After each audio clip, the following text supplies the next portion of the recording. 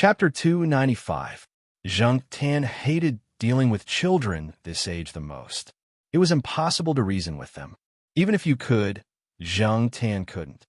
If you didn't cooperate with them or retaliate, they would cry in front of you and call for their parents. In comparison, Zhang Tan felt that Zhua Kitten was easier to deal with.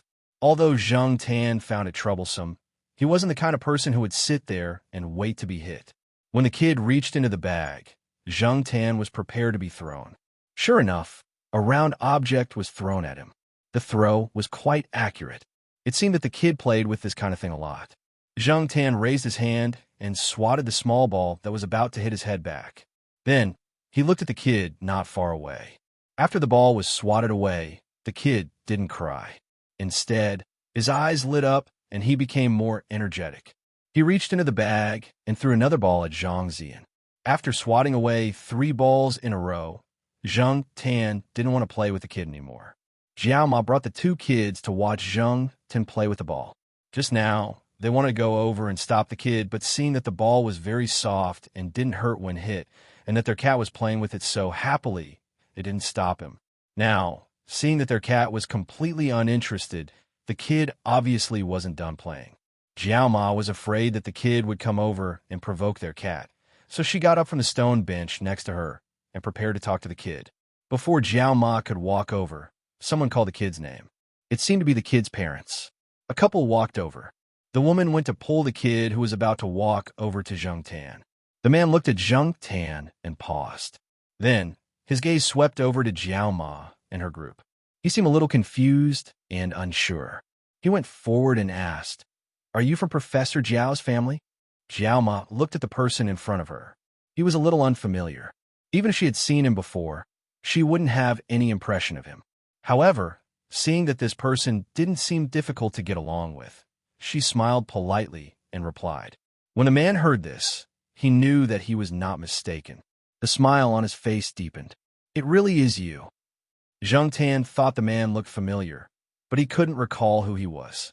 Now that he heard the man introduce himself to Jiao Ma, he remembered that he had met this man named Zheng Xian when he went back to his hometown in Jiaopa for Chinese New Year.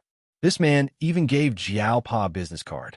Zhang Tan remembered this man because he worked in Nansheng and also because he had the same surname as Zheng Tan. Now that he thought about it, it was fate that brought them together. Zheng Xian brought his wife and child to Nanhua City to attend a relative's wedding. He didn't expect to bump into someone from the Jiao family. Every year, he would go back to his hometown to pay his respects. Except for that one time when he bumped into someone from the Jiao family. He always came and went in a hurry. He didn't bring the elderly or children with him. However, he had heard about the Jiao family. After all, Professor Jiao was one of the more frequently praised by the elderly in that area. In the hearts of some of the more traditional elders, a university professor had a higher status than some businessmen. Therefore, whenever there was a famous person in the surrounding villages, Zheng Xian would hear about Professor Jiao. It was just that he had never met him. Zheng Xian had a good memory. Even if he didn't remember what the people from the Jiao family looked like, he still remembered the special black cat that always hung out with the Jiao family. One of the reasons why his child especially liked to play with cats after returning to Nansheng was because the black cat in the Jiao family left an impression on his child. From Jiao Ma, Zheng Xian knew that Professor Jiao was also nearby. Zheng Xian decided to stay here for a while and wait for Professor Jiao to come back so that they could chat. After all, they were from the same hometown. In Nanhua City, it wasn't difficult to meet people from the same hometown. However, it wasn't so easy to meet people from the same hometown who had some social status. Since they all knew each other and were from the same hometown, Zheng Xian asked his wife and children to come over and sit for a while. Zheng Xian's son, the little kid who threw the ball at Zheng Tan, kept staring at Zheng Tan. It seemed like he was constantly thinking of taking the ball out of the bag to play with Zheng Tan. Zheng Tan ignored him. He didn't even look at the little kid. With Jiao Ma, Jiao Yuan, and little Pomelo here, he wasn't afraid that the kid would throw things at him. Not long after, the Jiao Pa and the others walked over while chatting. Zheng Tan didn't expect that Yuan Zi and Zheng Xian also knew each other. As soon as they met, They greeted each other with Mr. Yuan and Mr. Zheng. Knowing that Zheng Xian and the Jiaopa were from the same hometown, Yuan Zi was happy. With this level of relationship, and seeing that Zheng Xian didn't have any intention of alienating him, there should still be room for negotiation for the business deal that didn't go through last week. Thinking about this, Yuan Zi looked at the black cat that was squatting by the river and enjoying the night view. Just now, Zheng Xian had said that they were going to go back directly. However, when they turned around, they realized that their child had run away. When they came over, they realized that their child was playing with the Jiao family's cat. Only then did they recognize the Jiao family. Thinking about this, Yuan Zi sighed in his heart. He was indeed a lucky star. Therefore, when Yuan Zi was happy, he started shaking. His intermittent amnesia acted up, and he forgot Zheng Tan's name. When he introduced Zheng Tan to his former university classmates, he said, "This is Ming Sheng's moneymaker." This made the Jiaopa's university classmates think that Zheng Tan's name was Moneymaker. They even said that this name was more down-to-earth. Compared to the various foreign pet names around, the name Moneymaker did sound more local. However, after listening to the Jiaopa's explanation, they realized that Zheng Tan's real cat name was. The two people looked at Zheng Tan and said, "Oh, Black Charcoal's name is more down-to-earth."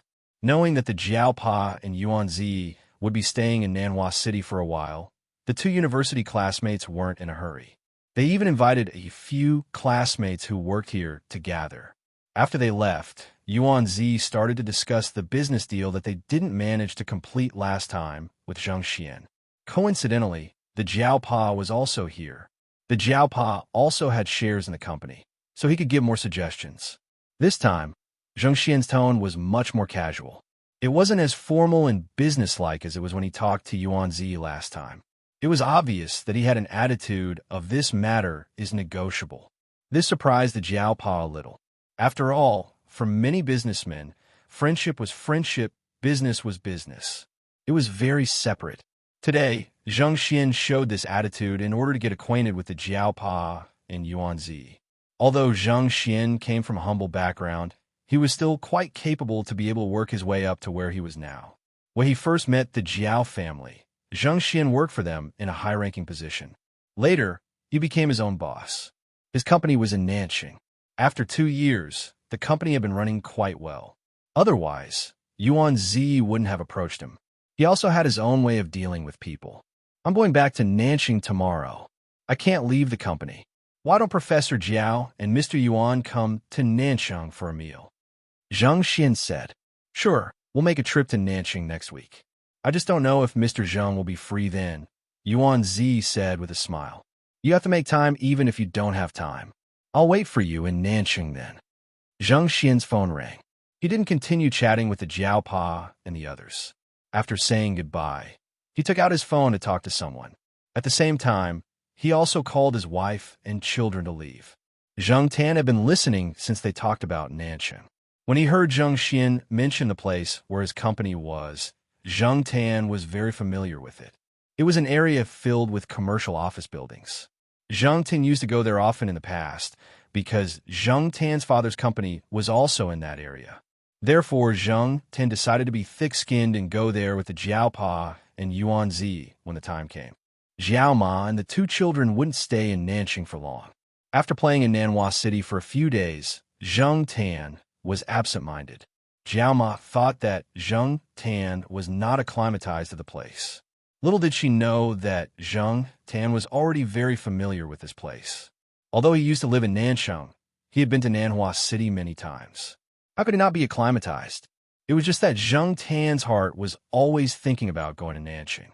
Every day, he counted the days with his fingers. Finally, it was the day of departure. Zheng Tan was so excited the night before that he didn't sleep. He didn't sleep in the car either.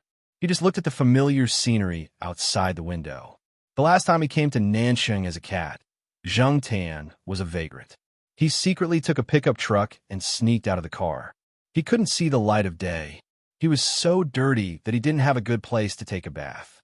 He took a cold bath in a fish pond in the neighborhood. At that time, he didn't have an ID card.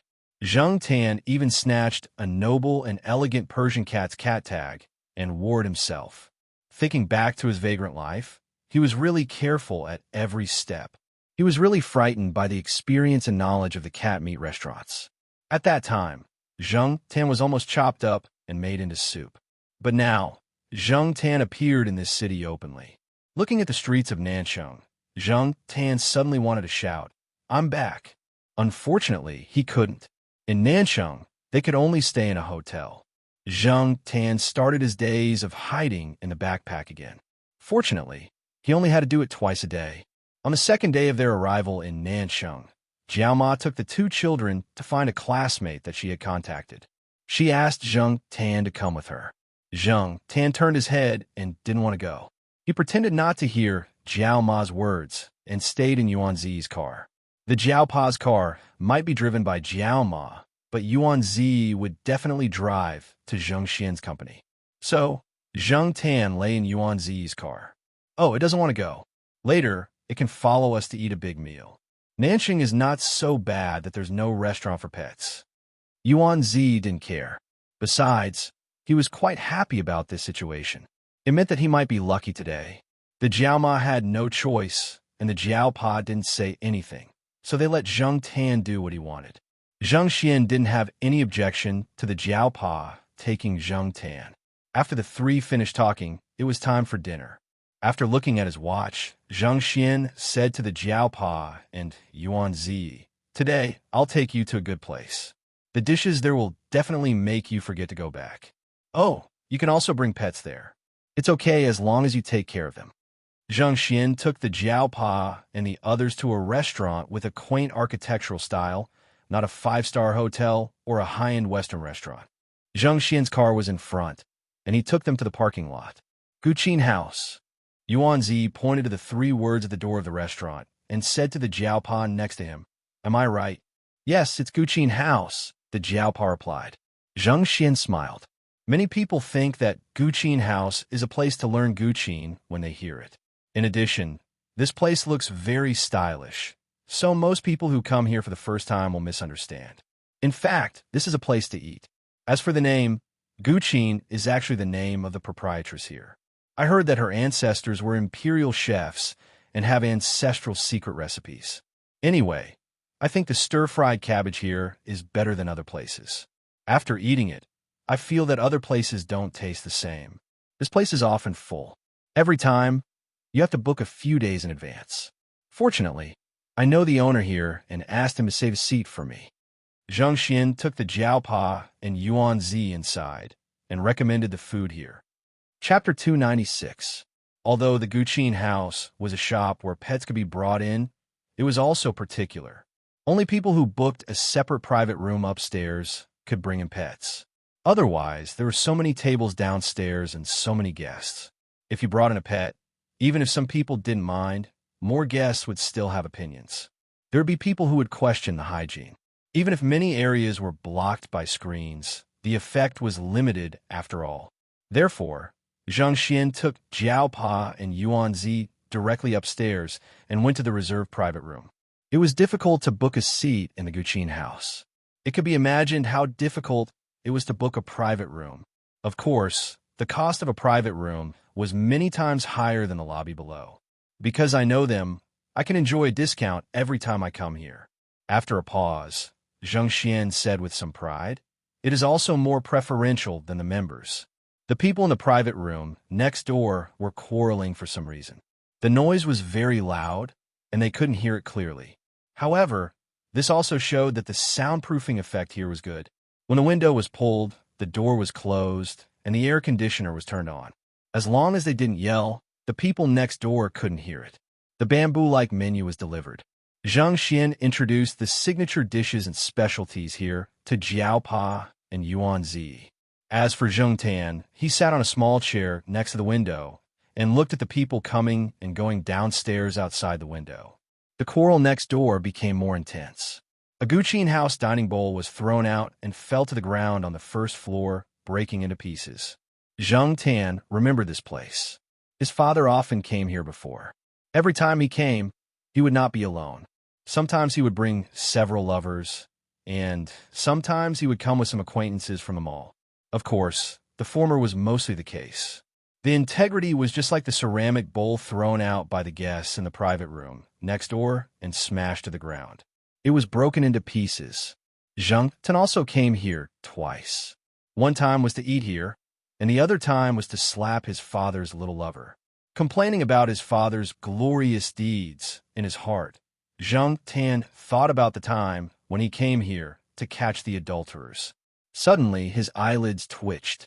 Zhang Tan remembered why he felt strange when he came here and heard the name of the Guqin house.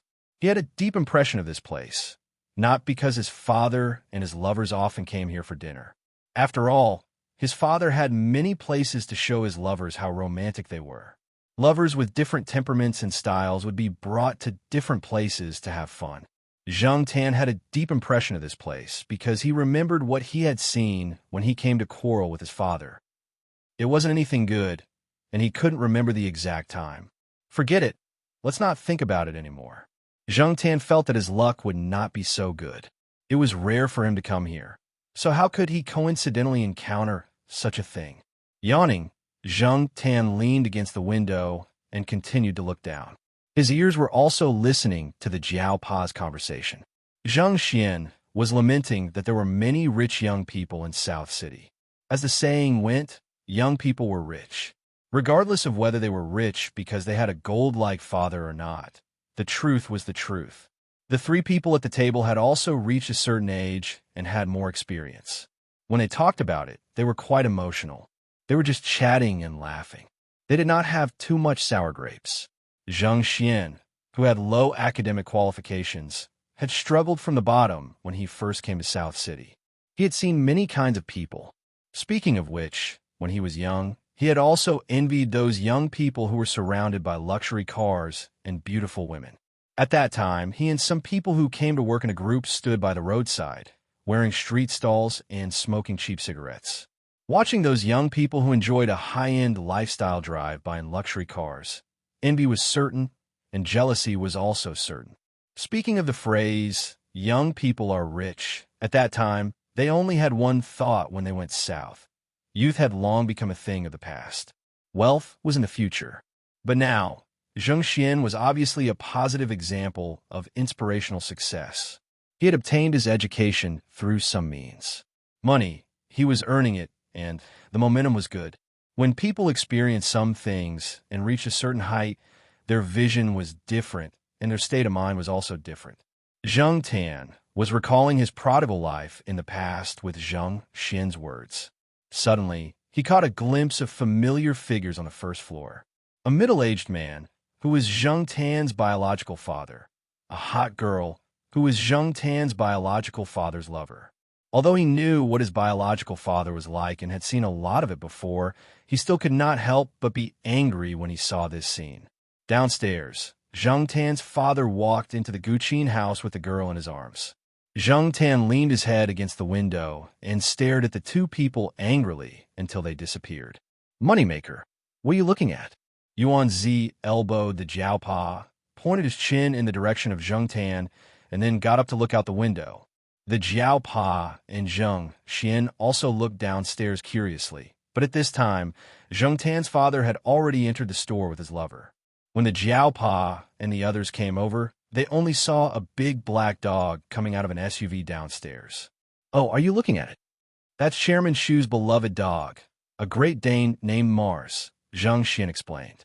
At the same time, he also talked about Chairman Shu and some of his business dealings with Chairman Shu. That's not right. Yuan Zi's focus was not on Chairman Shu and how awesome his company was, but on the Great Dane. My friend also has a Great Dane, but it doesn't look like this. How is it different? The Jiao Pa had some understanding of cats because he had a cat at home. As for dog breeds, he only knew a little about them. Zhang Tan's attention was also diverted by their conversation, and he looked at the Great Dane. Unfortunately, he didn't know much about dogs, and the only breeds he was familiar with were the ones he had seen before, such as the St. Bernard Hua Xianwu, the Bullhead Terrier Niu Zhuangzhuang, the Chihuahua that always barked at the sheriff, and the three bloodline Sahara. He might have seen the Great Dane before, but Zhang Tan didn't pay attention and didn't have an impression of it. Staring at the Great Dane downstairs, Yuan Zi clapped his hands. I know, it's the ears. I knew it. My friend's Great Dane has erect ears, and it looks energetic and powerful. This one is different. Look at its neck. It's a little short. Oh, Zhang Xian suddenly understood. Because he had business dealings with Chairman Shu, he had spent time to understand him. He knew that Chairman Shu liked dogs, so he had done some research on dogs. Now that he heard from Yuan Zi, Zhang Xian also knew the reason. That's because Chairman Shu's Great Dane hasn't had ear clipping surgery, Zhang Xian explained. Ear clipping surgery? Well, it's just like how some dogs have their tails clipped. Many people also consider bringing their dogs to have their ears trimmed because of certain breeds of dogs. Originally, the ears of Great Danes are drooping. After the ears are clipped, they will grow into something like an erect shape. So, CEO Yuan, your friend's Great Danes should have had their ears clipped before. Tail clipping and ear clipping were very common among dogs. Some were done for the needs of the dog breed, such as to facilitate fighting or hunting. Many modern dog breeds had their tails clipped and ears clipped for aesthetic reasons. Sometimes, after getting used to seeing dogs with cropped ears and tails, people would habitually think that these dogs looked like that. For example, in the eyes of some laymen, a Doberman with drooping ears and a long tail was not a proper Doberman. If you suddenly saw a Doberman with a drooping ear and a long tail on the street and told them that this was a purebred dog, they would definitely say, "Nonsense, are you kidding me?" Some breeders who had not had such surgery were too embarrassed to upload photos on the internet because they would be criticized. If they took the dog out for a walk, they would be pointed at, which was quite embarrassing. Now, some countries have banned this kind of surgery for dogs, but there are no restrictions in China. Now, there are many people in China who are arguing about this kind of surgery. One side says that cutting ears and tails is for the good of the dog, to prevent ear mites and other ear diseases, and to improve hearing, etc. The other side cites some examples to refute, saying that it is not humane. In short, there's a lot of debate. Chairman Shu is the latter kind of person, so he did not have ear clipping surgery for his Great Dane. Zhang Xian did not finish his words. Many people had advised Chairman Shu to have his Great Dane's ears clipped, but they were all scolded away by Chairman Shu. Because of this reason, many people have been scolded by Chairman Shu, but Zhang Xian could not say it here. Every time he thought about it, he felt it was very funny. Chairman Shu was really interesting. Listening to Zhang Xian's words, Zhang Tan was glad that he did not become a dog breed that needed to have its tail clipped and ears clipped. Sure enough, being a local still had its advantages. The dishes in the Guqin house were really good. No wonder Zhang Xian praised it so much. The owner of the Guqin house knew that Zhang Xian had brought a friend over, so he specially sent a bowl of noodle soup. He did not know how it was made, but it was really memorable. It was worthy of the 3 or 4 digits price on the menu. The food was really good, but unfortunately, Zhang Tan was a little absent-minded while eating. He was thinking about which private room his irresponsible father was having dinner with his little lover. He wondered if he should go there to have a look and make things worse. After eating and drinking, the 3 people chatted for a while before they were ready to leave. Zhang Tan stayed in the backpack of the Jiaopa. When he went out of the private room, Zhang Tan saw people coming out of the opposite private room. It was his father and his little lover. Zhang Tan took a deep breath and held his breath so that he did not rush out and slap the 2 people. However, he stared at the 2 people in a bad way. So, when the 2 people went out and met Zhang Tan's cat eyes, their hearts jumped. However, they knew that pets could be brought in here, and they had seen several people bring cats and dogs with them. So, they did not say anything. Zhang Tan's father's little lover could not stand the look. She held Zhang Tan's father's arm and urged him to leave quickly. Zhang Tan's father also felt a little cold in his heart. He always felt that the black cat's eyes were very strange, which made him feel guilty. Urged by the little lover in his arms, he did not want to stay here any longer, so he quickly strode away. Zhang Xian was pulled aside by the owner of the Guqin house and said a few words. It could be seen that this person had a good relationship with Zhang Xian. He also gave Father Jiao and Yuan Zi a VIP card each. Because of the delay, the 3 people of Jiaopa walked behind Zhang Tan's father. The private room that Zhang Xian booked was 212, which was still some distance from the stairs. When he was walking towards the stairs, a person came up the stairs. Seeing this person, Zhang Xian frowned, but did not say anything. Obviously, he knew this person, but he did not greet him. Jiao Pa's eyes paused on the person. Although the person looked very calm on the surface, perhaps it was intuition, he always felt that there was something wrong with this person. Chapter 297. The man didn't look at Zhang Xian and the Jiao Pa and walked straight ahead. After passing by the man, Zhang Xian looked back and was about to leave with the Jiao Pa and Yuanzi downstairs. Zhang Tan stayed in the backpack on the Jiao Pa's back. He kept looking at the man and saw the man walk to the door of room 215. The door of the room opened, and a woman in her 30s came out. The woman was smiling at first, but after seeing the man at the door, her smile immediately faded. She frowned and asked, "Why are you here? Have you settled the matter over there?" Before the woman could finish her words, the man at the door grabbed her by the throat and pressed her against the wall. "Even you want to betray me?" The man almost shouted. Zhang Tan felt that the man's mood was a little strange. He was too calm just now, but now it seemed that all his anger had burst out. It was terrifying. Someone from room 215 also came out and tried to persuade the man. Unfortunately, it didn't work. Instead, he was kicked to the side by the man. Even the waiter who came to persuade him was slapped to the ground. At this time, the people around realized that something was wrong. Some came up to stop it, while others quickly hid in the room to take refuge. The sound insulation of the Guqin house's private rooms was really good. So much so that an unexpected incident happened in the corridor, but many people in the private rooms didn't know what happened. Several young men went up to stop the man who seemed to have gone crazy, but they didn't expect the man to pull out a folding knife. A folding knife more than 20 centimeters long. Zhang Tin didn't think that this guy usually carried it with him. He probably already had the idea of doing something here when he came here. When people went crazy, they could do anything. One of the first two people to stop the fight had his arm cut, and the other was stabbed in the shoulder. This was the result of their quick movements and dodging in time. Otherwise, their injuries would have been more serious. When they heard the quarrel, Yuan Zi and the others stopped and turned to look. Yuan Zi and the Jiao Pa wanted to go over to help, but they were stopped by Zhang Xian. Zhang Xian knew the man's background. He used to be a gangster with some ability. Later, he made a fortune because of some things. His business was doing well, but recently, he was cheated by his competitors. His company went bankrupt, and he became paranoid. People like the Jiao Pa and Yuan Zi, who didn't have much fighting power, were looking for trouble. Moreover, the other party's mood was not right. Zhang Xian guessed that the man was probably going to go all out and didn't care about anything else. It was better not to go. Zhang Xian pulled Yuan Zi and the Jiao Pa to the edge of the stairs and prepared to go downstairs. He didn't pay attention to the situation over there. He only knew that there was a fight over there based on the sound. There were also several guards of the Guqin house on the second floor. Zhang Xian and the other two didn't see the situation over there, but Zhang Tan had been paying attention. Although the guards of the Guqin house were not masters of fighting, the three of them barely had the upper hand against one person. Of course, this didn't mean that the guards here were weak. After all, they had some considerations and were somewhat restrained. The other party was completely crazy, stabbing whoever he saw. A guard found an opportunity to kick the knife in the man's hand. The man reacted quickly and dodged a little. However, his arm was hit. His hand was numb and the knife flew out.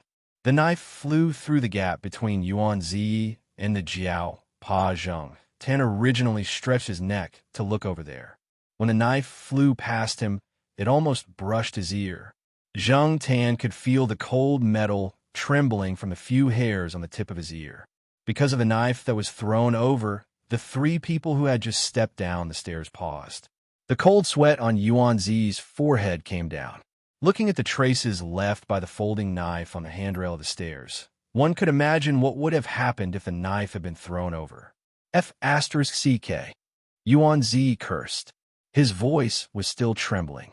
He didn't know whether to say that he was unlucky or lucky. The Jiao Pa was about to comfort Yuan Zi when he found that his back was light. He didn't have time to say more to Yuan Zi. He turned around and saw his cat running straight to the scuffle over there at a fast speed. Black charcoal. After Zhang Tan recovered from the fact that the knife had almost cut off his ear, the anger that had been suppressed because of his father suddenly flared up. Without thinking about anything else, he jumped out of his backpack and rushed over with a belly full of anger. He didn't even care about the Jiao Pa's shout. Chairman Shu, who was eating with his friends in room 216, rinsed his mouth with mouthwash. He opened the door and was about to go to the washroom. He didn't expect to see a man covered in blood being kicked in the back by a black cat. Pooh! He was so agitated that he spat out the mouthwash that he was rinsing. If it were a normal person, they would probably scream and close the door to escape or suspect that they had opened the door the wrong way. After all, they didn't know what was happening outside the room. There was even blues music playing in the room to adjust the atmosphere. The room was full of harmony. Who would have thought that they would see such a bloody and violent scene as soon as they opened the door? However, as Zhang Xian said, Chairman Shu was quite an interesting person. He was a bit different. Therefore, when the people in the other room screamed and closed the door to escape, Chairman Shu was shocked. He rolled up his sleeves and shouted, "Mars, go!" Mars wasn't the only one who went. Chairman Shu also planned to go personally. It seemed that he and his pet would work together to get rid of this person. Unfortunately, before Chairman Shu's feet could completely step out of the room, and before Mars could rush out, the person who had been kicked to the ground by Zhang Tan was already subdued. There were also security guards below. From what they said, the police were probably arriving soon. The person and the dog that were about to go up didn't even have the chance to use their strength. After that kick, Zhang Tan felt much better. Seeing that the person was subdued by the security guards, he knew that the situation was under control. He prepared to go back to the Jiao Pa. As soon as he turned around, Zhang Tan saw a black dog's face. That dog's face was half the length of Zhang Tan's body. Zhang Tan, the Jiao Pa had already run over here. There was still worry on his face. He didn't expect that his cat would be so bold to rush up. When he saw his cat rushing over, his heart was almost in his throat. Now that the matter was resolved, the Jiao Pa looked at the cat running towards him and wanted to go back and teach it a lesson. Unexpectedly, the Jiao Pa, who was ready to welcome his cat running over and jumping in his arms, found that he was wrong, very wrong. Zhang Tan ran directly past the Jiao Pa and was quite fast. He went straight to the stairs and then ran downstairs to the door of the Guqin house. He didn't pay attention to the Jiao Pa, who had already stretched out his arms.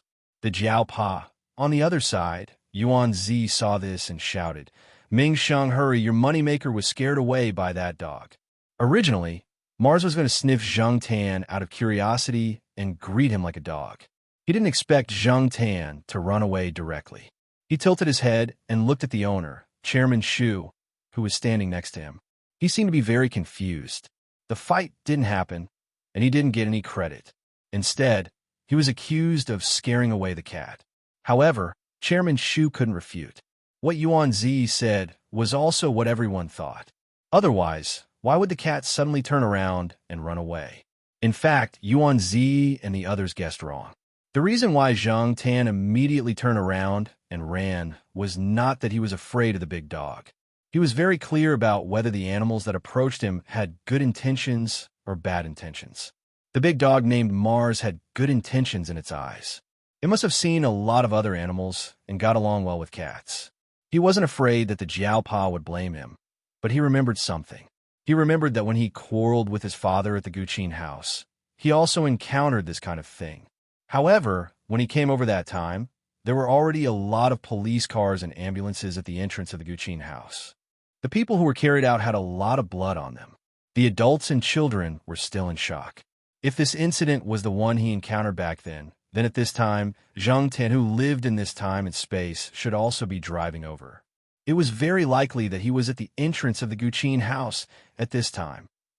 Thinking of this, Zhang Tan didn't have the mind to care about anything else. He ran out directly. When Zhang Tan came to the door, there were already police cars there. There were a lot of people around. Zhang Tan's father was shouting something in one direction. His expression was very bad. Yes, he must be here. Zhang Tan ran over there. because there were too many people around, Zhang Tan directly jumped from a parked car next to him and then looked for the figure in the familiar body.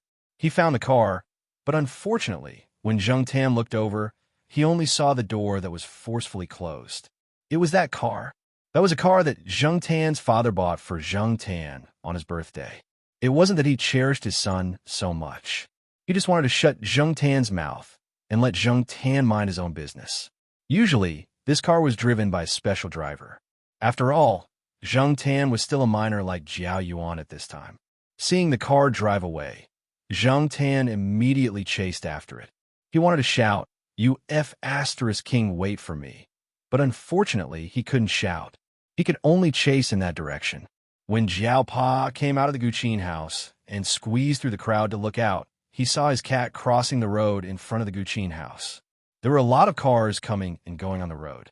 Jiao Pa was so shocked that his face turned pale and he broke out in a cold sweat. After seeing Zhang Tan safely pass by, his hanging heart was still not at ease. Moreover, he soon found that he couldn't find the black cat. Zhang Tan ran. He couldn't see the person in the driver's seat in the car. When he was about to catch up, the car that had already driven past the intersection and onto a wider street accelerated, widening the distance between the two. Zhang Tan couldn't pin his hopes on the cars on the road that he didn't know where to go. He could only rely on himself. While running on the sidewalk next to him, he recalled where he went after quarreling with his father at the Guqin house, but he didn't have any impression at the moment. He also thought about where he would go when he was in a bad mood. In order to catch up with the car that was getting farther and farther away, Zhang Tan also took a shortcut. He used to drive around here often and was familiar with the terrain here. So, even if he hadn't been here in recent years, he could still remember some things. Coming out of the intersection of a small road, Zhang Tan just saw the familiar car passing by.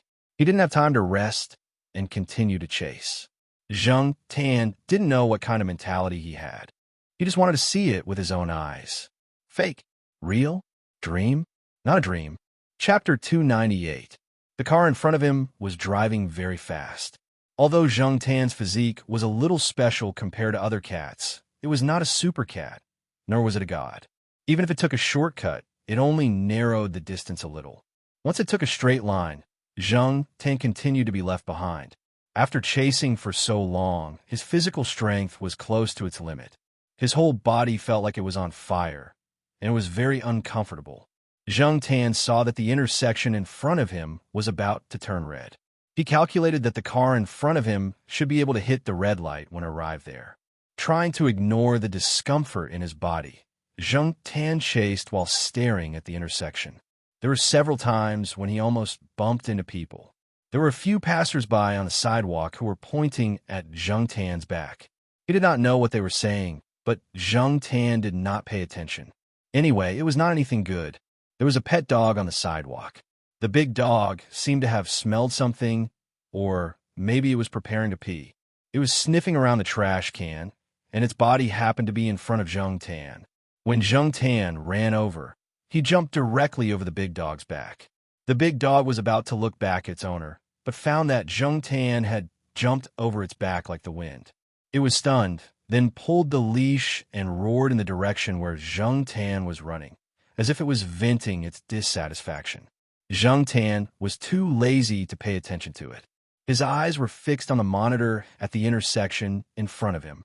He looked at the countdown, praying that the red light would turn red quickly. He had to stop that car. The car overtook a few cars and drove toward the intersection. It seemed like it was going to rush through the intersection before the red light came on. It did not care about the yellow light at all.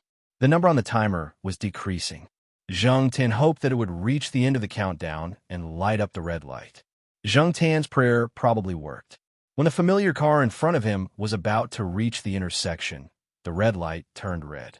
Zhang Tan was happy. However, the next moment, Zhang Tan saw that the familiar car did not slow down at all, nor did it mean to stop. It rushed straight past. If it weren't for the fact that there weren't many cars at the intersection at this time, and the pedestrians on both sides of the road hadn't taken a few steps, it might have led to a tragedy. At this moment, Zhang Tan felt as if he had been struck by a heavy hammer. He had almost forgotten what his temperament was like back then. She had a bad temper, was full of herself, and was a complete idiot. She even drove over the speed limit and ran red lights when she was underage. Now that he thought about it, Zhang Tan really wanted to slap her a few times. After letting out a sigh of relief, exhaustion and a burning pain swept over her body. Zhang Tan had no choice but to slow down. She jogged, then walked slowly. Step by step, she arrived at the crossroad. The changing traffic lights, all kinds of people, all kinds of popular and luxurious cars driving on the road, and the tall buildings around the intersection, the vast army of buildings blocking the distant scenery. Standing at the intersection, Zhang Tan watched as the familiar car sped away and disappeared from sight. Zhang Tan felt that God was like an old man with a bad taste. Every time he was close to the target, God would stretch out a finger to flick him away and then continue to watch the fun from the side. It was like this 3 years ago, and it was the same this time. It was maddening. Zhang Tan suddenly wanted to scream like a lunatic. In fact, Zhang Tan did just that. He raised a cat paw, gave a non-standard middle finger to the sky, and then howled. He didn't know which idiot driver pressed the horn almost at the same time, but the long line of cars that had started to slow down because of the green light completely suppressed Zhang Tan's howl. Pedestrians came and went, and people rushed across the road. Someone kicked Zhang Tan, but Zhang Tan didn't have the mood to retaliate. The other party seemed to be in a hurry, and probably didn't notice Zhang Tan. Even if they did, it was just a cat. Why should they care about this lunatic? There were too many pedestrians here.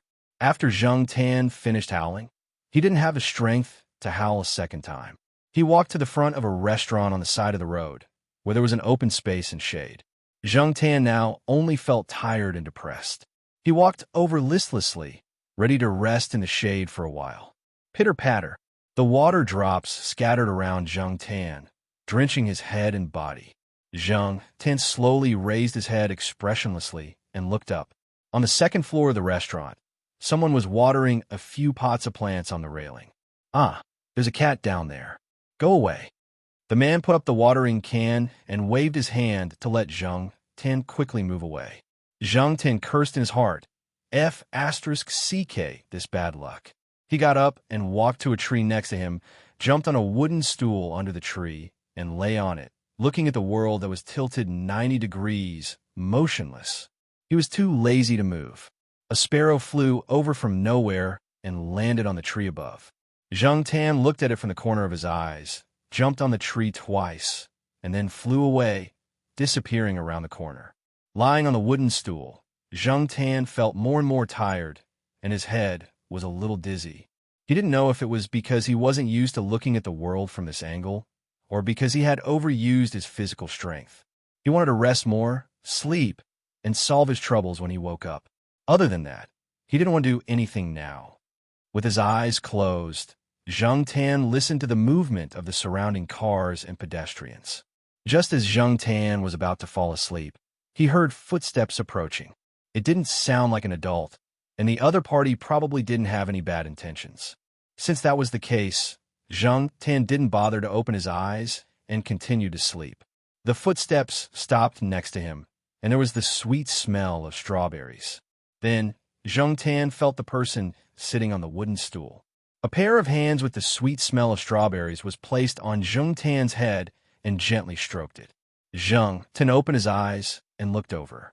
A little girl about 4 years old was sitting on the same wooden stool, half a palm's distance away from Zhang Tan's head. At this moment, the little girl was holding a strawberry ice cream cone in one hand, and the other hand was on Zhang Tan's head.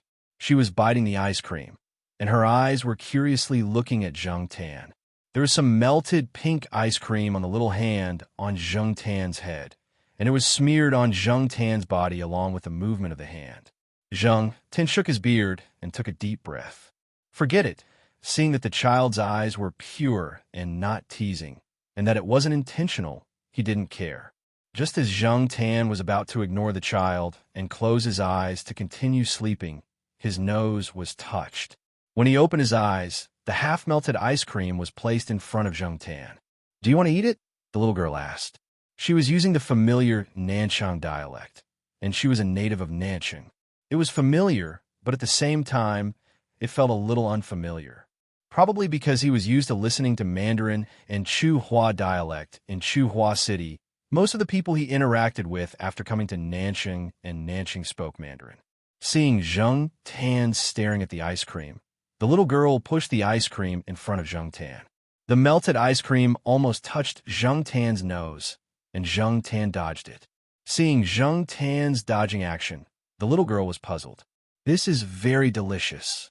Zheng Tan looked at the little girl, and then looked at the half-melted ice cream that had been bitten a few times. He thought for a while, and then bit the sharp corner at the bottom of the ice cream cone.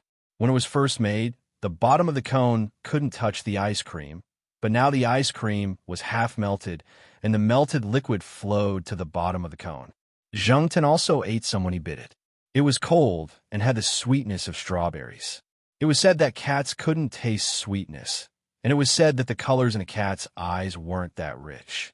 Zheng Tan didn't know why he could taste the sweetness and see the colorful colors. He took it as God's compensation for him. He had turned into a cat for no reason, so he had to be compensated. The little girl laughed a few times and took a bite of the ice cream. She ate the top and then handed the ice cream in front of Zheng Tan. Zheng Tan nibbled at the bottom of the cone. The girl and the cat ate, and Zheng Tan's gloomy mood dissipated a little. The little girl's mouth was covered in ice cream, and Zheng Tan wasn't any better. When he bit the ice cream a few times, the melted liquid dripped onto the bridge of his nose or the parts of his mouth that his tongue couldn't touch, and the surrounding fur was stuck together. As they were eating, the little girl's parents came out of the shop and asked her to come over. They were ready to leave. The little girl got down from the stool and reluctantly looked at the unfinished ice cream in her hand. She handed it to Zheng Tan and said, "Here, you can have it." Zheng Tan pushed her hand away, got up, and jumped onto the tree. The little girl's parents urged her again. The little girl looked up at Zheng Tan, waved her hand, and said bye-bye. Zheng Tan also raised his hand and made a goodbye gesture. However, he was on the tree, and there were leaves in the way. Except for the child under the tree, no one else could see him.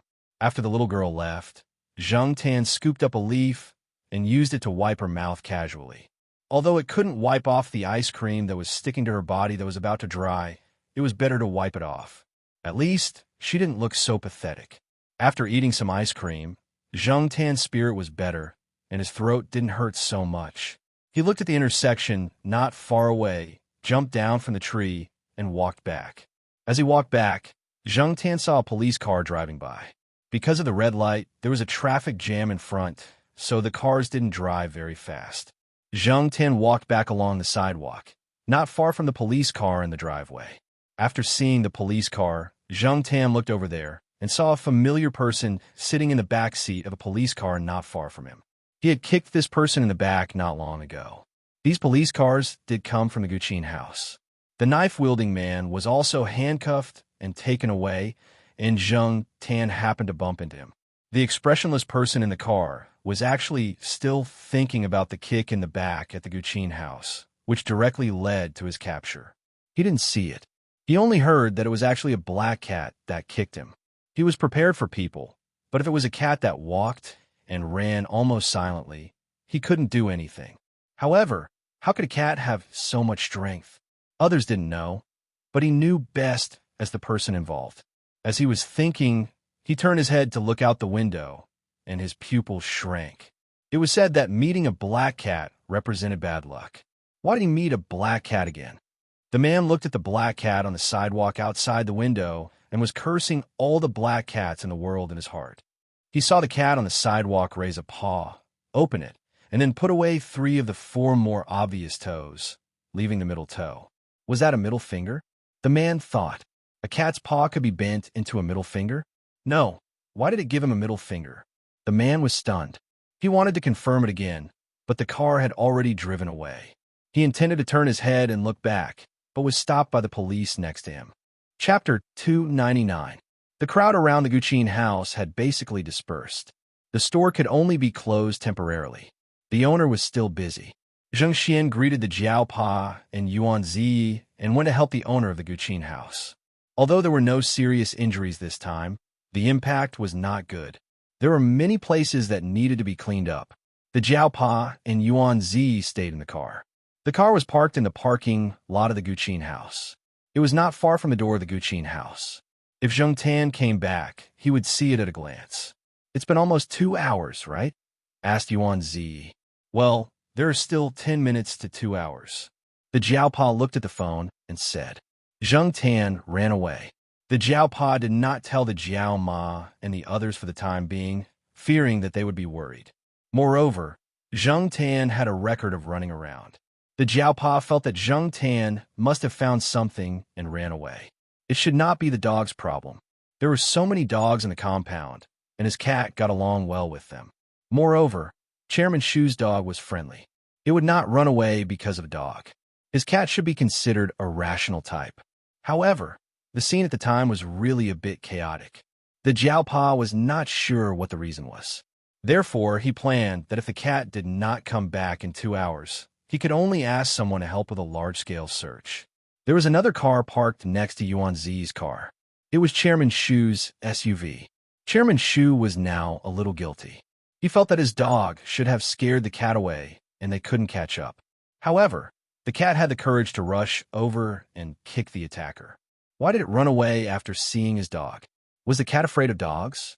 In any case, Chairman Shu felt that he should be responsible for Professor Jiao's missing cat. He also said that he would call his friends to help find it, but Professor Jiao told him to wait first, so he called his assistant a few times to postpone some things and waited here with the two people. He was still thinking that the cat had been scared away for so long. Could it come back by itself? While Chairman Shu was thinking, he heard Yuan Zi's surprised cry from the car next door. "Look, Moneymaker is back. Hey, Moneymaker, over here, over here." Oh, he really came back. Chairman Shu rolled down the car window and looked over. Mars, who was in the front passenger seat, also looked over. Zheng Tan was walking step by step to the Guqin house. He was too tired and thirsty. When he walked, he opened his mouth and gasped. When he saw the store of the Guqin house, he was relieved. He finally arrived. He had already seen Yuan Zi's car parked there. Yuan Zi even rolled down the car window and waved at them, as if he was afraid that others wouldn't know. The door of the back seat had also been opened. The Jiaopa was sitting there. Because of the light in the car, Zheng Tan couldn't see the Jiaopa's face clearly. But based on his understanding of the Jiaopa was definitely not in a good mood. The calmer he was, the more guilty Zheng Tan felt. But he couldn't explain why he suddenly ran away. "Oh, be careful, watch the car," Yuan Zi shouted over there. The Jiaopa in the car looked calmer. Of course, he was just watching. 2 hours ago, he was really scared by Zheng Tan running across the road. Now that he thought about it, he still had a lingering fear. Zheng Tan was too lazy to pay attention to Yuan Zi. There were no traffic lights here. He saw that there weren't many cars before he went over. Woof, woof. In Chairman Shu's car, Mars also saw Zheng Tan. It barked twice, probably to express its excitement and curiosity. Chairman Shu and Yuan Zi's hearts were in their mouths again. They were afraid that the cat would run away again. But when they turned their heads, they found that the cat wasn't affected at all. It was still calmly crossing the road. Chairman Shu covered Mars's mouth and looked at the black cat that ran across the road and jumped into the car next to them. Could it be that he was wrong? That cat wasn't afraid of Mars? Thinking about it, Chairman Shu got out of the car and knocked on Yuan Zi's car window. In the car, Zheng Tan looked at the Jiaopa's calm face and thought to himself, oh no, he's going to flip out. It's very scary when the Jiaopa flips out. Will I be grounded for a long time? It seems that being grounded is considered a light punishment, but I don't know how long it will be. Zheng Tan was glad that the Jiaopa rarely fought, so he wasn't worried about being beaten up. Even if he was beaten up, he wouldn't be badly beaten, right? As he was thinking, Zheng Tan heard Chairman Shu talking to Yuan Zi. Chairman Shu said that it was rare for them to meet each other. His dog seemed to have made a mistake. In order to apologize, Chairman Shu invited Yuan Zi and the Jiaopa to have a cup of afternoon tea and have a chat. Yuan Zi had nothing to worry about because of Zheng Tan's return. This person's nerves were strong. He had forgotten the frightening scene of almost being stabbed by a knife at the Guqin house. Now that he saw Chairman Shu come over, he began to have other ideas. After all, Yuan Zi was a businessman. At that time, when Zheng Xian introduced Chairman Shu to them, Yuan Zi only heard a little. They were still far from Chairman Shu. Now that it was rare for such a person to take the initiative to invite them, Yuan Zi naturally raised both hands in agreement. The Jiao Pa, who had a lot to say and wanted to have a good chat with Zheng Tan, could only continue to hold back his words. Since the other party invited him, of course, he had to give some face. The Jiao Pa was not a person who didn't know anything. However, as the saying goes, the spirit rises at the first spurt, and the second spurt will weaken. When there is a chance to lecture, I don't know how much deterrence it will have. Forget it. It's good that you can come back. The Jiao Pa sighed and signaled that Yuan Zi could go. Seeing that the Jiao Pa didn't mean to have a good chat for the time being, Zheng Tan was relieved. He was really grateful to Chairman Shu. He appeared at the right time. Chairman Shu took them to a very stylish restaurant. It was a little far from the city center, and the area was quite large. Yuan Zi looked at the restaurant in front of him, wondering how much it would cost to eat here. When they arrived, there were people coming out of the restaurant. Yuan Zi saw clearly that they were few celebrities. Yuan Zi could recognize one of them at a glance, even if she was wearing a big pair of sunglasses. That was the woman who had a poster on Yuan Zi's bedside wall when he was in college. Yuan Zi wasn't making a fuss. Whether it was in the past or now, Yuan Zi was considered a knowledgeable person. He was just thinking that since there were celebrities coming to eat here, the security must be very good. When he came in from the outer door, he had this feeling. Now, he was even more certain. Can we really bring cats in here? The Jiao Pa asked. Generally speaking, dogs were easier to take care of. Cats, on the other hand, were not so cooperative, especially when there were some celebrities here. Many celebrities seemed to be very close to cats in public, but not in private. After all, cats were easy to scratch, and the celebrities' faces were very valuable. Just now, when a celebrity passed by them, he frowned when he saw the cat poking its head out of the car, but he quickly covered it up. The Jiao Pa happened to catch that moment. Yuan Zi paused and said, in theory, it shouldn't be allowed. He had been to a similar place before. Although there was no sign that said pets were not allowed to enter, the people who went there in private knew what to do. The word in theory was used well. Many times, this word directly told you that the things on the surface were bullshit.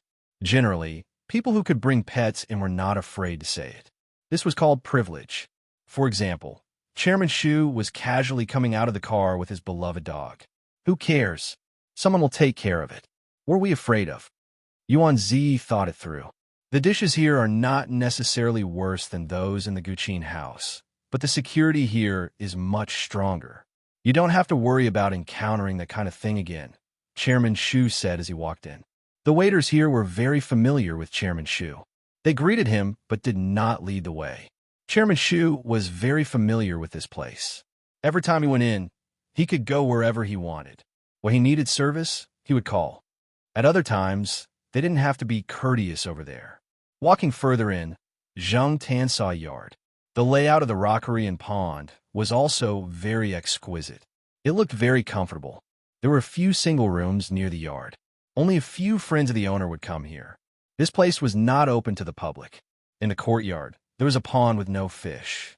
A big dog was lying on the edge of the pond with its head on the steps, snoring loudly. When it heard the noise, it immediately opened its eyes and looked over.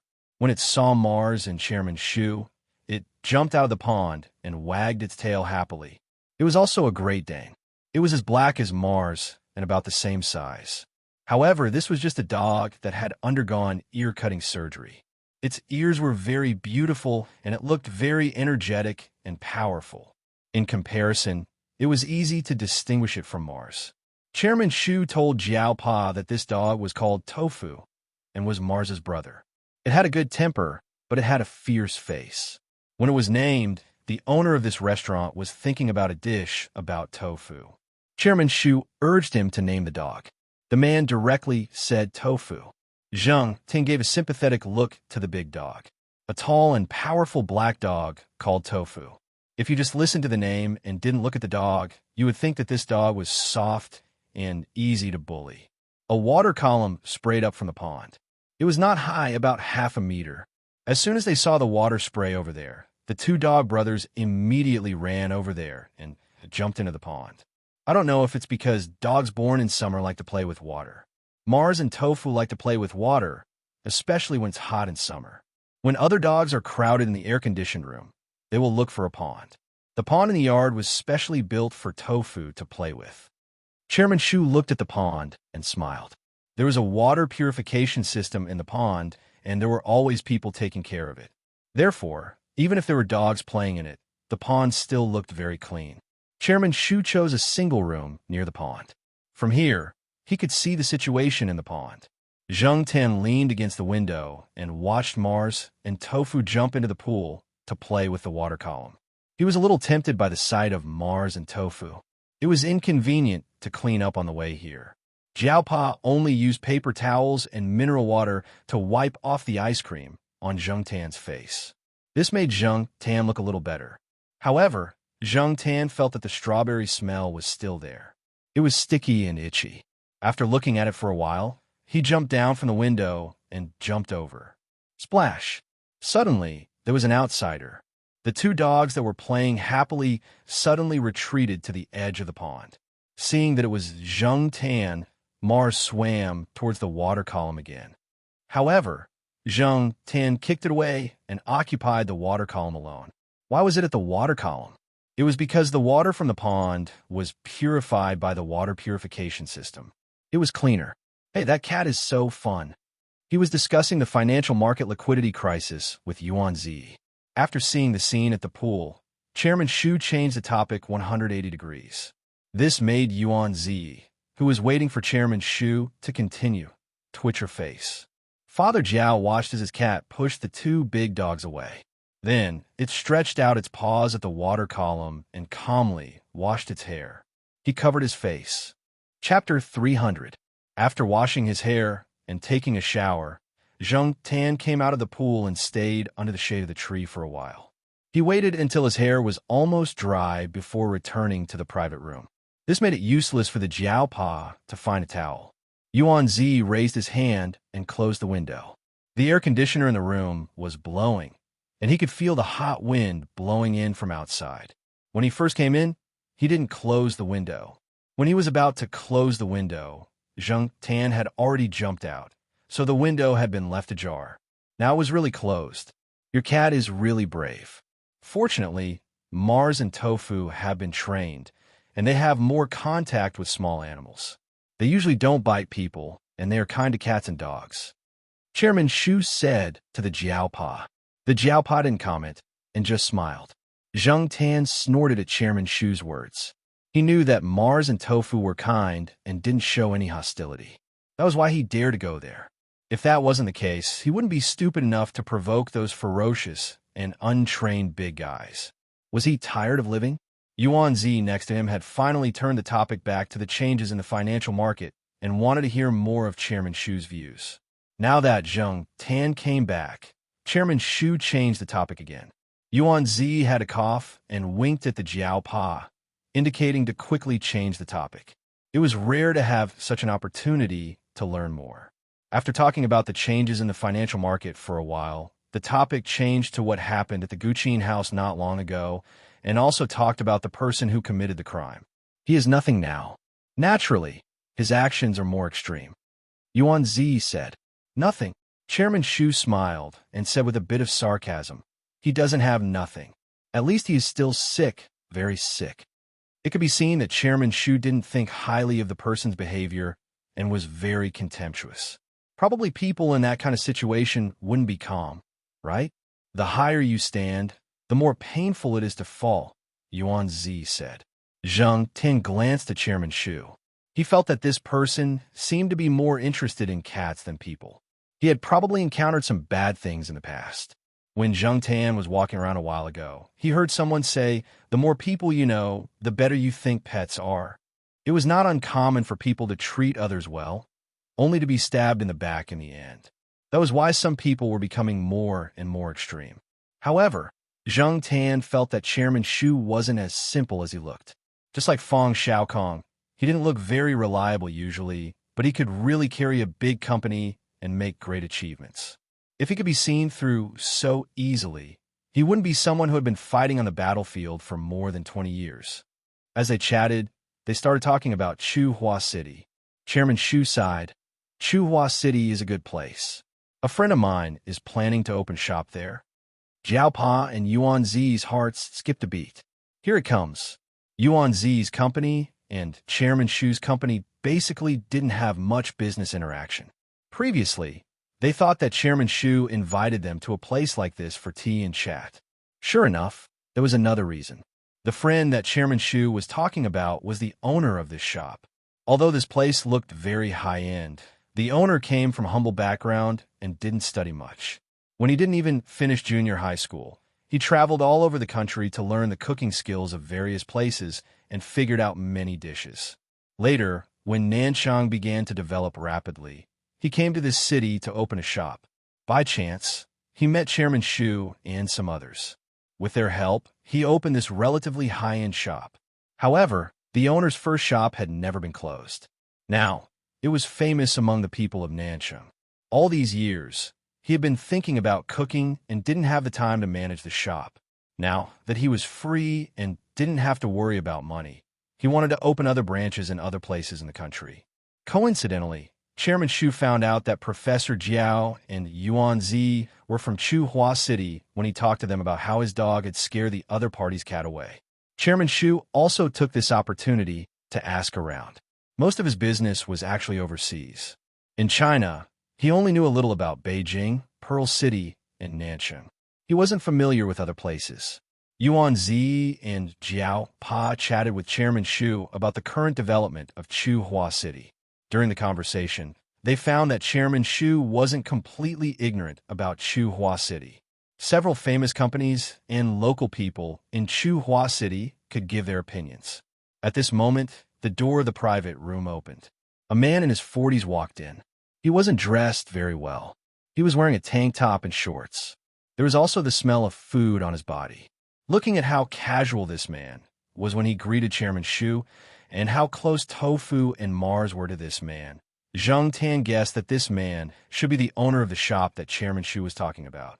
When this man came in, he brought Mars and Tofu with him. The fur of these two dogs was already dry.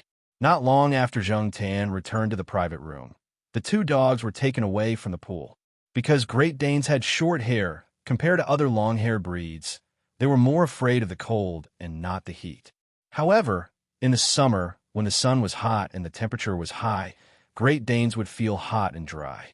Some of them might even suffer from heat stroke. Therefore, Tofu spent most of his time in the air-conditioned room. He would only go to the pool to play when his owner was busy. As soon as they entered the room, the two dogs, who were panting with their mouths wide open, became much quieter. The coolness of the room made them feel very comfortable. Tofu even came over to the chair that Zheng Tan was squatting on and sniffed it. Seeing that Zheng Tan didn't pay attention to it, it went back to sit next to the man who just came in. As for Mars, it had already run to Chairman Shu's side. Zheng Tan wasn't interested in the conversation between Jiao Pa and Chairman Shu. He stared at Tofu's ears and then glanced at Mars's ears. He then looked at the four people who were introducing themselves to each other. Zheng Tan jumped off the chair and walked over to Tofu. Since no one was looking at him, he was bored sitting there by himself. Tofu was tired from playing with the water. It lay on the floor and licked its nose in the cool room. Then, it closed its eyes and began to take a nap. When Zheng Tan jumped off the chair, Tofu's ears moved. However, it didn't open its eyes. When Zheng Tan walked in front of it, it slowly opened its eyes. When it saw Zheng Tan, it didn't raise its head. It only looked up at Zheng Tan. Zheng Tan stared at Tofu's eyes. He felt that Tofu was in a good mood. It didn't show any signs of alienation or warning. Therefore, he moved closer and looked at Tofu's ears. He was curious about how Tofu cut its ears. As Zheng Tan moved closer, Tofu raised its head. It opened its mouth and stuck its tongue out. It looked at Zheng Tan. It didn't seem to understand what this cat wanted to do. When Zheng Tan raised his hand to touch Tofu's ears, Tofu shook its head. It even raised its paw and rubbed its ear. It probably felt itchy because of Zheng Tan's touch, but it didn't get angry. It didn't growl to warn him. What a good dog, Zhang Tan thought to himself. The four people at the table were talking about a new dish that the boss of the restaurant had come up with. The boss's surname was Kai. Before this person appeared, Zhang Tan thought that the boss of the restaurant might have a big head and a thick neck. Now, it seemed that this wasn't the case.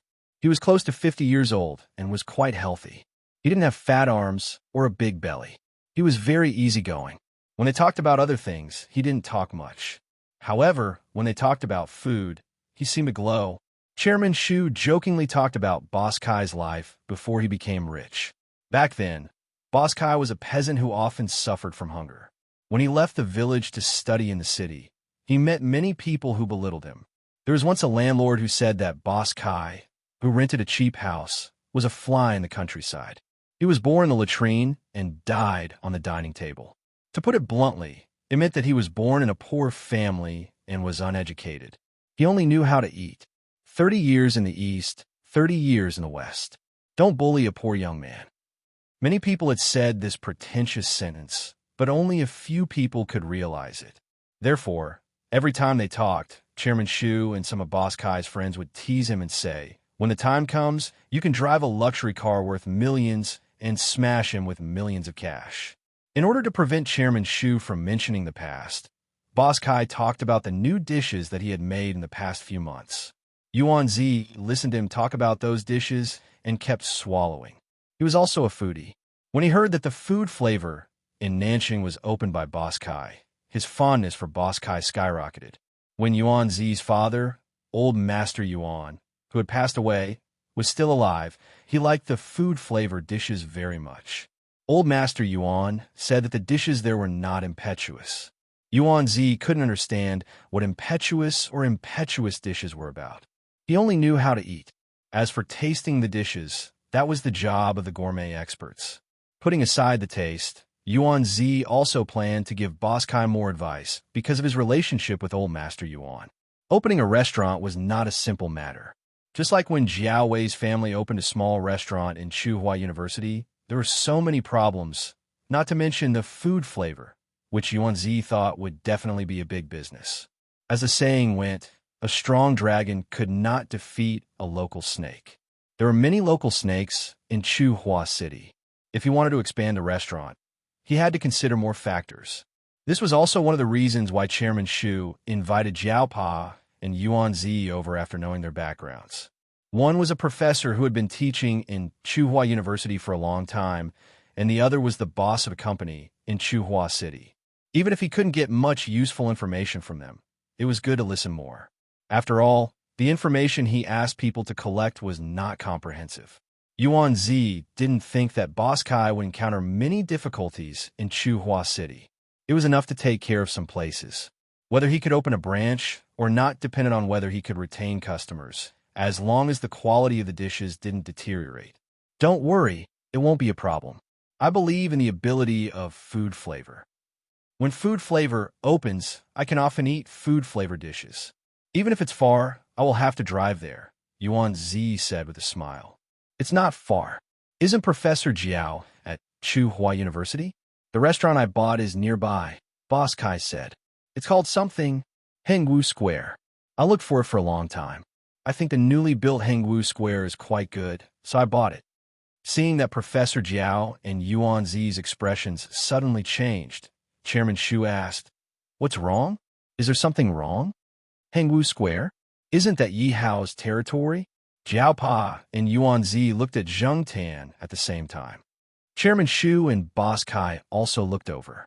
They saw that the black cat was pressing Tofu's head with one paw and flipping Tofu's ears with the other paw. It seemed to be looking at something. There is a saying, kind people are bullied by others, and kind dogs are bullied by cats. Chapter 301. Chairman Shu had always thought that he was good at reading people. He could guess what they were thinking from the subtle changes in their expressions. But now he was puzzled. When Professor Jiao and Yuan Zi heard Boss Kai mention Hengwu Square just now, their expressions became very hard to understand. He really didn't know how to connect the change in their expressions to the cat and the Hengwu Square. Looking at the subtle expressions of the two men and the black cat, Chairman Shu coughed and said, Professor Jiao and Mr. Yuan, what do you think of Hengwu Plaza? Can you tell us about it and give us some suggestions? When old Kai goes there, he can avoid some trouble. I heard that the place is quite particular. Of course, some small shops wouldn't cause much trouble. But if one wanted to do something bigger, it would involve some interests. It was inevitable that they would have to negotiate with some people there. For example, the boss behind Hengwu Plaza, Yi Hao. Chairman Xu didn't know much about the local tyrants in China. He didn't have much interaction with Yi Hao. His understanding of Yi Hao was limited to the investigation materials given to him by his assistant. Other than Yi Hao, there were some other non-government forces near Hengwu Plaza. Chairman Xu actually didn't agree with Boss Kai's choice of Hengwu Plaza, but since Boss Kai insisted, he had no choice but to try his best to help. This Hengwu Plaza. Yuan Zi wanted to say something, but stopped. He opened his mouth and looked at the Jiao Pa, Ming Sheng, you say it. After all, your family is more familiar with that person. That person, when Zheng Tan heard them talking about Hengwu Plaza, he stopped flipping through the tofu and jumped back to the chair next to the Jiao Pa to listen to their conversation. When Yuan Zi was talking, he kept glancing at Zheng Tan. Zheng Tan didn't know what this guy was thinking. The Jiao Pa thought for a while and said, I believe Chairman Xu and Boss Kai have done some research on Hengwu Plaza. Although I live at Tsinghua University, I don't go there often. I don't know more about Hengwu Plaza than you two. Chairman Xu picked up the cup in front of him and took a sip of tea. He looked at the Jiao Pa and asked, You know Yi Hao? He didn't know much about Hengwu Plaza, but that didn't mean he didn't know the people behind it. I know him, but I'm not familiar with him. The Jiao Pa didn't deny it. There were many things he didn't want to say. After all, it was related to his cat. But Chairman Xu was too smart, and this was the first time they met. They weren't familiar with each other at all. It was impossible for him to say too much. When he heard that the Jiao Pa knew Yi Hao, Chairman Xu was a little surprised. He didn't expect that the two people he met by chance were actually related to Hengwu Plaza. From the information given by his assistant, he knew that Yi Hao was much younger than him and wasn't easy to deal with. He was ruthless. This was also why he was worried that Boss Kai would open a store there. Boss Kai wasn't very tactful and easily offended people. In Nansheng, people would give him some face if he helped them. But if he went to Tsinghua City, it was hard to say, even if it was just a branch store. Boss Kai would definitely stay there for a while. After all, it was his first branch store. They had been friends for so many years. He didn't want to see Boss Kai fail so soon after he went there. Of course, Chairman Xu could also see that Professor Jiao didn't want to say something. He only wanted to know that Professor Jiao and Yi Hao knew each other. What he meant was whether he could arrange a meeting with Yi Hao at that time. Although Chairman Xu could also meet with Yi Hao and talk with him, it would be better if there was someone he knew to act as the middleman. As for the Jiao Pa, he didn't immediately refuse. He had to ask Yi Hao about the meeting first. In fact, in many cases, Yi Hao's reputation wasn't as good as his cat's. It all depended on whether his cat wanted to help. Zheng Tan sat there and yawned a few times. He was bored listening to the four people talk. He couldn't sleep even if he wanted to. Probably seeing that Zheng Tan was bored, the Jiao Pa said, If you're bored, go out for a walk. After saying that, the Jiao Pa remembered Zheng Tan's history of running around and causing trouble. He added, Just stay in the yard. Don't go too far. Otherwise, you'll be grounded. Zheng Tan couldn't stand it anymore. It was better to find a shady place to sleep than to stay here and listen to these people talk. It was too noisy here. Seeing that Zheng Tan wanted to go out, Boss Kai, who was closest to the door, stood up and opened the door a little to let Zheng Tan go out. The Jiao Pa, who was about to stand up and open the window, saw this and sat down again. However, as soon as Zheng Tan went out through the door, Tofu followed behind him and squeezed through the door. In the summer, other people's dogs would squeeze into air-conditioned rooms, but this guy wanted to run out and play in the pool when there was time. Boss Kai looked at the shady area in the yard. The sun was slanting in the afternoon, so the pool was not under the sun now. Seeing Tofu squeezing into the gap of the door and whining, Boss Kai opened the door a little to let Tofu out, so that Tofu would not make noise here. Zheng Tan and Tofu both went out. Mars looked at Chairman Xu pitifully. Chairman Shu choked and said, "Forget it. Let go out and play. No one will come to the yard anyway." After the two big dogs went out, they ran straight to the pool. Zhang Tan slowly walked to a rockery and jumped on it. It was shady here. Squatting on the rockery, Zhang Tan wanted to find a place to sleep. He still hadn't recovered all the energy he used today. When Zhang Tan was about to close his eyes and sleep, his ears twitched. He heard a familiar voice. Zhang Tan opened her eyes and looked in that direction. She perked up her ears and listened carefully. Ignoring the noise created by the tofu and Mars, Zhang Tan heard a very familiar sound not far from here. Although Zhang Tan said it was familiar, it only existed in his memory. He hadn't heard it in the past few years after he became a cat. Now that he heard it again, he could still recognize it immediately. He didn't feel sleepy at all. Immediately, he jumped down from the rockery and climbed up a tree. With the help of the tree, Zhang Tan climbed over the walls of the yard. In the private room, Jiao Pa was chatting with Chairman Shu and Boss Kai. From time to time, he would pay attention to the situation outside the yard. He was sitting at an angle where he could see part of the yard through the window. When he saw Zhang Tan lying on the rockery and about to take a nap, he was relieved. However, when he turned around to chat with Zhang Tan for a while, he saw the little bastard climb over the wall. The veins on Professor Jiao's forehead bulged. He had just told the little bastard to play in the yard. In the blink of an eye, the little bastard climbed over the wall and ran away. As expected, he had to ground it. "Don't worry. I'll ask someone to keep an eye on it. It won't run out of their sight." Other than the private rooms of the clients, there are surveillance cameras in the hallways and other places outside, Chairman Shu said. Jiao Pa wanted to tell Chairman Shu that cats were not like dogs.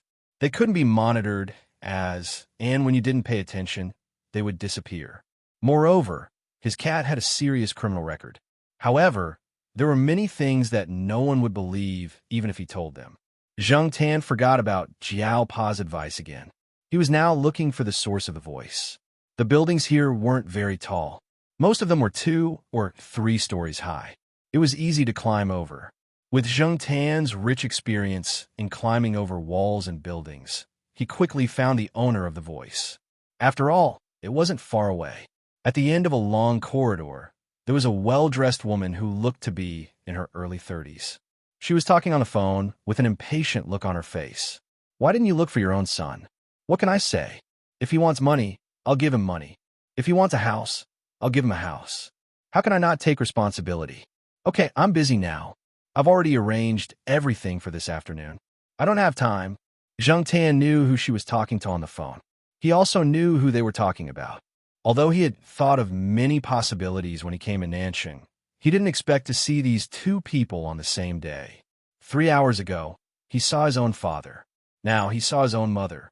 One always took different lovers to have fun, and the other contacted a few rich wives when she was free to expand her career. Basically, they didn't care much about Zhang Tan other than giving him money. They were partly responsible for Zhang Tan's bad personality. He couldn't describe how he felt. He wasn't disappointed or sad. Probably because he knew it would be like this, he didn't have much hope. The person standing in the corridor immediately hung up the phone. She still had the same expression on her face. It was obvious that she was in a bad mood. In Zhang Tan's memory, he often saw such an impatient expression.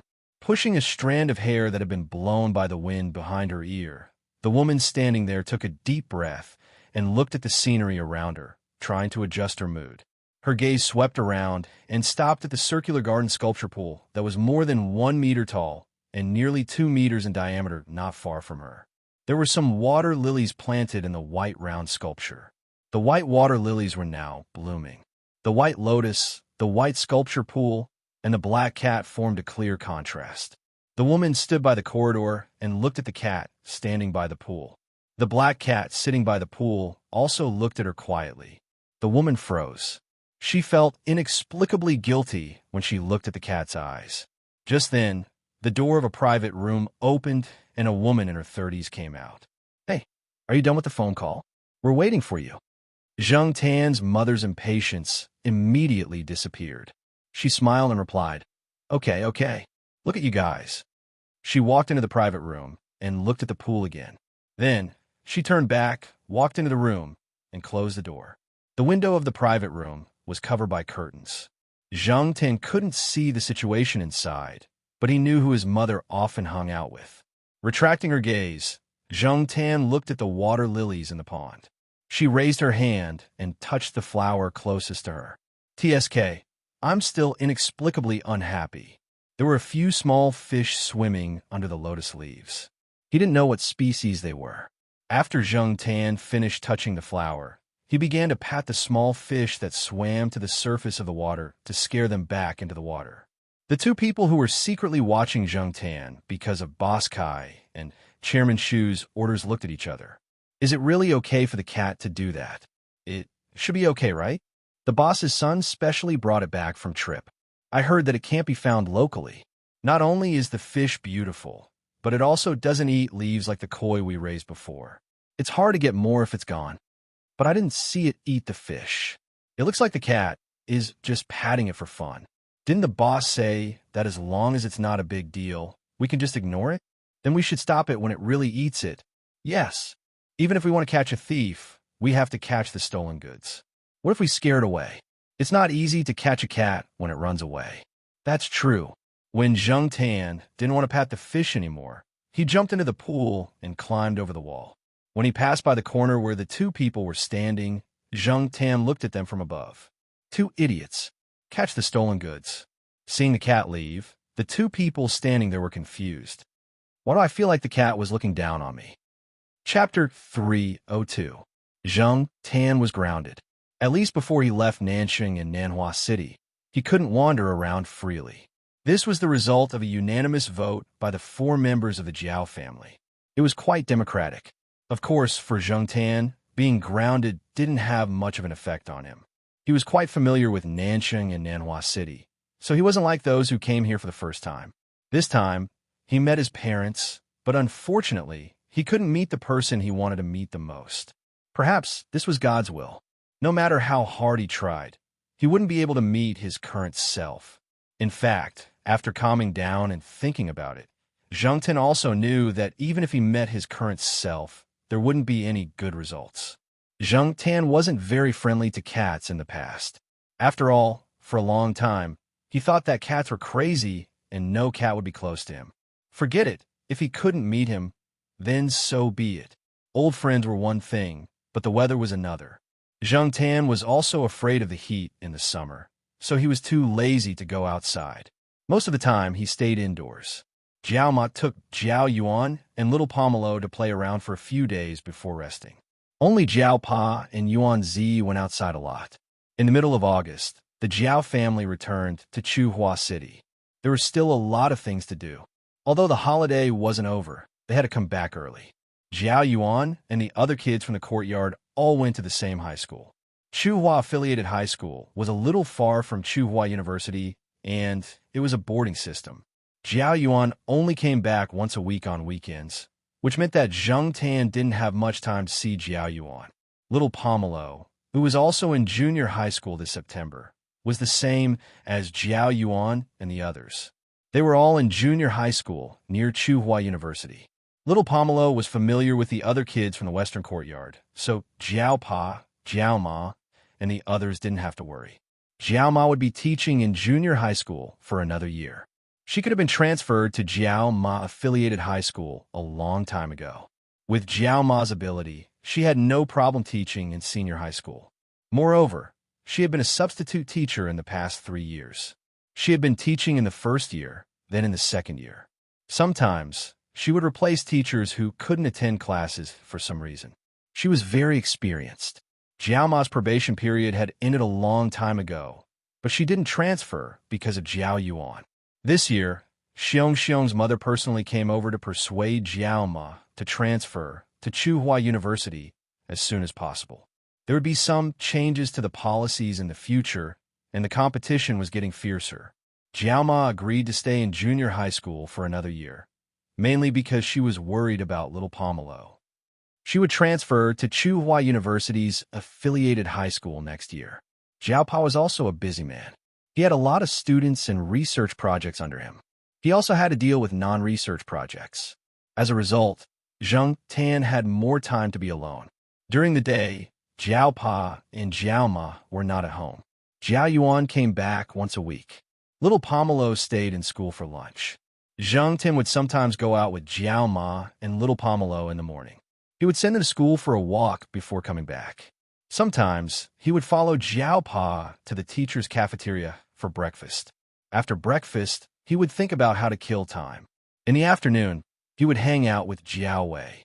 Thinking about this kind of life, Zhang Tan felt that he was bored out of his wits. He really admired Huang and the rest for being able to sleep in the courtyard for an entire day or play with their own tails. They treated him as an imaginary enemy to entertain themselves. Chairman Shu and Boss Kai came to Chuhua City at the end of August and met with Yi Hao. At that time, Zhang Tan was lying on the sofa next to them. When he turned over and stretched, he forgot to control his claws and scratched a hole in Yi Hao's high-end sofa in Triumph's office. Yi Hao just silently looked at the hole and didn't say anything. At that time, Chairman Shu was quite surprised. He didn't expect Yi Hao to be so tolerant of cats. Chairman Shu, who prided himself on his shrewdness, didn't know how many twists and turns to analyze the reason. Not to mention whether he guessed the truth or not. At least he was very sure of one thing. That black cat was special. Chairman Shu stayed in Chuhua City for a few days before leaving. He was preparing to invest in Chuhua City, so this time he came over just to inspect the city. After finishing his business and inspection, he left.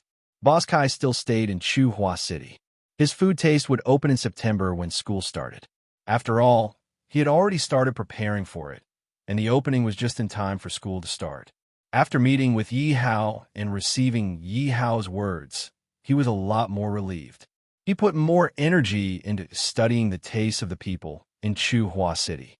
He determined a few dishes that were suitable for the style of Chuhua City and decided on a few special prices to test the response. The size of food taste wasn't small in Hengwu Plaza. It was still 2 floors, and the second floor was still mostly private rooms. There was another door in food taste that led to the second floor, where there was a door that separated the restaurant on the second floor from Boss Kai's lounge. Sometimes, Zhang Tan directly climbed over the second floor and went to Boss Kai's lounge to sleep. Jiao Pa wasn't worried that Zhang Tan would starve at all. For Zhang Tan, there were too many places to eat and sleep. Sometimes, the Jiao Pa even told Zhang Tan not to eat too much. Excess nutrition would also cause trouble. Jiao Ma sighed. Luckily, it was Zhang Tan. If it were other cats, it would probably be very difficult to raise them.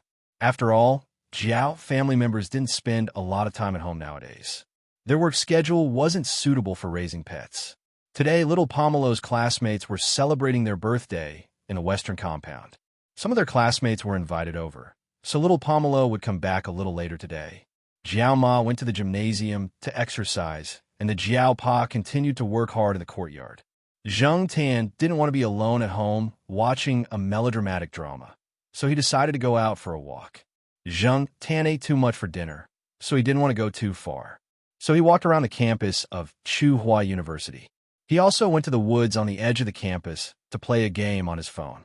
Lu Ba probably had something to do recently, so there were no texts or phone calls to disturb Zhang Tan. Zhang Tan was happy to have some peace and quiet. He yawned. It was easy to feel sleepy after a full meal. After playing a game, he was too lazy to move. Zhang Tan decided to take a short nap here and wait until it was time to go back. Unexpectedly, he overslept. Zhang Tan had planned to go back at 9 o'clock, but he forgot to set an alarm on his phone. When he woke up, it was already 10:30.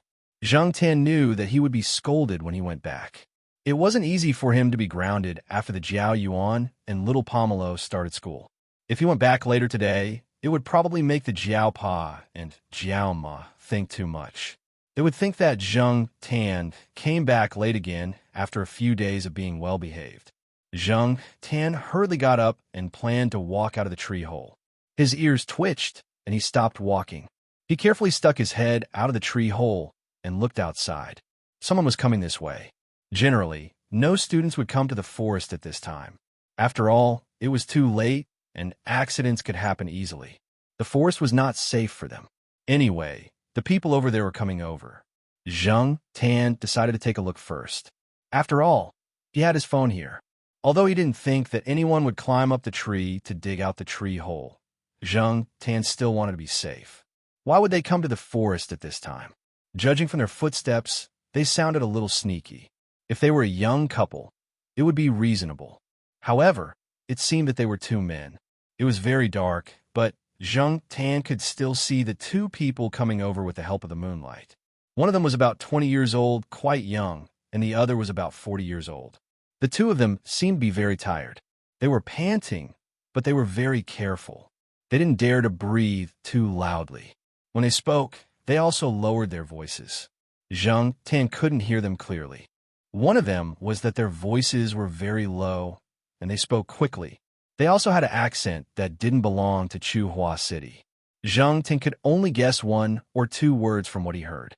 If there were faint sounds of students passing by along the path that led to the side door at the edge of the forest, the two of them would stop and hide behind a tree or crouch behind a bush. They would wait for the students to leave before they continued walking. This made Zhang Tan even more curious. Although the two of them weren't very good at hiding, weren't they being too careful? What kind of shameful things did these two people do? It was obvious that they weren't good people.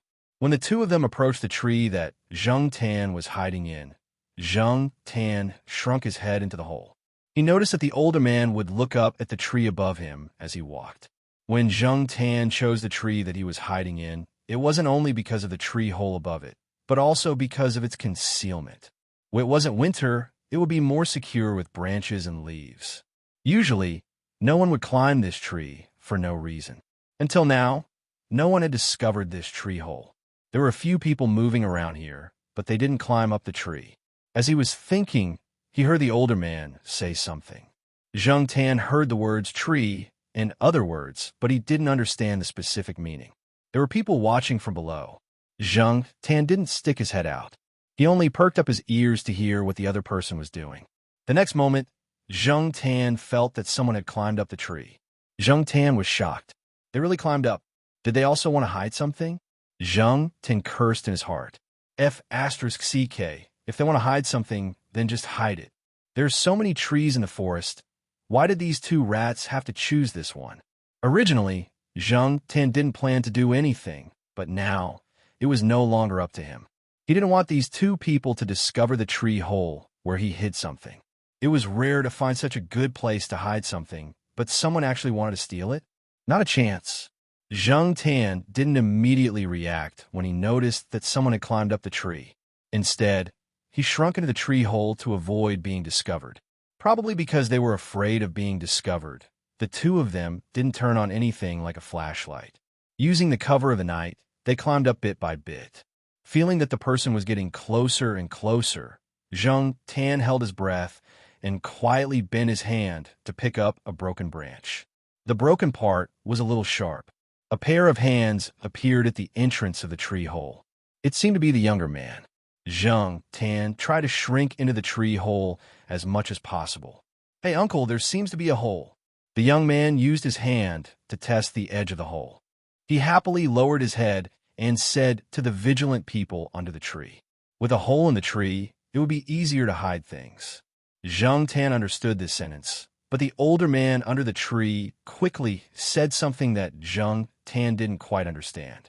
After the young man lowered his head and finished speaking, he was ready to climb up a little to take a closer look at the hole. However, when he turned his head, before he could continue climbing, a blurry shadow suddenly jumped out of the tree hole. "Huh!" Zhang Tan shouted. At the same time, he used the branch in his claws to stab the person's hand. Chapter 303. The tree hole Zhang Tan was in was still a little high from the ground. When a man fell, he landed on top of the older man. The grass in the forest was thicker, and there were many leaves. The man only screamed when he fell. He probably suffered some fractures and sprains, but his life was not in danger. The older man got up and cursed. Zhang Tan could not understand what he was saying. He could only guess from the man's tone that it was not anything good. The older man did not feel good being pressed on the ground. He got up and rubbed his shoulders and neck. Seeing that the younger man was still groaning on the ground, he kicked him and scolded him in a low voice. He probably told him to be quiet. He did not want to be discovered. The younger man's voice was indeed much quieter. He slowly got up and rubbed his back and other places. Then he touched his hand and found that the stinging spot on the back of his hand was sticky. It was obviously bleeding. With human eyesight, it was difficult for the young man to realize that the thing that scared him off the tree was actually a cat. At most, he only saw a blurry shadow flash before his eyes. Moreover, Zheng Tan's shout did not sound like a cat. Therefore, the two men probably thought that the tree hole was occupied by a bird, and the wound on his hand was pecked by a bird. The young man was very angry. He stepped on something hard and bent down to pick it up. It was a stone the size of an egg. He picked it up and threw it at the tree hole where Zheng Tan was. However, his arm was injured in the fall, so he did not use much strength. The stone only hit the tree trunk. The older man saw this and scolded in a low voice again. He slapped the back of the young man's head, then carefully looked at him and asked something. The young man shook his foot and replied, "No." Zheng Tan immediately retreated back into the cave after her initial shock. She kept her ears perked up to listen to the commotion below. After the two of them were whispering under the tree, they did not continue to stay under the tree and went to other places. When the two of them were about 10 meters away, Zheng Tan quietly poked her head out and saw that the two of them had walked to a cluster of low shrubs. Very few people went there. The grass was thicker, and when the temperature was still warm, there were always a lot of mosquitoes there. The two of them were whispering to each other in the bushes. At the same time, Zheng Tan could hear rustling sounds coming from the bushes. Could it be that the other party fell so badly that he couldn't climb up the tree, so he chose another place to hide his things? Zheng Tan watched as the two of them busied themselves for a while. He stood up and looked around carefully, as if he was trying to memorize the terrain and the specific location of the place. Then he left, looking back 3 times with each step he took. When he left, he fiddled with some of the weeds around the bushes to make them look more natural. After the two men walked away, Zheng Tan listened carefully to his surroundings. When he didn't hear any footsteps, he slid down from the tree and walked towards the bushes. Carefully pushing aside some weeds in front of the bushes, Zheng Tan sniffed. There was an unusual smell here that was different from the smell of the shrubs. Following the smell, Zheng Tan stretched out his claws to push aside the bushes. In the dense bushes, there was an inconspicuous small bag. It looked like the bag that the students used to store their MP3 players. The other party tied the bag string to a few branches in the bushes. The string was tied quite securely, probably because they were afraid that it would fall and cause other accidents. Zheng Tan untied the bag for about half an hour. No wonder the two of them squatted in front of the bushes for so long. After taking the bag out, Zheng Tan fiddled with the bushes a few more times, straightening out the weeds that had been pushed aside. Then, he carried the bag and ran away. Coming under a tree, Zheng Tan touched the bag. The bag was very ordinary, and the material didn't seem to be very expensive. This kind of small bag was sold by the students outside for 1 or 2 yuan. Opening the bag, Zheng Tan looked inside. There were some small hard objects inside. The small ones were about 1 millimeter or even smaller. The bigger ones were about 3 millimeters. Zheng Tan looked carefully and found that these things looked like diamonds. Diamonds? Fake, right? Zheng Tan looked at the small particles in the bag. As an illiterate person who couldn't even differentiate between diamonds and crystals, Zheng Tan felt a lot of pressure. But if it was fake, then why were the two of them so careful? Hiding things in the middle of the night like a thief. But if it was real, then these diamonds were worth a lot of money. Why would the two of them just leave it here? Put the bag back. Thinking about the two style of doing things, Zheng Tan decided to give them a hard time. He didn't plan to bring this bag back to the Jiao family. It could cause trouble for the Jiao family. So, Zheng Tan decided to hide this bag somewhere else. Anyway, it was already so late and no one would see it. I seem to have forgotten something. Looking up at the night sky, Zheng Tan cursed. Then he tightened the bag and tied a simple knot. Then he climbed up the tree hole where he hid the phone. Since the two of them came here to hide things and found this tree hole, Zheng Tan decided to temporarily move the phone. Zheng Tan thought about the place where he hid the phone and the bag of real and fake diamonds. After Zheng Tan hid the things, he looked at his phone. It was 11:40 p.m. He turned off his phone and immediately ran towards the East District compound. Before he entered the compound, Zhang Tan could see the building where the Jiao family lived. The lights in the living room of the Jiao family on the 5th floor were still on. Zhang Tan took a deep breath and continued running. He couldn't avoid a scolding. 5th floor, Jiao family living room. Jiao Pa and Jiao Ma were sitting in the living room. The TV was on, but there was no sound at all. It was almost on silent mode. One was expressionless, and the other looked worried. They kept looking at the clock on the wall. Little Pomelo was sitting in front of her desk in her room. She had an exercise book open in front of her, but she was not in the mood to do anything. She was in a daze. Jiao Pa changed the channel with the remote control. It was a horror movie. In the movie, a cat was baring its fangs at a monster. Jiao Pa's face twitched. It was not that he wanted to watch the movie, but the time was displayed in the corner of the channel. Very good. It was 10 minutes to 12 p.m. The door of the Jiao family's house was not closed. The anti-theft door was left ajar. There was a soft click from downstairs. Jiao Pa and Jiao Ma woke up and looked at the door. After a while, a furry paw pushed open the ajar door. A cat head peeked out and looked carefully into the living room. As soon as she saw the black cat's paw, Mama Jiao's worried heart relaxed. Okay, you are finally back. Jiao Ma walked over and lifted Zhang Tan up. She did not see any injuries on him, so she put Zhang Tan down. She yawned and went into the bedroom to sleep. Usually, they would be asleep by this time. This time, Father Jiao had a good talk with Zhang Tan based on what happened in South City. Zhang Tan squatted on the sofa obediently. Jiao Pa pointed at his forehead and scolded him. Zhang Tan lowered his head and ears. He knew that he had to be sincere and pretend to be pitiful. Otherwise, he would be scolded even more harshly. Moreover, Zhang Tan did feel bad about returning home late. His family was waiting for him when he returned home so late. The three of them had to wake up early the next day to go to school and work. He wondered if they would be tired. Zhang Tan tried to squeeze into Little Pomelo's bed, but failed. Little Pomelo threw him out of the Jiao Yuan's room. At the same time, the Jiao Pa took back Zhang Tan's cat tag. Without the cat tag, Zhang Tan could not open the door downstairs. It was not convenient for him to go in and out. This meant that he was grounded. The duration was 3 days. After 3 days, whether or not the cat tag would be returned would depend on his performance. Therefore, Zhang Tan could sneak out of the building during these 3 days. In order to get the cat tag back as soon as possible, it was better for him to stay at home. Zhang Tan thought about how the three of them did not sleep and waited for him in the middle of the night. He did not have any complaints about this. If it was the cat tag, then so be it. He could stay at home and sleep. He could watch TV and secretly play on the computer. He could also go through the cardboard box under Jiao Yuan's bed to find something to relieve his boredom. Zhang Tan slept on Jiao Yuan's bed for a night. The next day, Zhang Tan stayed at home and looked for comics and novels in the cardboard box under Jiao Yuan's bed.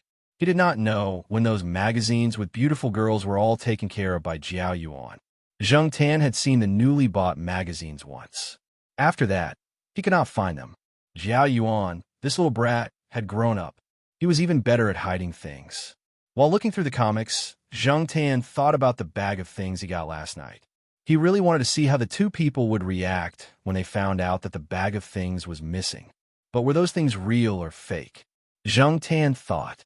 Suddenly, he remembered that Jiao Ma mentioned something about diamonds a while ago. Zhang Tan did not pay attention to it at that time. Now that he thought about it carefully, he remembered that Jiao Ma seemed to have seen it in a newspaper. He thought about the approximate date of that day. It should be the Chu University News. Different periodicals were published at different times. Even if Zhang Tan did not read newspapers, he was already familiar with it after staying in the Jiao family for a few years.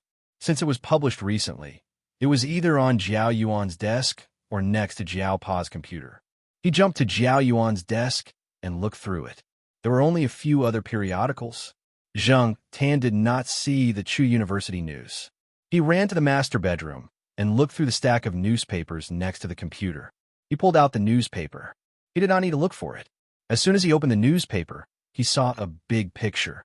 There were 3 diamonds on the picture. They were man-made diamonds made by a laboratory in the School of Chemistry at Tsinghua University that specialized in materials research. According to the description, they were all gemstones. Due to its huge commercial value, the synthesis technology of gem-grade diamond single crystals had been tightly sealed for a long time.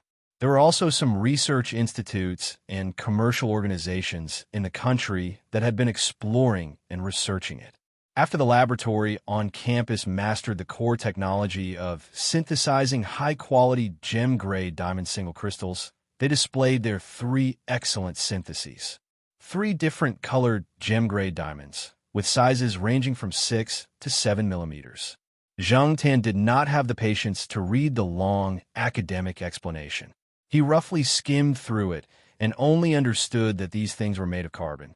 Graphite and diamond were brothers, but unfortunately, their value was much higher. A long time ago, Suan jokingly said to Jiao Yuan, "Why is your cat called black charcoal? Just call it graphite." At that time, Zhang Tan did not understand. Now that he thought about it, he suddenly felt that his name had become a loser. He just did not know when it would become a diamond. The article in the newspaper said that many man-made diamonds had reached the level where they could be mistaken for real. At the same time, it also said that their laboratory had special identification equipment. The voiceover said that they could help identify diamonds, but the payment will be different.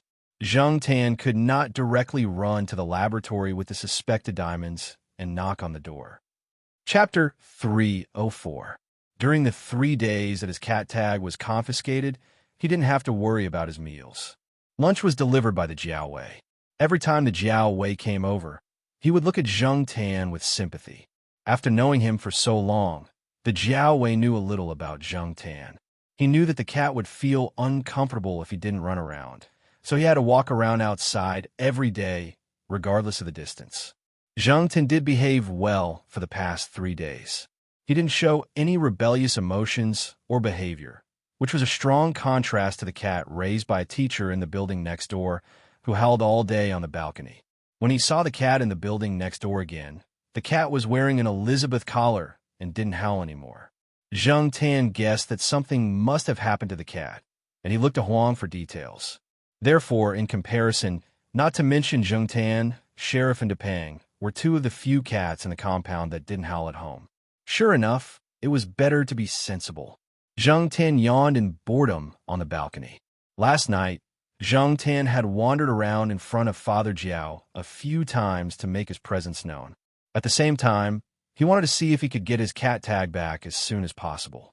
Unfortunately, the Jiaopa only glanced at Zhang Tan and didn't say a word.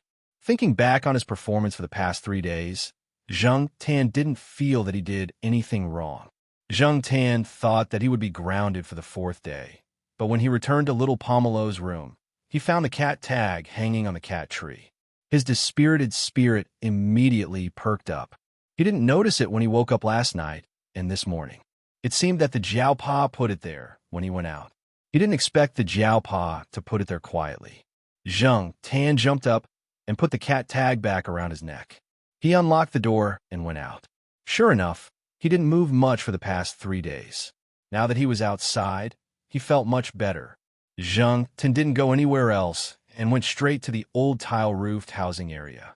At the beginning of this year, another batch of tile-roofed houses in the old tile-roofed housing area had been marked with a high-risk sign so that students who were active there would avoid these buildings. In fact, for Zhang Tan, these few buildings were not bad. It was just like a tile-roofed house that had been marked with a high-risk sign for a few years had become a gathering place for cats. For the cats, as long as it was not torn down or destroyed, it was enough for the cats to toss around inside for a long time. Zhang Tan didn't hear any news that this area was going to be rejected immediately. Therefore, at least for this year, this place could be used as a good place for Zhang Tan to hide things. He just had to be wary of those rats and some curious and naughty cats. At this time, there weren't many students moving about in the sturdy tile-roofed houses. Zhang Tan came to a tile-roofed house with a big cross on it and entered through a broken window. It hadn't been used for a long time, so there was a stale smell inside. There were some traces of spider activity in the corner. There was also a pile of abandoned wooden tables in the room. There were also some discolored rat droppings on the tables that had been there for a long time. Zhang Tan went over, stopped in front of a table, and opened a drawer there. This drawer was one of the better preserved drawers of these tables. In the drawer were Zhang Tan's cell phone and the unappraised diamonds that he had brought over that night. Nothing was missing, and there was no smell of other people or cats or dogs.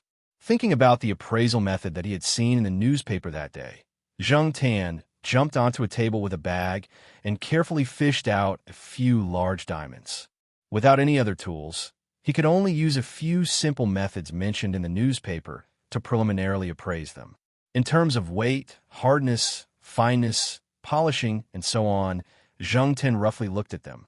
They were similar to the real diamonds mentioned in the newspaper, but Zhang Tan was still skeptical. Zhang Tan couldn't make a more accurate appraisal now, but he heard that many gem-grade synthetic diamonds might not be lower than real diamonds. However, Zhang Tan speculated that there was probably a new way to reduce the cost from what a professor mentioned in the newspaper had mentioned.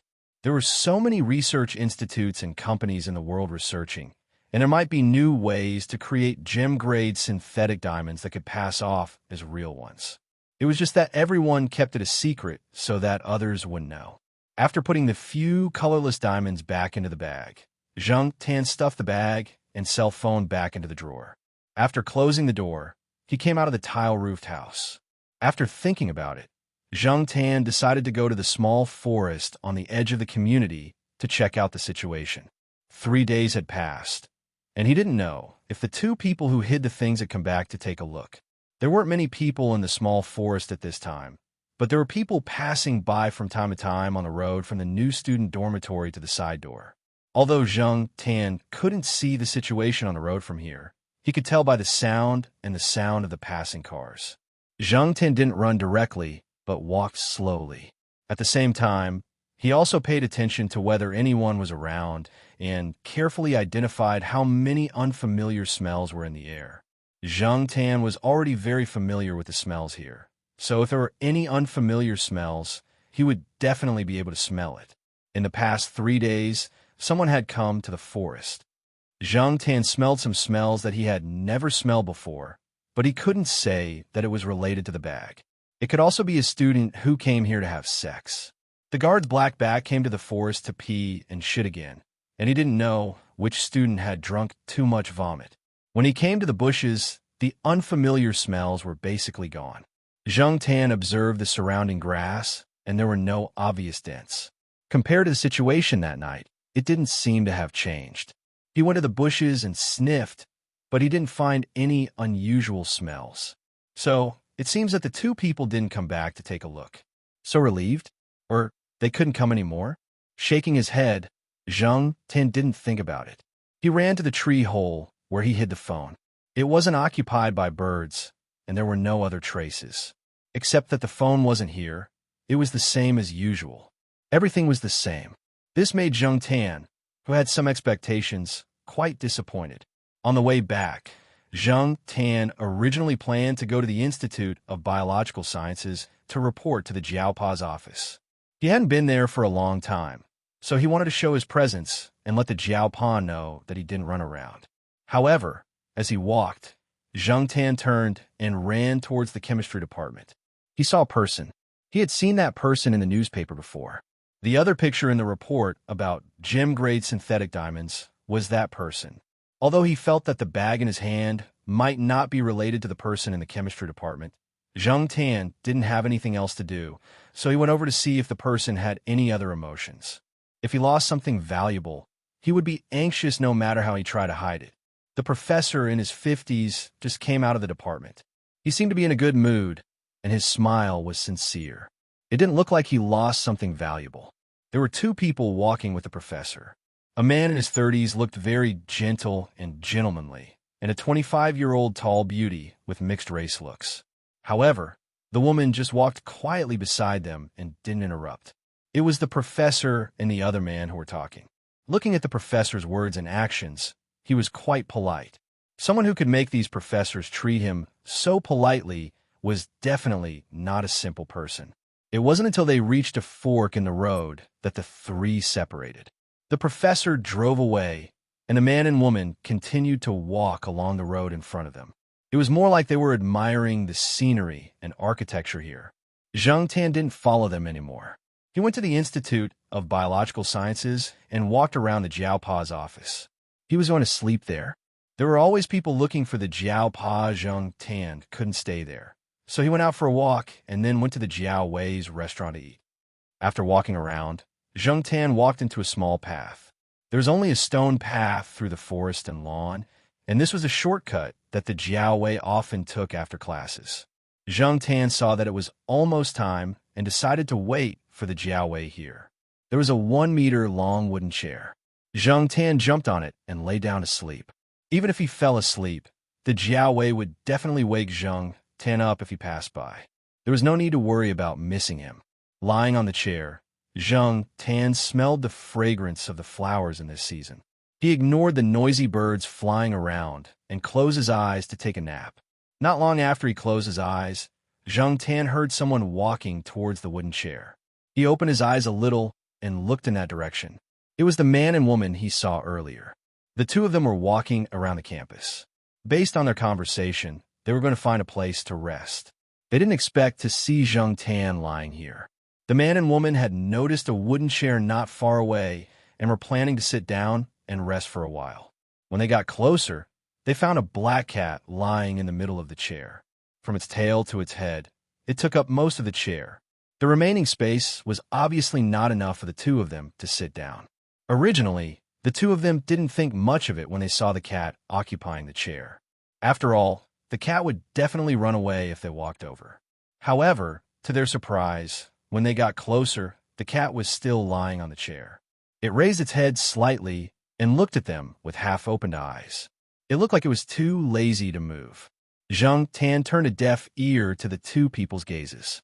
He was hungry now. The food he ate in the morning was almost digested. He didn't want to go anywhere else and didn't want to sleep on the ground. The two people and the cat looked at each other for about half a minute. Just as the mixed-race beauty was thinking about whether or not to chase them away, Zhang Tan yawned and laid down to continue sleeping. He didn't feel much malice from the two people. Since they didn't threaten him, he decided to continue sleeping. The mixed-race beauty who was about to raise her hand saw Zhang Tan's sharp teeth when Zhang Tan yawned. She paused, adjusted the glasses on her nose, and looked at the person next to her, waiting for him to make a decision. The man looked at Zhang Tan. It had a cat tag on it. Obviously, it was a pet cat with an owner. How could it be a stray cat when it was so well-raised? Also, looking at this cat, the owner's living conditions should be good. Seeing that the cat on the wooden chair didn't want to give up its seat, he didn't chase it away. He put his hand into his pocket and took out his phone. There was a pin on the phone. Cats were all interested in this kind of thread-like thing, right? Although Zhang Tan's eyes were closed, his ears were listening to the movements of the two people. He noticed that someone was approaching. Zhang Tan opened his eyes and saw a string of beautiful pendant. The other end was fastened to the phone in a man's hand. It was a string of transparent beads the size of soybeans. Between each bead was a diamond. Fake, right? Chapter 305. The dangling ornaments made Zhang Tan dizzy, so he couldn't see them clearly. Zhang Tan stretched out his hand to take a closer look. It did look like the bag of things he had seen before. After staring at it for so long in the morning, even if Zhang Tan couldn't tell whether it was real or fake, he felt that it was the same. As Zhang Tan was looking at the ornaments, Jiao Wei ran over. They didn't have classes in the morning, so he was only in the library. When it was about time, he planned to go to the restaurant to avoid the rush hour. During this period of time, whenever he ran along this road, he would look at both sides of the road, especially the tall trees that were suitable for cats to sleep on and the wooden chairs on the cobblestone road. Zhang Tan was very picky about where to sleep. Sure enough, he didn't have to spend too much effort to find the black cat lying on the chair. Black charcoal. Jiao Wei didn't know the boy and girl, so he just called out Zhang Tan's name and waited by the side. When he saw the boy and girl looking over, Jiao Wei smiled and nodded at them without saying anything. He usually didn't talk much. When he saw Jiao Wei, Zhang Tan was curious about the identity of the two people, but eating was the most important thing at the moment. Besides, The two people might not really have anything to do with the bag of things, so Zhang Tan didn't waste any time. He jumped down from the wooden chair and jogged toward the school gate with Jiao Wei. At noon, after eating at Jiao Wei's restaurant, Zhang Tan found a place to rest. Jiao Pa called the restaurant to ask about it, but when he found out that Zhang Tan was there, he didn't say anything. At noon, Jiao Pa and a few other teachers had lunch in the cafeteria, so they didn't come over. After sleeping on a tall sycamore tree, Zhang Tan decided to go out for a walk. He hadn't left the school gate for a few days. First, he went to Little Pomelo's junior high school to take a look. Then he continued to walk forward until he heard the familiar sound of the eru and saw the familiar bridge. That old blind man was actually here today. How rare. Over the past year, the blind old man had been coming to the bridge less often. Sometimes, Zhang Tan would not bump into him even when he was strolling along the bridge. He would only see him when he went to the alley where the blind old man lived. Zhang Tan was walking in that direction when he noticed a low-key black private car coming to a stop not far from him. Two people got out of the car. It was the man and woman he saw at noon. Zhang Tan looked at them. The two people who got out of the car also saw Zhang Tan. Black cat again? Is it popular to raise black cats here? The woman asked. It's the one I saw at noon. The man was a little surprised. Then, he smiled and didn't take it to heart. Different cats had different ways of looking at people. The way the black cat looked at people was very special. However, even if they were the same cat, it was not a big deal to meet them here. It doesn't have a cat tag, the woman said. She was not doubting the opinions of others. She was just voicing her doubts. Generally speaking, pet cats would have cat tags when they were outside. Although there were not many rigid requirements in China, if it was hung in the morning, why did it take it off in the afternoon? Of course, this was only a temporary doubt. Soon, she stopped paying attention to the cat tags. The man and woman looked away from Zhang Tan. They did not continue to pay attention to Zhang Tan. They whispered and walked forward. Zhang Tan was only surprised when he saw the two people. He was too lazy to care about them. He walked his own way and went all the way to the bridge. Then, Zhang Tan realized that the man and woman had walked up the steps of the overpass like him. After they went up, the two of them stood against the railing in an empty spot. The woman opened her parasol. The sun in this season was not that warm. The man looked at the middle of the bridge. His eyes stopped on the blind old man who was playing the eru. Thomas, is that old man the person you are looking for? The woman asked. Yes. The woman was about to ask something else. Suddenly, she said, Hey, the black cat is going over. Both of them were very surprised. They had seen cats with big guts, but they had never seen a cat with such big guts. They had never seen a cat that could calmly walk on the overpass with people coming and going as if the people around it were air. Under the gaze of the two people, the cat walked to the old man who was playing the eru. It stood beside the box of money as if there was no one else around. It took out 2 coins in a row. Then, it stood under the shade of the umbrella and yawned. The two people were speechless. After a few seconds of silence, the woman said, Thomas, that old man has a good temper. The man didn't say anything, but he was thinking in his heart. If her temper was really good, there wouldn't have been so much bloodshed in the dark back then. People who fought with real swords and spears, especially people like that person over there, definitely couldn't be described as good. It was just that the cat was too bold. Many people had said that many animals avoided the old man. Zhang Tan yawned. He had just found 2 coins in the old man's box. Every year, when the school started in September, there would always be some students who thought they were smart enough to throw some coins into the box. Little did they know that when they thought others were stupid and played tricks on them, others also thought they were looking for trouble. It was just that many people did not bother to do it.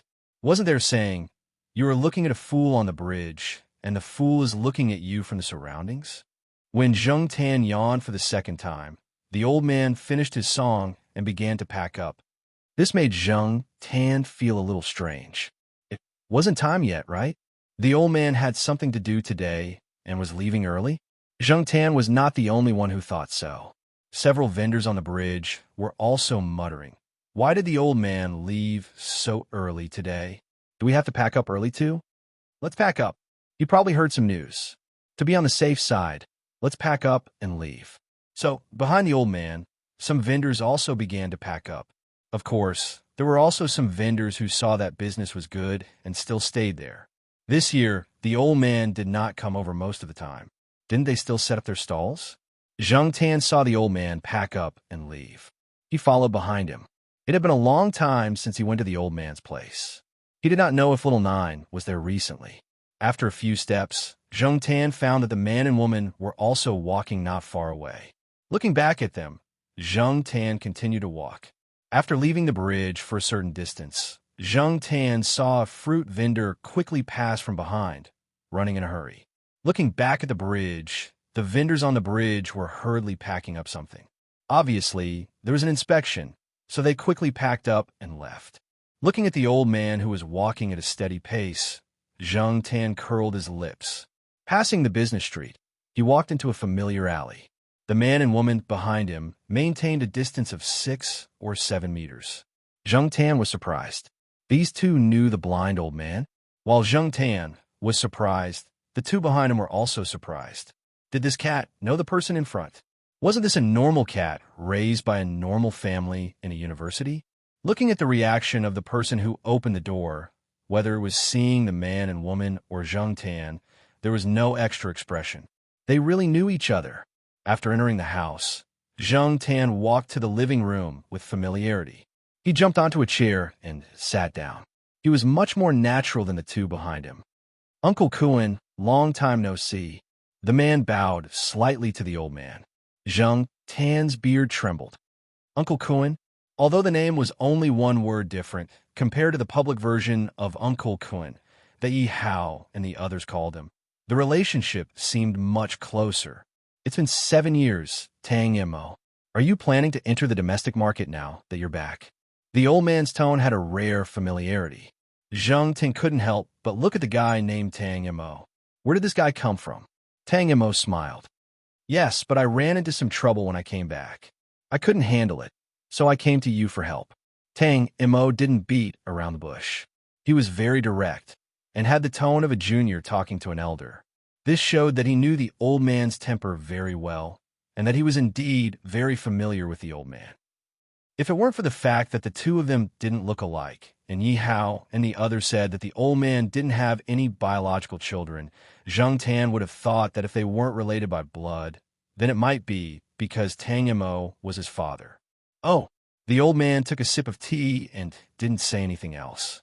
Tang Mo took a box from the woman next to him and opened it on the table in front of the old man.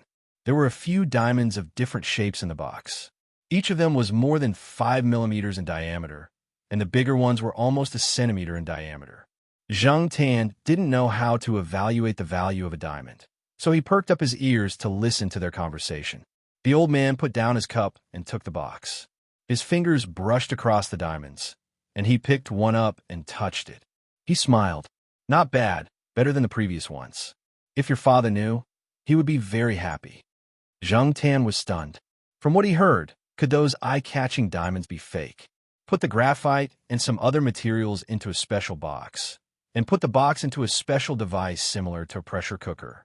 It simulates the temperature and pressure of the formation of diamonds below the Earth's surface. The graphite changes, and 3 days later, take out the box. Open it, and you'll find a diamond crystal. Compared to the natural diamonds that take billions of years to form, these only take a few days to produce. It's much cheaper than the natural diamonds dug out from the mines. However, that's only the technology from 3 years ago. Tang Mo picked one up and looked at the light reflected on it. His eyes were full of confidence. These are the products of the new technology. The cost is slightly higher, and it only takes a few days to produce them.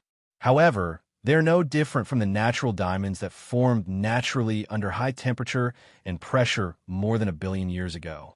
Furthermore, they can grow. Congratulations. It seems that the jewelry market is going to start another war. The old man's tone didn't change much. The benefits behind this didn't excite him. I remember when your father proposed the plan, he said that once the technology matured, it would have an impact on the market no less than the advent of the Iron Age in the 1950s and the invention of the transistor in the 1940s. Diamonds weren't only used as jewelry. They could also allow computers to operate at a speed that could melt the innards of current computers. They could also penetrate into electronics, machinery, and even firearms and bring about reforms. Although there was still a long way to go before he could reach his goal, and there were still many problems that had yet to be solved, Tang and Mo felt that he had already taken a big step forward. Before that, I would like to ask Uncle Kuan to help me find a bag of experimental products that were stolen by rats, Tang and Mo said as he put down the diamond. Chapter 306. Before Tom came here, an assistant brought some experimental products of a new technology over. However, there was an accident midway, causing a small portion of the experimental products to go missing. The accident was accidental. This was the conclusion Tom came to after investigating. However, during the accident, some people took advantage of the opportunity to steal some of the experimental products. Tom didn't want these experimental products to cause unforeseen changes to his plan. Compared to the box Tom just took out, these experimental products were still somewhat lacking. If they were tested by professionals with professional equipment, they would be able to detect the difference between them and natural diamonds. However, Zhang Tan couldn't tell the difference at all based on the simple identification method described in the newspaper. Knowing this, Zhang Tan felt a lot better. It wasn't that he wasn't good enough, it was just that these things were difficult to distinguish between real and fake. Of course, if it was like what Tom said, and the final product was no different from a natural diamond, then it wouldn't be considered a fake. It would still be a real diamond, but the price would only be 1/3 of a natural diamond. In any case, what Tom meant was that the experimental subjects weren't worth much to him, so he didn't care about the money. What he cared about was whether there were other conspiracies behind the scenes that could affect his business plan. The thief's method of picking the lock is not like an ordinary thief, Tom said. It was because of this that he came to the old man for help when he couldn't find the target for the time being. After all, most people who had some technical work should have some understanding of it. After hearing Tom's words, the old man nodded. 2 days. He meant that he would contact Tom within 2 days. Okay, then I'll have to trouble Uncle Kuan. It seemed that Tom was going to accompany the old man for a meal. Zhang Tan saw that little Gio wasn't around, so he didn't want to stay here any longer. The two didn't talk about the diamond anymore. Most of the time, it was Tom talking about his experience in business development over the years. If he continued to stay, Zhang Tan wouldn't be able to get much useful information, so he simply left. After returning to Tsinghua University, Zhang Tan didn't run around. He had just been grounded, so he wanted to show off. Therefore, he went straight to the Jiao Pa's office to sleep. When it was time to go home for dinner, they would go home together. The next day, Zhang Tan ran to the small forest at the edge of the campus to take a look. Unlike the previous time, even though there did not seem to be any changes and no one had stepped on the grass, Zhang Tan smelled an unfamiliar scent from the bushes. Someone should have been here last night. There were at least 2 people. One of them was one of the 2 people Zhang Tan saw that day, and the other person's scent was very unfamiliar. Zhang Tan shouldn't have seen him before. Carefully identifying the scent left behind in the bushes, the person who came last night didn't go to the tree hole where Zhang Tan used to hide his phone. He didn't even walk there. After coming here to take a look, he walked around the bushes and then ran out. Zhang Tan stayed in the small forest for a while. Then he ran towards the old tiled houses. The weather was good and the sun was shining. When Zhang Tan arrived at the old tiled houses, he saw cats napping on the roofs of a few old tiled houses. After seeing Zhang Tan, the cats were lazy and didn't bother to look at Zhang Tan. They closed their eyes, licked their paws, and dozed off doing their own things. Zhang Tan climbed into the tiled house at an angle where the cats couldn't see him. He didn't want the cats to see him climbing through the window. Cats were very curious, and Zhang Tan couldn't guarantee that they wouldn't follow Zhang Tan's footsteps and climb into the house to cause trouble. The house was still the same as when Zhang Tan came yesterday. He opened the drawer and looked at the bag of things. It was most likely the missing diamonds that Tom was looking for. Why would they bring so many diamonds over? Even if the diamonds were slightly flawed, they were still attractive enough to ordinary people. Zhang Tan didn't plan to give these things to Tom or the blind old man. He wasn't sure if he would fall into their trap if he did, so he decided to do nothing first. After hiding the things, Zhang Tan, came out of the tiled house. He thought that the two people who stole the diamonds might be the two people he saw that night. However, the way they treated the diamonds didn't seem to be very special. Did they think that the diamonds were fake when they stole them? Shaking his head, Zhang Tan didn't want to think about it anymore. Let Tom and the others worry about it. He would do what he wanted to do. Walking out of the house, Zhang Tan climbed onto the roof of the tiled house and jumped from one roof to another. He stretched his body and ran around happily. One of the cats thought that Zhang Tan was playing with them. It was licking its fur, but when it saw Zhang Tan doing his parkour, it ran over. Click! There was the sound of camera. Zhang Tan jumped onto the roof of a two-story building. The two-story building here was only a little shorter than the three-story building of a new building. Zhang Tan didn't notice that there was someone there, and he didn't pay much attention to it when he was running. Now that he heard the sound of a camera, he realized that there was someone standing there. The person looked like a graduate student. He was holding a DSLR camera and taking pictures of the cats in the old tiled house. When Zhang Tan stopped and looked over, the person was taking a few pictures of Zhang Tan. Other than Zhang Tan, the person was also taking pictures of other cats and some scenery. After taking pictures, he sat on the edge of a flower bed in the old tiled house area and took out a very thin laptop from his backpack. It was rare to see people using such thin laptops these days. Also, the laptop didn't have a brand, so Zhang Tan couldn't tell which brand it was. Usually, there weren't many people in the old tiled house area at this time. It was very quiet, and no one came to disturb them. Zhang Tan slapped away a cat that wanted to play with him and jumped onto the roof of a tiled house behind the person. The person was looking at a set of photos taken by the camera. Zhang Tan felt that many of the photos were very familiar. Some of them took a while to match. He always felt that the photos were better than the real thing and had a more artistic conception. Because of the reflected light and the angle of the laptop screen, he couldn't see clearly from the top. So Zhang Tan jumped down from the roof and jumped onto the flower bed. He looked at the photos on the laptop about 1 meter away from the person. Some of the photos were taken of the old tile house area, and most of them were of cats. The person seemed to feel something. He turned his head and looked diagonally behind him. When he saw Zhang Tan, he was surprised. The cat in front of him didn't seem to be afraid. Instead, it was staring at his computer screen. He moved his fingers away from the laptop and picked up the camera. Zhang Tan realized what the person was thinking. He raised his hand to cover his face. However, while his hand could cover most of his face, a cat's paw couldn't. Click! There was the sound of a camera. Zhang Tan didn't want to stay here and be photographed. He turned around and jumped off the flower bed and ran away. Another psychopathic artist. Zhang Tan thought. The person just now was probably someone from the art department or someone who liked to take photos. This morning, when he was walking towards the International Academic Lecture Hall, he saw the title of a conference on photography on the electronic screen outside. Even if he wasn't a student of the art department, he might be here to attend the conference. Zhang Tan didn't care about the person he just met. He didn't care about taking photos. After all, there are many people who use their phones to take photos of the cats in the school. Besides, cats didn't have a so-called right to be photographed. The current domestic law only stipulated that citizens had the right to be photographed. It didn't protect the right to be photographed for pets, such as cats and dogs.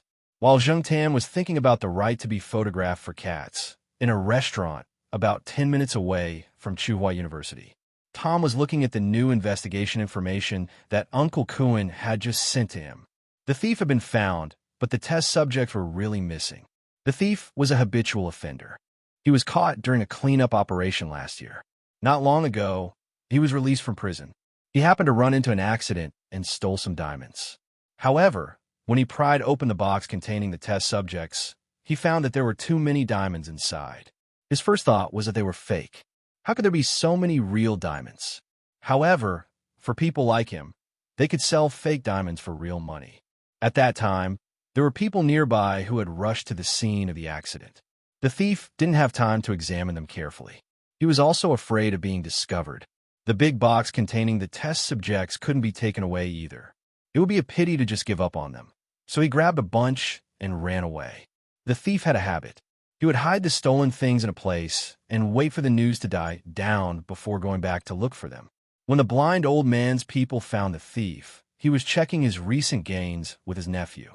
The blind old man sent people to follow the thief, but they found that the test subjects were gone. Tom was inclined to believe this result. However, knowing that there was no other conspiracy behind this, he was a lot more relieved. If he really couldn't find it, then there was no need to look for it anymore. He should focus on the current situation. He passed the folder in his hand to the woman beside him and turned to look at the door. "Sorry for being late. I was at a meeting and was dragged over to talk for a while." A young man with a backpack walked over and sat in the chair opposite Tom. This was the guy who took the photos that Zhang Tan saw. "Thomas, when did you and Kelly come back to China?" "We just came back 2 days ago," Tom replied. The three of them chatted and ate. Tom looked at the person opposite him. "Yang, what did you take today?" Judging by the look on his face, he must have taken a lot of photos that he was satisfied with. Yang, he took out his laptop and opened a set of photos. "I took some photos of some cats in Tsinghua University.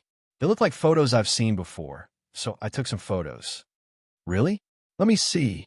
Yang passed the laptop over. Tom flipped through the photos on the screen. There were photos taken today and also some old photos that were copied.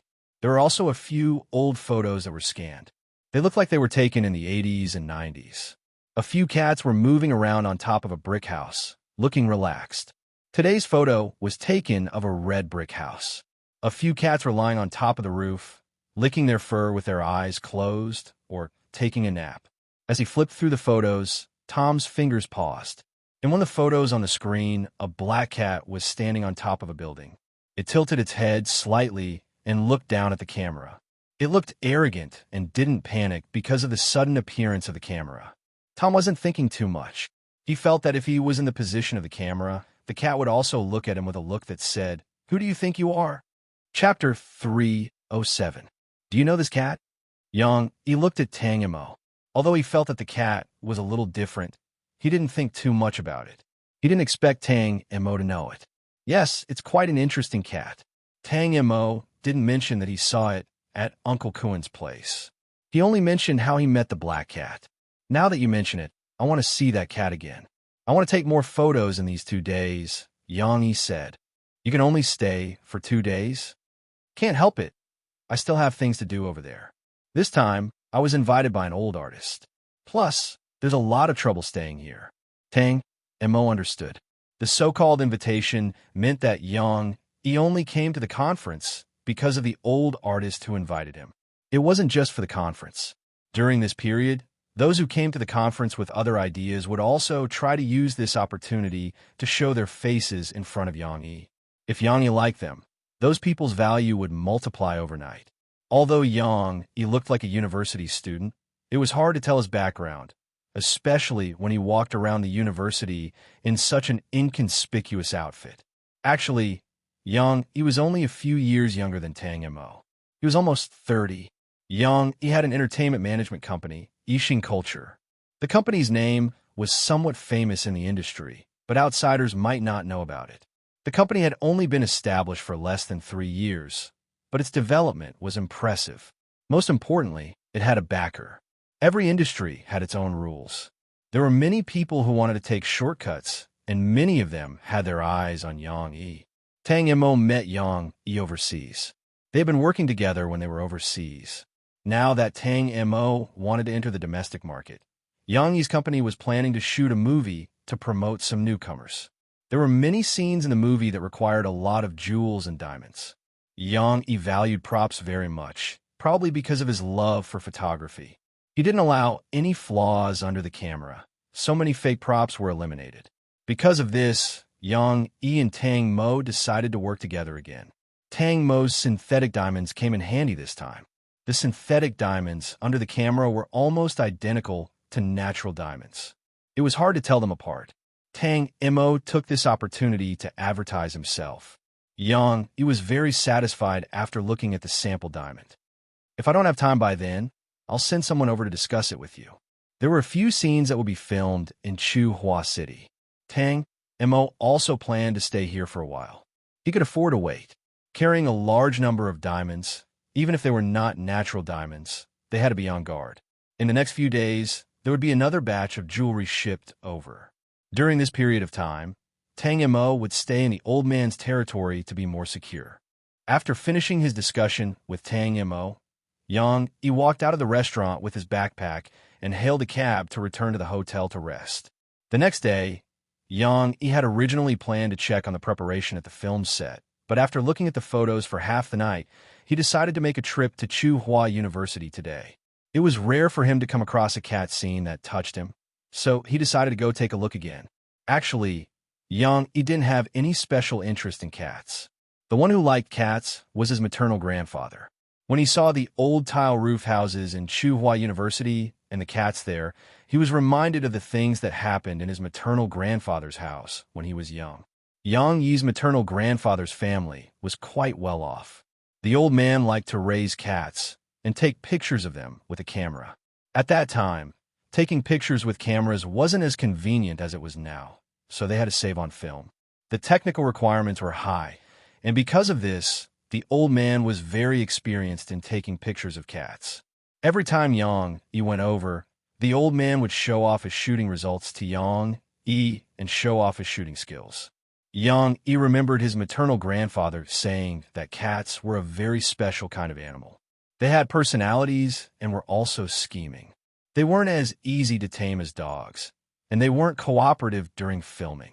They were unruly and did things their own way. Therefore, the technical difficulty was slightly higher, and there was a lot of attention to when and what kind of photos were taken. Therefore, most of the time, the old man would accommodate the cat's work and rest schedule. Of course, the different cat's work and rest schedule had a lot to do with the cat's owner. Back then, the old man and the cat raised by the old man actually influenced each other. The old man very much agreed with Mr. Jing in saying that all scenery is love. Using the scenery to express one's emotions, and using the scenery to express one's emotions. The photographer's mission was to record images, and every photo contained the photographer's emotions. Looking through the old photos from when he was young, he realized that the person who took the photos was no longer there. The cats in the photos were also long gone. Although he didn't set foot in the pet rearing circle that was becoming more and more prosperous with the economic and social development, Yang Yi had always been taking pictures of cats. It had a kind of chance and randomness in life.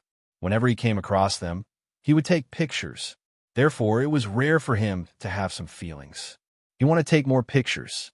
He might not have time to come here in the future. Even if he came here, who knew if this place would still be the same? Now, many universities were undergoing renovation. The old buildings were being demolished, and new buildings were being built. When the time came, would the cats still be there? Yang Yi woke up early. When he came to Tsinghua University, he saw many old people walking around outside. Today was Saturday, and most of the students didn't have classes. Therefore, there were fewer students walking around than usual. This time, Yang Yi entered from another door. It was a different route from yesterday's meeting. This side was close to the faculty's residence. It was much quieter. Moreover, most of the people he saw were old people. Many of the old people were the type to sleep and wake up early. They didn't stay up late like the young people. After taking a few pictures, Yang Yi saw an old man carrying a bag of steamed buns bought from the cafeteria. He was walking a bullhead terrier. He was probably tired from walking and was resting on a wooden chair by the lawn. The bullhead terrier was squatting beside him.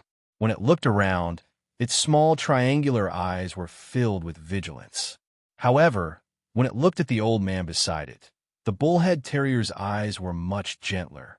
Yang Yi raised his hand to take a few pictures. He heard the old man shout, "Little flower." He looked over and saw another old man leading a very large Saint Bernard. The little flower that the old man shouted just now should be this Saint Bernard. Seeing Yang Yi taking pictures, the two old men greeted Yang Yi. When they heard Yang Yi say that he was a photographer, they quickly shouted for him to take a few more pictures. These two were getting along well, Yang Yi said as he looked at the two dogs that had different sizes and personalities. One of his friends had a bullhead terrier. That fellow was very aggressive, causing the dogs and cats around to run away when they saw it.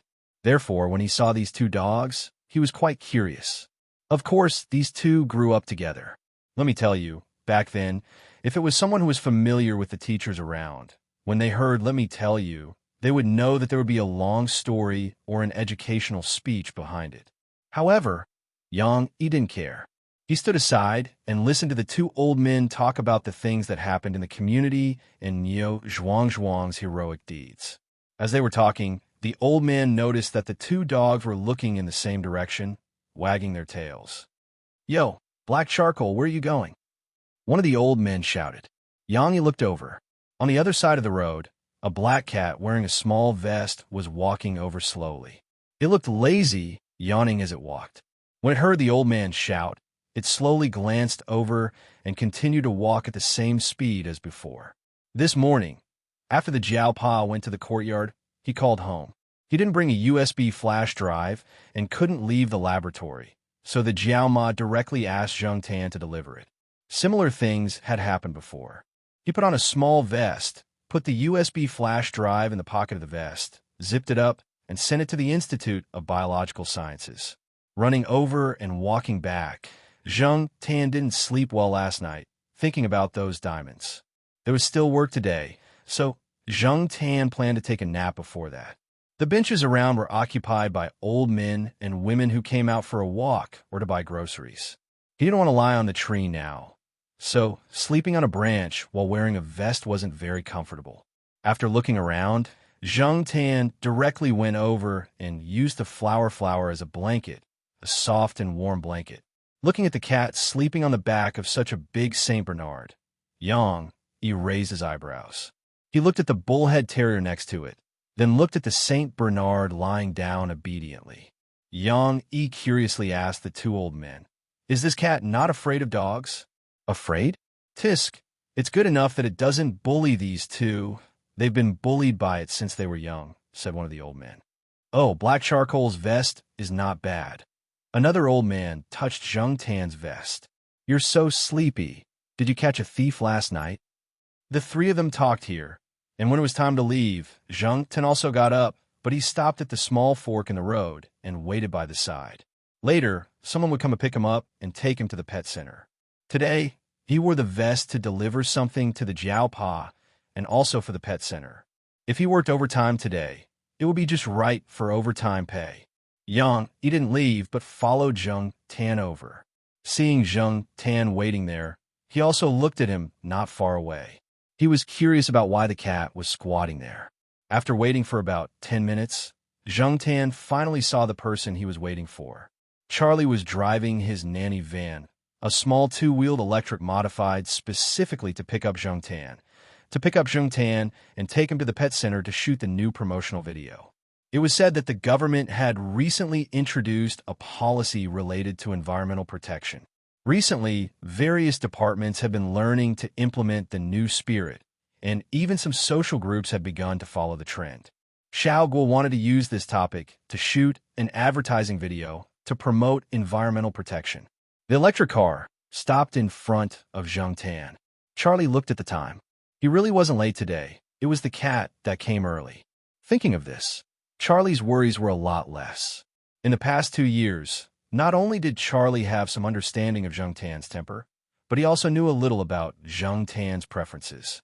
For example, he knew that this cat, whose breed was only worth a few dozen yuan in some butcher's markets, but was very important in this team, didn't like things related to pets, including toys, food, most pet clothes, and so on.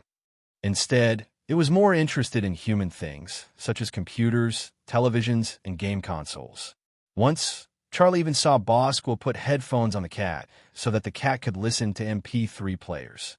After seeing so much, he didn't find it strange anymore. The nanny on the set was dutiful and worthy of the salary that Bosco gave him. Although the car and clothes didn't have a logo of the pet center, the kettle in Charlie's basket was printed with the words, obviously, So Pet Center. Pet center? Didn't they say that this cat was raised by a teacher? He thought. "Excuse me, is this cat yours?" He walked over and asked. Chapter 308. At first, he didn't understand why the other person had such a cold and distant reaction. After a while, he thought of something and took out a business card and handed it over. "I'm from Xing culture. I'm here to attend a photography conference." Charlie was still on guard. He didn't know what Yixing culture was, but since it involved people in the photography industry, he could be considered to have crossed paths with them. So, before he fully understood, Charlie still saw Yang Yi as a competitor. The business card Yang Yi gave was a relatively ordinary one. Yang Yi's specific position in the company was not written on it. The phone number was a spare phone number that Yang Yi bought in Chuhua City. Charlie didn't care after glancing at the business card. Out of courtesy, he didn't immediately throw the business card into the trash can. Instead, he put it in his pocket. He wanted to leave with the cat as soon as possible. Seeing that the other person didn't want to continue talking, Yang Yi didn't say anything. After the other person left with the cat on the small electric bike, Yang Yi thought about the scene just now. When the other person knew that he was a photographer, the obvious vigilance in his eyes made Yang Yi speculate a possible answer. He gave the business card out of curiosity. The movie he invested in also involved some cat scenes, but the cats in the movie had to be of expensive breeds. Yang Yi didn't consider the Black House cat. His original plan was to find some trained cats that had a bit of intelligence. When he saw the words Ming Ming Pet Center printed on the bag, he thought that if possible, it would be good to cooperate with such a pet center. It was just a spur-of-the-moment behavior of him. After asking someone to check the pet center, Yang Yi returned to the hotel and watched most of the commercials and videos that Xiaogua and the others had shot. He didn't sleep the whole night, thinking about the videos. He suddenly had an idea, but this idea needed to be discussed with the person in charge of the pet center first. Yang Yi didn't have to wait long. The next day, he received a call from Xiaogua. It turned out that after Charlie took Zheng Tan to the pet center, because the temperature in the room was a little high and it was a little stuffy, Charlie threw his jacket in the place where clothes were placed. The business card and the jacket slipped out at that time. At that time, no one paid attention to it, but when Xiaogua went to put the clothes away, he found it. He picked it up and looked at it. When he saw the words Yixing culture on it, he immediately became excited. Xiaogua himself had made a lot of money from advertisements and videos, and had even rented a cat to a small crew to film a TV series. Naturally, he knew a lot about the professional and commercial circles, and Yixing culture was one of them. He didn't know who this Yang Yi was, or what position he held in Yixing culture, but since this company was involved, it meant that there was a potential business opportunity. Without caring about anything else, Xiaogua immediately called Charlie over and asked him about what happened. Charlie didn't hide anything and told him everything. Anyway, it was only a matter of a few minutes. Looking at Bosque's unpredictable expression, Charlie's heart was pounding. Boss, is Yixing culture that awesome? Could it be that they were also shooting commercials? How does it compare to our studio? Charlie asked. In his heart, their studio was the best in the industry. Of course, this was only limited to the circle of cat commercials. Xiaogua knocked Charlie's head with the magazine in his hand. What do you know? The difference between our studio and theirs is like the difference between braised beef instant noodles and braised beef. Charlie was speechless. Wasn't this the difference between a loser and a Mr. Perfect? Looking at the 2 yuan bag of braised beef instant noodles on the table next to them, Charlie didn't say anything. Xiaogua pondered for a whole night, then woke up in the morning and made a phone call. After receiving Xiaogua's call, Xiaogua introduced himself and had a rough idea. When he was investigating the pet center, he had investigated a few key people in it. He knew what role Xiaogua played in the team. The two made an appointment. Yang Yi came to the pet center and walked around with Xiaogua. He also asked about Zheng Tan. However, Xiaogua didn't want to say too much when it came to Zheng Tan. After Yang Yi revealed his identity, he revealed some secrets. Zheng Tan had always been low-key. Although there were many people in the cat community who knew the name Black Sea, they couldn't match it. Also, Xiaogua deliberately hid Zheng Tan's real information. Since the big boss of Yixing culture was interested in working with them, Xiaogua decided to reveal some information to him. Yang Yi didn't immediately decide on the cooperation. He wanted to know more about the shooting. For this reason, Xiaogua invited Yang Yi to watch the next shooting. Yang Yi's heart had been itching for a long time. He really wanted to see how the photos were taken and how the cats performed. In the videos, many of the cats' performances were perfect, especially the black cat. Moreover, although he usually took some photos of animals, There was definitely a gap between him and a professional pet photography team. Just like his grandfather in the past, he was not good at taking photos of people and scenery, but he was good at taking photos of cats. Therefore, after leaving Chuhua for a while, Yang Yi flew back to the pet center for a new round of shooting. Zheng Tan was surprised when he saw Yang Yi. He remembered this person, but he didn't know why Xiao Guo allowed him to watch. Normally, Xiao Guo didn't allow others to enter the set, unless it was someone he truly trusted. But this person, looking at Xiao Guo's behavior, Zheng Tan felt that Xiao Guo was treating Yang Yi with caution. It seemed that Yang Yi's background wasn't small. Zheng Tan wasn't interested in Yang Yi's background. His responsibility was to do a good job today. As soon as the shooting started, Xiao Guo's caution was gone. He completely entered his usual state and ignored Yang Yi, almost forgetting about him. Yang Yi didn't care that he was left out. He paid attention to the black cat under the camera, as well as the other cats and dogs playing other roles. It had to be admitted that a professional team was better than others. They knew which cat couldn't sleep without hugging something, which cat would start to get excited at what time, which cat hated what smell, and how it would behave after smelling it, and so on. Since the establishment of this team, they had a deeper understanding of the cats in the studio that were often in front of the camera. The shooting efficiency was high, and the results were satisfactory. Xiao Guo said that the black cat was the trump card here. It was true. Just look at the performance of these cats. Unfortunately, because of the problem of breed, the movie couldn't use this cat. They could only use other cats. According to the script of the movie, it had to be a famous breed cat.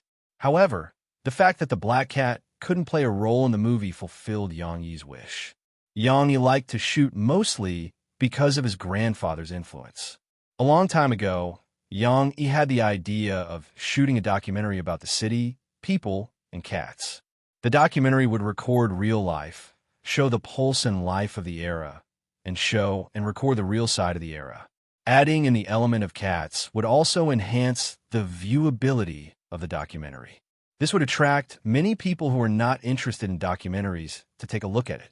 However, it was difficult and he hadn't been able to put it into practice. After his grandfather passed away, Yang Yi's idea became stronger when he looked at the photos in the thick album. Looking at the black cat in front of the camera, the smile on Yang Yi's face became bigger and bigger. Zheng Tan, who was shooting the advertisement, suddenly felt a chill on his back. He almost made a mistake when he jumped. Fortunately, he was experienced and strong mentally, so he calmed down quickly. After the shooting, Xiao Guo and Xiao Guo had a private talk in the room. When they talked about Zheng Tan, Xiao Guo shook his head. I can't make the decision. You have to find its father and get his approval. Otherwise, even if you take it away by force, it won't cooperate. It will also let you know what a cat's paw is. After that, Yang Yi and Xiao Guo signed the contract. The movie team picked an experienced cat from the team and sent it over. At the same time, a few people from the movie team followed along. They would take care of the cat's daily life and make it more cooperative with the filming.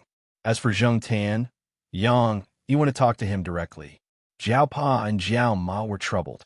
Shooting the advertisement was one thing, but Xiao Guo was an acquaintance. He knew everything about Zheng Tan and agreed to keep it a secret. Even if he was popular in the cat community, it was only a small circle. His real life wouldn't be affected much. Just like Xiao Guo himself, shooting advertisements for cat food and related products was just a small matter compared to professional movies and TV shows. If he really participated in a movie and took up a lot of space, it would be a different level. Moreover, shooting the advertisement here is close to home. If he accepted Yang Yi's job, Zheng Tan would probably be away from home for a long time. Judging from Zheng Tan's troublemaking behavior, Jiao Pa and Jiao Ma were really worried. Convincing the Jiao family was not an easy task. Yang Yi didn't expect to encounter such a problem. Lure with money? Sorry, Jiao family wasn't as poor as people thought. They weren't crazy about money and wouldn't fall for it. Threaten? In Xiao Guo's words, that cat would let you know what a cat's paw was. Let's just wait until the Jiao family agrees. Yang Yi originally planned to fly back to Beijing the next day, but because of this incident, he changed his mind and played the emotional card. He talked about some emotional things, about art, about relationships, about cats, and about the awareness of caring for cats promoted by this film. This time, more people would like and understand this race that had infiltrated human society, had a bad temper, and was difficult to understand. In the end, the Jiao family relented, but that was all. The final decision still depended on Zheng Tan's own opinion. After Zheng Tan agreed, Jiao Pa replied to Yang Yi and agreed to act. After Yang Yi ended the call, he looked at the sunlight outside the window for a while. Then, he picked up his phone and opened the photo album. There was an old photo copied over. In the photo, there was an old man smiling happily. On the old man's shoulder was a yellow and white house cat. The cat intimately leaned against the old man's head. It raised its chin slightly and looked at the camera with a hint of laziness. Some people said that the people in Beijing had the arrogance of the emperor, but also the enthusiasm of the Hatong. The cats in Beijing had the spirit of the Forbidden City, but also the ruffian spirit of the Sihiyuan. Chapter 309. Shooting wasn't something that could be done immediately after signing the contract. It still required a series of preparations, so Zheng Tan wouldn't leave for the time being. He would still stay in Chuhua City for a while. In order to let Zheng Tan better adapt to the shooting, Xiaoguo decided to transfer some people from the working group to help Zheng Tan. The so-called help to familiarize himself with the shooting location was that Xiaoguo thought that Yang Yi's team would probably use a similar shooting method after staying with the film crew for a few days. Therefore, Zheng Tan was taken to the pet center every day to face the familiar people, cameras, props, and so on in the studio. He was brought here for special training, so the people around him were very active. Zheng Tan didn't need to shoot advertising videos and pictures these days, so he was quite bored in the studio. If there was no privacy to eat, sleep, or even poop, Zheng Tan didn't mind letting Xiaoguo know what a cat's paw was. Therefore, when Xiaoguo returned to the pet center from the film crew and opened the door of his lounge, he found that the sofa cushion that he bought less than half a year ago was full of scars. Xiaoguo didn't lock the lounge these 2 days, and only Li Yuanba, Peanut Candy, and Zheng Tan could open the door by themselves. Zheng Tan often slept here, and Li Yuanba occasionally came over. Peanut Candy basically didn't enter the door. Among them, Li Yuanba had his own special place for lunch, the bookshelf. Only Zheng Tan slept on the sofa. Half a year ago, Xiaoguo annoyed Zheng Tan because of something. In a fit of anger, he destroyed a sofa in Xiaoguo's place. Now, he destroyed the cushion of a new sofa as a warning. After seeing the miserable state of the sofa, Xiaoguo wailed and then lay on the computer chair. When he looked up, he saw Li Yuanba on the bookshelf. Li Yuanba's eyes made Xiaoguo feel as if he had done something stupid again. "Can't you stop him?" Xiaoguo said to Li Yuanba. Li Yuanba turned his head and went back to sleep. Xiaoguo sighed. He knew Li Yuanba's fighting ability. He could beat up cats, scratch dogs, and even fight thieves.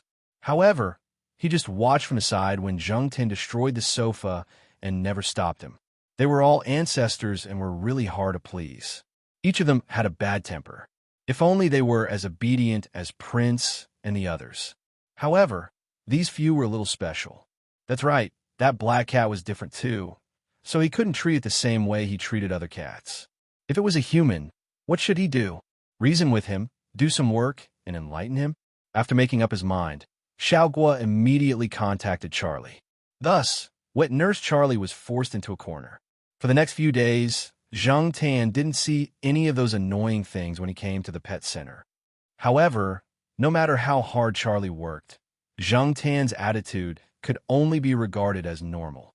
Charlie didn't know if Charlie had instilled Boss Guo's order into the cat's brain. Boss Guo had been busy these days, so he gave Charlie this difficult task to try to arouse the cat's positive emotions. Charlie didn't know what a cat looked like when it was in a positive mood. He only knew that when he was working, he talked until his mouth was dry. In the end, he found that the cat, lying lazily on the chair, narrowed its eyes and yawned. Then it ignored him. Charlie's mood at that time. Speaking of it, he felt like crying. For the sake of the high salary, he accepted it. Xiaoguo came back early that day.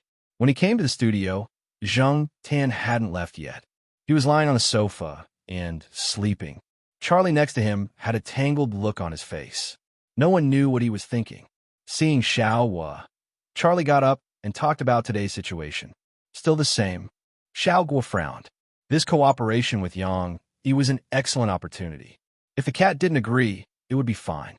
But since it agreed to act, Xiao Guo had to spend more effort on it. If he was passive and slack off, people wouldn't be optimistic about him. It was fine here, but if he went to Beijing and went to other people's territory, he didn't know if he would be at a disadvantage. Throwing his coat on the sofa, Xiao Guo didn't bother to change his shoes. He wiped his face, rolled up his sleeves, and walked to Zheng Tan. He squatted down and looked at Zheng Tan, who had just woken up. He waved his fist seriously to encourage him. Black charcoal, after this job, will be rich. Zheng Tan and Charlie. Simple, direct, and effective. Zheng Tan's fighting spirit was finally ignited, and he narrowed his eyes. Zheng Tan looked at the contract. The money was indeed a lot, but Zheng Tan felt that Xiao Guo was too nervous. He wasn't a rookie who just started shooting commercials. Didn't need to worry so much. Sighing in his heart, Zheng Tan felt that recently everyone seemed to be a little too nervous and anxious, whether it was the people at the pet center or the Jiao family. While Zheng Tan was sighing, the Jiao Pa was thinking about whether to contact the people he knew in Beijing. He knew people there, but they definitely didn't have time to take care of them. It was also inconvenient for them to take care of them. After thinking about it, the Jiao Pa contacted Fong Xiaokong. The third Master Fong's base was in Beijing. It was more reliable to ask him for help. The third Master Fong, who was busy in other provinces, was surprised when he received the call from the Jiao Pa. Shooting a documentary? The third Master Fong waved his hand and asked his assistant to leave. He put his feet on the desk. Who is it? Mr. Yang from Yixing Culture, the Jiao Pa said. That kid Yang Yi? Okay, I got it. Don't worry. Even if I don't have time, I will ask someone to take care of him. The third Master Fong gave the Jiao Pa a phone number. If there was a need, he could ask someone to contact this number. With the third Master Fong's promise, the Jiao Pa suddenly felt a lot more at ease. But he wasn't completely relieved. After all, that cat was really a troublemaker. After the third Master Fong hung up the phone, he flipped through his contact list and dialed a number. It rang for a long time before it was picked up. Hello. The other party didn't seem to be awake. Hello, Yang Yi. It's the third Master Fong. I heard that you were shooting a documentary about cats. Yang Yi was a little confused. He didn't sleep the whole night after organizing some materials. He went out again in the morning and only started to catch up on sleep when he came back at noon. He didn't expect to receive a call from this person. Oh, Uncle Fong.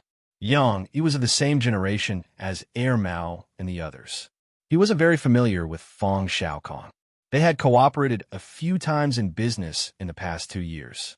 He used to call Fong Xiaokong Uncle Fong like Mao and the others. Yes, that's true. What's the matter? Are you interested in investing? Fong Xiaokong had invested in many movies. Yang Yi was just casually mentioning it. He didn't expect Fong Xiaokong to laugh. Yes, but I want to ask, do you still need a role? I have a cat at home too. It's very smart. It's not much worse than black charcoal. Yang Yi paused for a few seconds. Third Master Fong had a cat at home. What he didn't expect was that unlike other people who recommended actors, celebrities, or relatives, the third Master Fong only recommended his cat. Since third Master Fong had asked, Yang Yi didn't immediately refuse. Instead, he asked, "What's the breed of your cat?" "My cat is a crossbreed. It's not a famous cat, but it's very smart. It's much better than those famous purebred cats. Do you have internet there? I'll send you some photos." Fong Xiaokong took out his laptop, selected a few photos taken at home, and sent them over. He always thought that the smartest cat in the world, other than black charcoal, was his demi. If his demi wasn't good enough, what other cat was qualified? Crossbreed cats referred to cats with impure bloodlines. Yang Yi didn't plan to use many expensive purebred cats in the documentary. Basically, he was going to use house cats and crossbreed cats. Hearing Fong Xiaokong's words, Yang Yi was relieved. He opened the file he received and checked the photos. 10 seconds later. "How is it? Good enough, right?" Fong Xiaokong asked. "His eyes are sharp enough," Yang Yi commented. Fong Xiaokong didn't ask for much. He just wanted to make a cameo appearance as a souvenir for himself. After Yang Yi agreed, Fong Xiaokong immediately looked for an opportunity to ask his daughter for credit. Fong Mingming was happy, but she thought of another. Dad, since our Demi is participating, can we get Xiaomi to make a cameo appearance? I haven't seen Xiaomi in a long time. So, after Yang Yi slept restlessly for another hour, he received a call from Fong Xiaokong again. Hello, Yang Yi. It's me, Fong San. Yang Yi, I just wanted to ask, are you still looking for roles? I'll recommend another one. She's also a crossbreed. She's from the same family as Artemi. She's called Xiaomi. She's just a little dumber than Artemi. Her looks are passable, but there's a mole near her mouth. Are you still in front of the computer? I'll send you the photos. Yang, Xiaomi had always been with Zhao Lu. They stayed in Chuhua City for a while. Later, when Zhao Lu got busy, there was no one to take care of her. Even the nanny couldn't hold her down. So Zhao Li's mother brought her to Beijing to keep her company. Her husband and daughter were usually very busy, but Zhao Li's mother liked Xiaomi. When she returned to Beijing, she couldn't bear to part with her, so she brought her along. Although they were both in Beijing, Xiaomi and Xiaomi didn't have much time to see each other. As for Zheng Tan, ever since Xiaomi was taken away, they hadn't seen each other. Xiaomi only saw Xiaomi when they went to the cat exhibition. Knowing that these two would also participate, Zheng Tan was looking forward to it.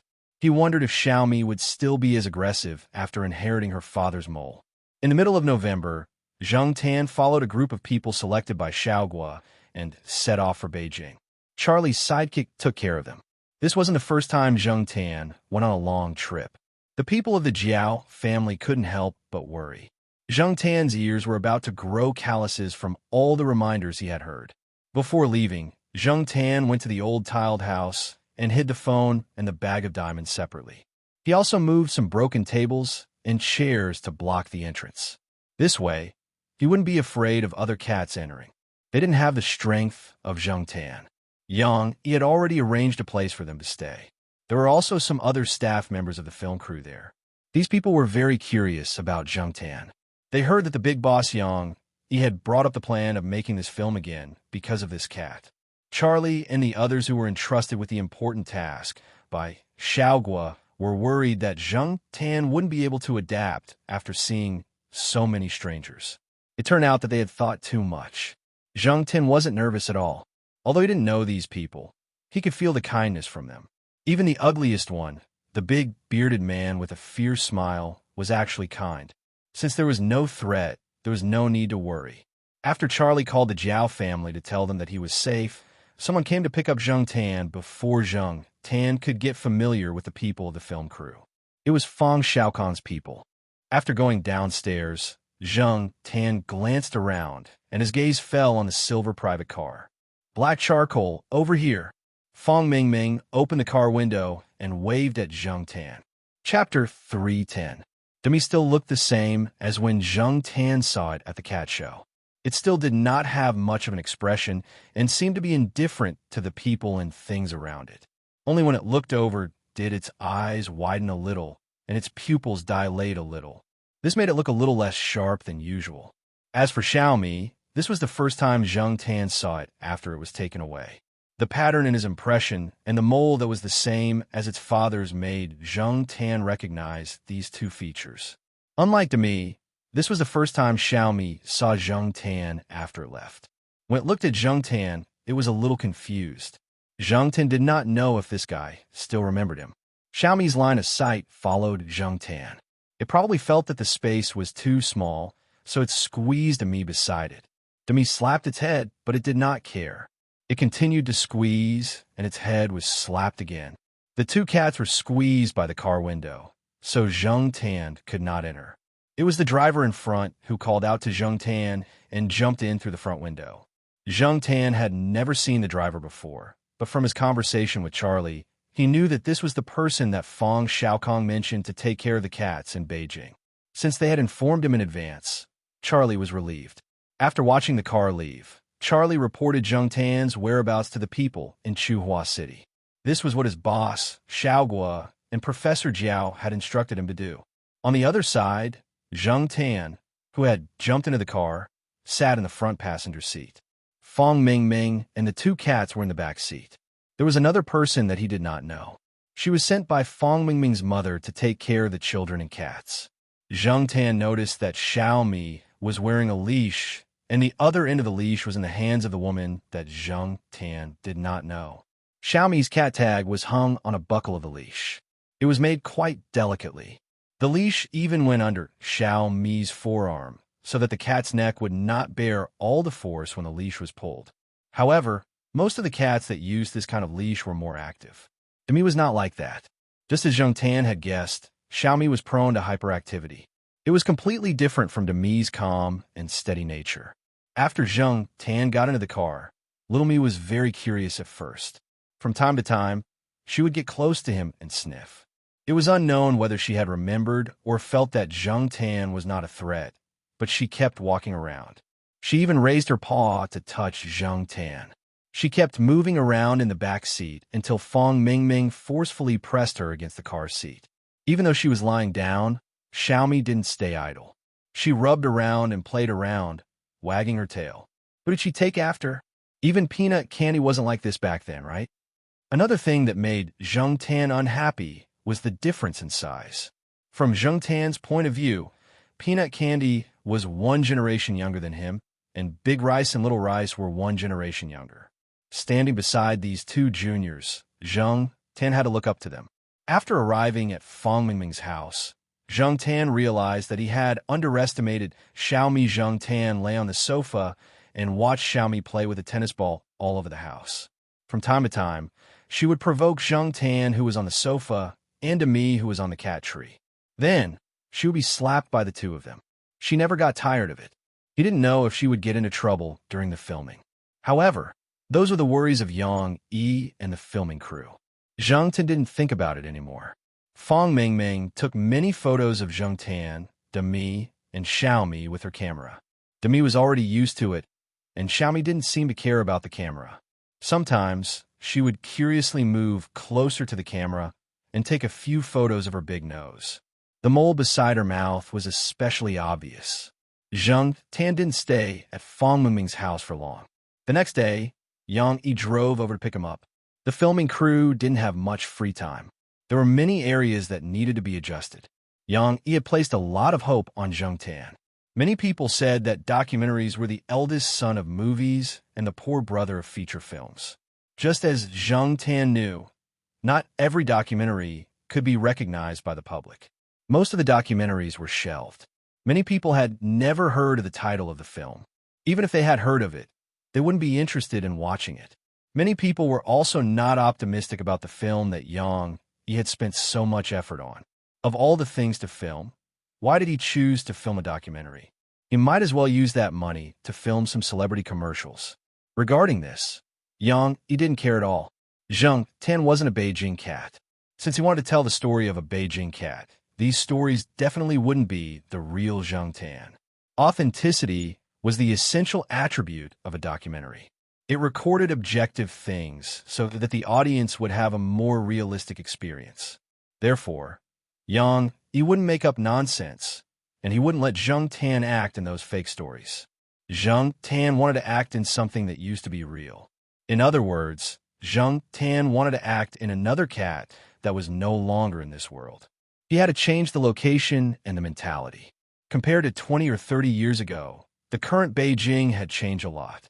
The scenes and things in Yang Yi's memory couldn't be recreated as they were. Therefore, this involved a method of using scientific and technological means to create a virtual reality. Of course, virtual didn't mean that the story was real. The scenes and things created by scientific and technological means were also real and had historical basis. Therefore, some parts of the documentary needed to use a combination of virtual and real shooting techniques to recreate the real story. Humans had the ability to recreate the past. Those past events were scenes that existed in Yang Yi's memory. Yang Yi said that he wanted to achieve a resonance in terms of thinking. Zhang Tan felt a bit of pressure. Whether it was the lineup or the atmosphere, it was very different from Xiaogua's studio. During the shooting process, the focus was on the control of the light ratio to improve the visual effect of the image. Therefore, the technical level of the camera and the cameraman was higher. The cameraman had to adjust the light ratio to ensure the beauty of the image, so that the film content could be shown to the public at the most beautiful angle. The advanced shooting equipment and the skillful cameraman showed the importance Yang Yi attached to this documentary from these two aspects. The post-production requirements for the technical processing of the image were also high. They had to be able to ensure the authenticity of the filmed content and modify the image to enhance the visual effect. This required the relevant filming technicians to have strong technical skills. Sure enough, there was a big difference between filming a pet commercial and this kind of documentary. No wonder Xiao Guo had been nervous before, and even Charlie had been nagging at the side for fear of causing trouble. Yang Yi, Charlie, and the rest of the team sent to Beijing by Xiao Guo talked about the next few scenes to shoot, how to walk, where to look, how to bark, and so on. Zheng Tan listened at the side. The old man who acted with Zheng Tan and many people in the filming crew did not understand Yang Yi's approach. At the beginning, when they knew that Yang Yi wanted to shoot this documentary, they knew that it would be very difficult. People were easy to deal with, but cats were notoriously difficult to deal with, much more difficult to deal with than dogs. Looking at the proportion of dogs and cats in the movies so far, one would know. One would not know how difficult it was to deal with cats if they had not filmed it before. Therefore, they felt that Yang Yi was still too young and naive to think about things too simply. Yang Yi also knew what others would think, but what he learned from Xiao Guo and Professor Jiao, as well as what he saw with his own eyes at the filming site at the pet center, made him have high expectations for this cat. This involved the story of his grandfather, and the significance of the film itself was great, even if it was not a big production movie and was only a documentary that many people did not think highly of. Every time Yang Yi filmed an animal, he liked to guess the animal's mood by looking at the animal's eyes that were fixed in the photo. Compared to humans, animals were more eye-catching. In fact, most of the time, an animal's gaze could instantly kill the celebrities on TV. It was not that they performed better than the celebrities, but it was how much of an impact their gaze would bring to the people who saw it. Those who loved pets, sometimes, even if their pets did something wrong, they would be prepared to reprimand them. But when faced with the pet's coquettish or pitiful eyes, they would abandon their armor and armor. The eyes of animals were also filled with emotions. Although it was a documentary, there were still some things that had to be done, especially Zheng Tan, who was acting the life of another cat. Before shooting, Zheng Tan had to do makeup. Yes, makeup. This was something that had been discussed before. Yang Yi's grandfather had once reared a cat that wasn't pure black. That cat had 3 white legs and 1 black leg. There was a small white dot on its nose and an inverted triangle on its chin. Compared to the sheriff, the proportion of white on its body wasn't much. Zheng Tan had seen the photo that Yang Yi took out. As for the dye, Yang Yi specially got it. It was said that it was harmless, edible, and could be washed off. For this reason, Jiaopa specially took some for testing. After getting the results, he agreed. Before this, Zheng Tan had always thought that dyeing was an easy task, but when it came to makeup, he realized that it was not so. The makeup artist that Yang Yi hired was too conscientious and meticulous. Of course, the effect was also very good. Zheng Tan was guaranteed that many people would not recognize him if he went out now. Most people recognized animals by their color at first sight. A little white would change a lot, and the all-black aura would be reduced. Charlie held the mirror for Zheng Tan to look at. Zheng Tan was satisfied with the rest. At first glance, he did not see any makeup. The only depressing thing was the little white spot under the nose. Zheng Tan now felt that peanut candy and Xiaomi's mole were not bad. At least, it was better than Zheng Tan's current one.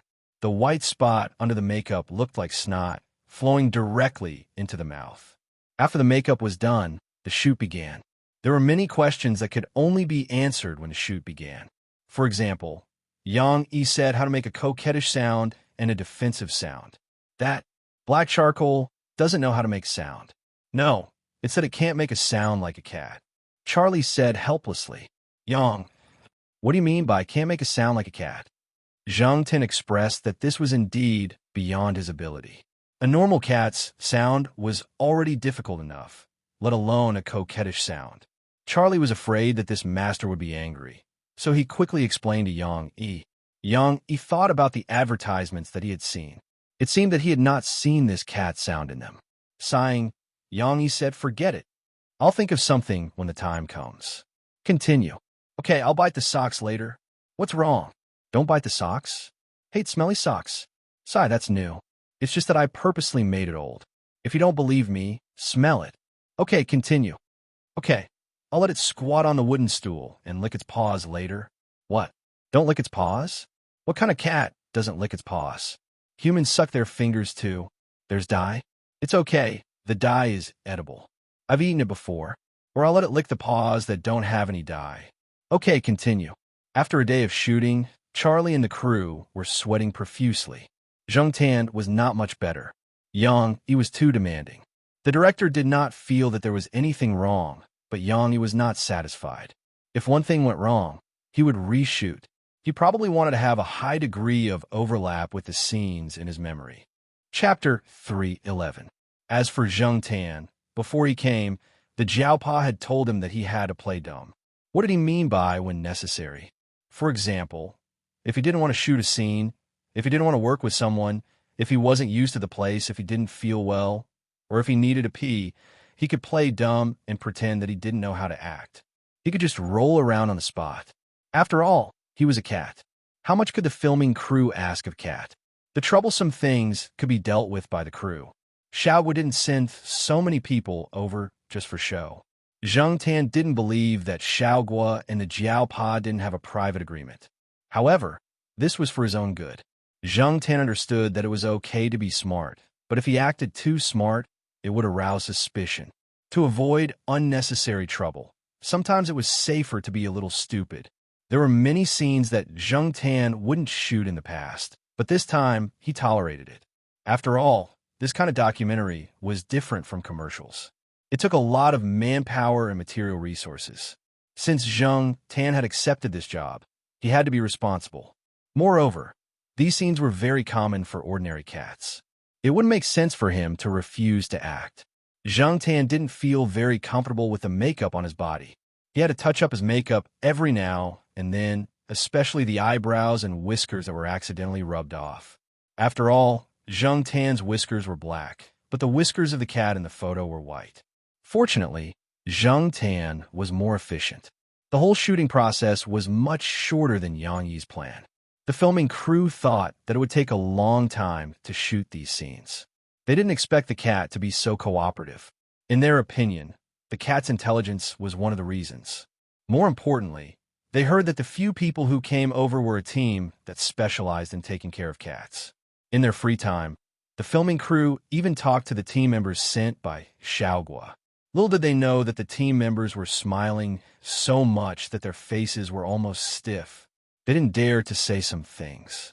They had signed several contracts, and they would do whatever Xiaoguo told them to do. Zheng Tan didn't know how well he acted. He could only tell from Yang Yi's expression that he wasn't up to standard. He could only wait for the final production to be completed. The old man who was acting with Zheng Tan looked like Yang Yi's grandfather from the side. Of course, he had also put on makeup to make it look more alike.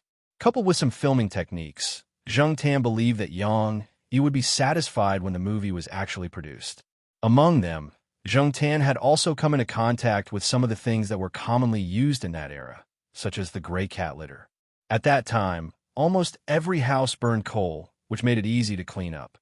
There was also a handmade catwalk made by the people in the Sihiyuan for the little rascals who came in and out all day. A half-foot square hole was made and a curtain was hung. Fat cats and bigger cats would also make the hole bigger. There wasn't any high-tech technology, but it was used well at that time. Other than Zheng Tan, Xiaomi also made a cameo appearance. Yang Yi wanted to film some scenes where the cats were usually active and having fun. Among them, Yang Yi liked what Little Me did the most. Even when it was alone, Little Me would immediately get high. It would kick, scratch, and bite its own feet as if it was schizophrenic. It would quickly run around the narrow wall, and after it was done playing, it would raise its tail in an S shape. Its chrysanthemum faced the setting sun, and it would stretch lazily. Then it would start calling for food. Everyone was happy when they were filming. Zhao Li's mother even came to the scene personally. She didn't care about her cat's embarrassing appearance at all. Instead, she thought that cat should be like that. Zhang Tan could see that Zhao Li's mother valued Xiaomi. It seemed that Xiaomi was to her liking. As for Xiaomi, although it didn't have stage fright, it was too calm and quiet. It stood on the high wall and didn't move. He didn't know what to do. After all, this cat was requested by Fong Xiaokong.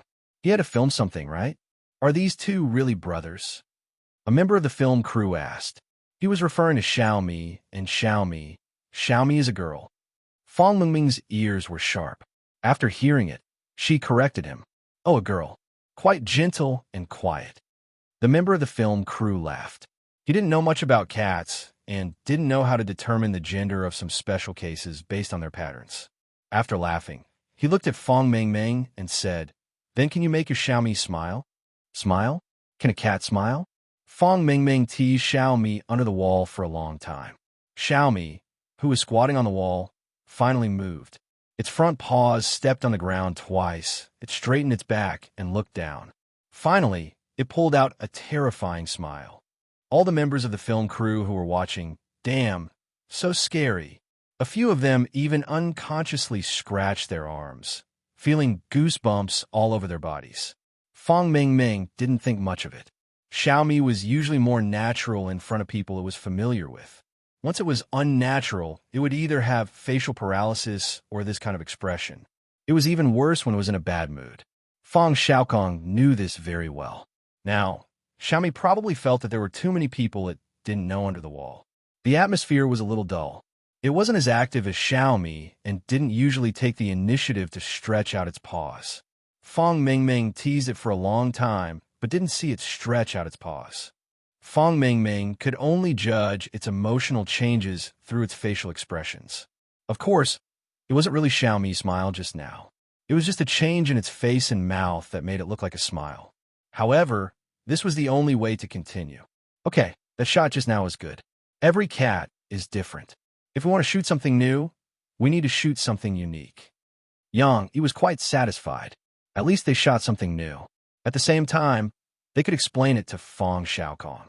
At the end of the shoot, Xiaomi was taken away by Zhao Li's mother.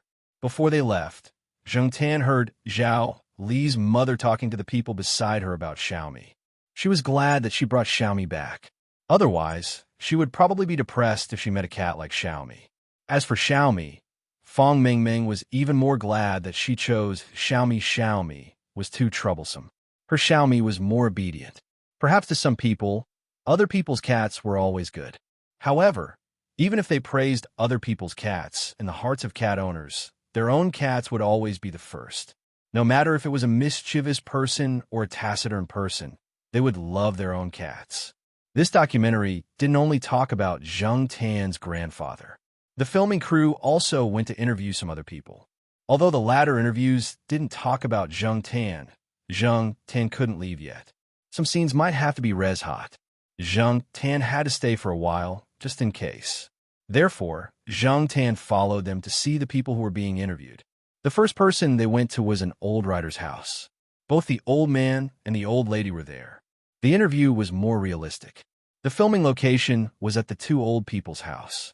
Their children were often not around, so the two old people raised a cat. It was a white field cat. When it saw Zhang Tan, the cat was very curious and vigilant. It hid around the old man and the old lady and stared at Zhang Tan. Zhang Tan walked around the house. The cat didn't have any reaction. It only stretched its neck and stared at Zhang Tan. When Zhang Tan came to its cat nest and approached its cat rice bowl, the cat's fur stood up. It rushed over, arched its back, and waved its paws at Zhang Tan and growled, "Hey, don't worry. That black cat won't fight." He comforted the worried old lady. Then, he asked the two old people when they could start. After Zhang Tan left its rice bowl and cat nest, the cat immediately ran back to the old man and the old lady. The two old people had been interviewed countless times. Therefore, they could handle this kind of situation calmly. The director wouldn't deliberately ask them to do what they wanted. When the old lady was reading and cooking, when the old man was writing, when he was listening to the radio, and the cat's reaction were all filmed. When the old man was writing, the cat would jump on the desk and cause trouble. It would step on the old man's paper and couldn't be pushed away. If it was pushed away again, it would directly lie on the paper. It would only get up slowly when the old lady called it. The old man wasn't angry. He smiled and scratched the cat's chin with the end of the pen. This guy is very arrogant. When I sit here, it comes over to bully me. Wife. My wife doesn't say anything about it. Instead, she asked me to write some articles to praise it. Looking at the old man's face, he didn't feel wronged or angry at all. Instead, he was very happy. The old man said that the literati in the capital liked to raise cats. He also gave a few examples of writers of the same generation. Under the literati's pen, the cats in the capital were somewhat like young masters who were spoiled in every aspect. Although most of them went from catching rats to eating, drinking, and playing in high-rise apartments to pets, they still had a sense of manliness in their bones. They didn't care if the person they were facing was a literary expert or a small citizen. What were the morals of Chu Hua's cats? Zheng Tan thought about the few cats he knew. Thinking about it carefully, it seemed that the few cats he knew were somewhat special. Perhaps they were representative of Chu Hua's cats. In addition to the current cat, the old man also recalled the cats he had raised in the past. The old lady also took out a photo album and showed it to everyone. During the interview, the two old people were often immersed in their memories. Sometimes, they would quietly think as if they forgot that there were people filming the interview around them. There were several times when there was silence. However, neither Yang Yi nor the other people in the film crew turned off their phones or interrupted them. There was no impatience on their faces. Before coming, Zheng Tan had been told by Charlie about this situation. It was probably Yang Yi's instructions. Every time after the silence, the old man's words were more vivid, very real, and very lively. When talking about the last cat, the old lady's eyes turned red several times. That cat had accompanied the two old people for more than 10 years and had died of old age. The filming crew then went to interview a Chinese art master. During the interview, the old man even took out a painting full of cat footprints. At that time, the old man was painting a fish. In the end, his cat jumped on the table and caused trouble, leaving ink prints everywhere. After that, the old man fixed the painting, framed it, and collected it.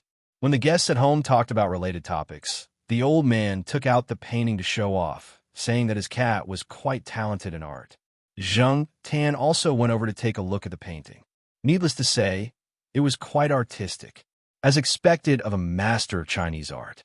Just like in a movie about Tang Bohu, he could always turn something rotten into something magical.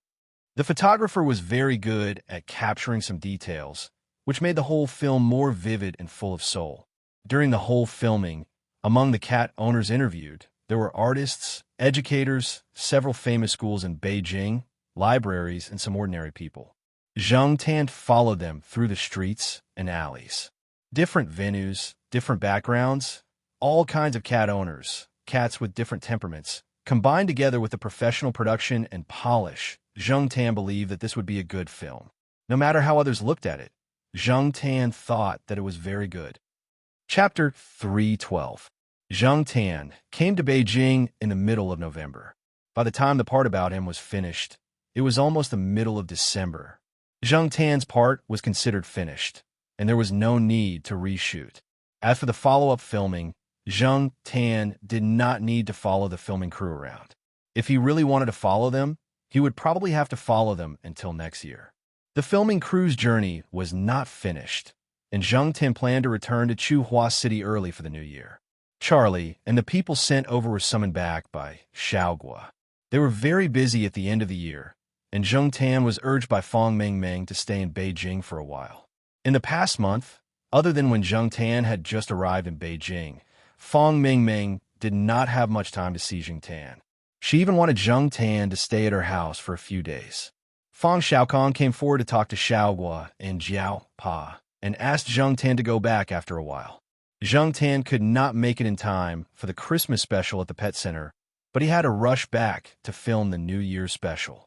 According to Xiaogua, Zheng Tan was there to hold the fort. Zheng Tan was quite famous in the cat community on the internet. Every year, Many people would look at him during the special because Xiao Guo could always do some little tricks to make Zhang Tan amuse the audience. Without Zhang Tan, there would definitely be people who would be unhappy.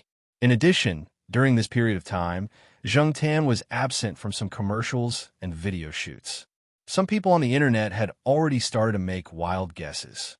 For example, BC is lost, BC is seriously ill, BC was sold, and some people even said that Xiao Guo hid Zhang Tan's gender, BC actually went to give birth, and so on. The people on the team were also looking forward to Zhang Tan's return. They deeply understood how hard their lives were when Zhang Tan was not around. Therefore, Zhang Tan could not stay in Beijing for long. The Jiao family also missed him and called 2 or 3 times a week. Now that Charlie had left, Jiao Pa directly called the person introduced by Feng Xiaokong. That person also truthfully told the Jiao family about Zhang Tan's situation. Zhang Tan did not go to the Mi's cat tree at Feng Mingming's house. He occupied a guest room of the Feng family's house, which was tacitly allowed by Feng Xiaokong. Jumping on the edge of the table, Zhang Tan wiped the blurry water vapor on the window and looked outside through the window. At this time, Beijing was colder than Chuhua City. It was snowing outside a few days ago, but it was still very warm indoors. Zhang Tan was a little bored at the Feng family's house. Although the Feng family's house was very big and well decorated, it was still someone else's house. Zhang Tan could not secretly go online, he could not run around, he could not throw tantrums, and he could not crawl under the covers. It had only been 2 days, and Zhang Tan already wanted to go back to the Jiao family. On the weekend, a guest came to the Feng family's house. The guest was Feng Mingming's cousin, Feng Wenjie, who was in his 3rd year of high school. When he came, Feng Mingming was playing a game of guess which glass the pistachio is in with Demi, and Zhang Tan was watching from the side. Mingming, playing games with Demi again. Hey, whose cat is this? Is it a new member of your family? Don't tell me you got it specially for Demi. Ouch. While the guy was talking nonsense, Zhang Tan threw the tennis ball at his feet, and it hit the guy's face. Zhang Tan did not use much strength. He just wanted to teach the guy a lesson and did not mean to hurt him. Feng Wenjie had a rare short holiday because his family was not around today, so he came over to have a meal. He did not expect to be hit not long after he entered the house. Although it did not hurt much, Feng Wenjie was still surprised. Oh, this cat has a bad temper. Mingming, whose cat is this? Feng Wenjie did not get close to Zhang Tan, but sat next to Feng Mingming. However, his eyes were fixed on Zhang Tan, in case Zhang Tan threw something at him again. Who told you to talk nonsense? Feng Mingming gloated. This is Black Charcoal, my dad's friends. He came here last month to shoot a documentary, so I let him stay at home for a few more days. Shoot a movie? So advanced? Feng Wenjie was surprised. Not a movie, a documentary. Feng Mingming corrected. Same meaning. Feng Wenjie was no longer afraid of Zhang Tan throwing things at him. He got up and walked around Zhang Tan. Based on my experience, this cat is a Mumbai cat, known as a little black panther. Wrong. This cat is an ordinary field cat. Feng Mingming despised. Even the face of a little black panther is different. How is it different? I think so. Otherwise, who would find an ordinary field cat that can be bought for 10 yuan? It is a field cat. If you don't believe me, you can ask my dad. Hearing Feng Mingming's words, Feng Wenjie thought of his 3rd uncle. He struggled for a while, then said, Okay, I'll take it that you're right. After that, Feng Wenjie ran to look for snacks. He did not eat much in the afternoon, and now dinner was not ready yet. He could not wait. By the way, Mingming, tomorrow my mom and your mom are going to attend a banquet. Let's not join in the fun. I'll take you out to eat, okay? Feng Wenjie said as he chewed on potato chips. He hated being with those uncles and aunties. Every time, they would compete with each other's children. After that, Feng Wenjie would inevitably be scolded by his parents. He was very unhappy, so he did not want to go to the banquet at all. He would be looking for trouble if he went. Okay. Feng Mingming did not want to go either. Although she was young, she knew a lot of things. For example, those who did not have a good relationship with her family, because of her father, immediately came up to her when they met at the banquet. Some of them pretended to be friendly, and some of them even played tricks. Fong Mingming was very annoyed. When Fong Wenjie was talking to Fong Mingming, Zheng Tan was listening at the side. Fong Wenjie was in his 3rd year of high school. It seemed that he was still in his rebellious period. His grades were not good. His family had hired several tutors for him, but it was useless. Every tutor who was hired with a high salary was angered by Fong Wenjie. It was said that many of the tutors hired were students from the top few universities in Beijing.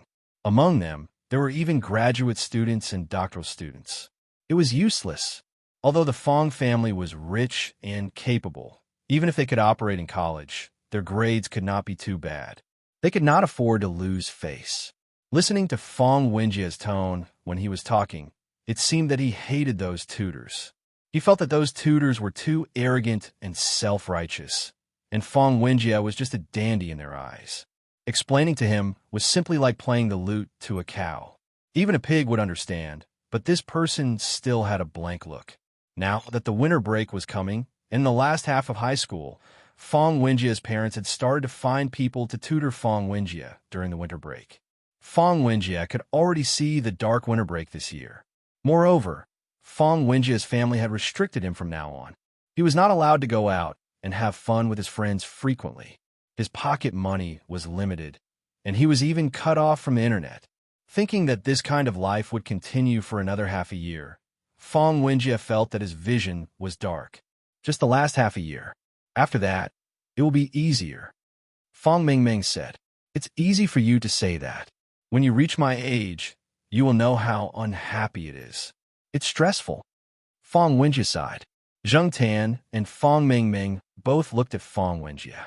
They did not see any stressful expression on his face.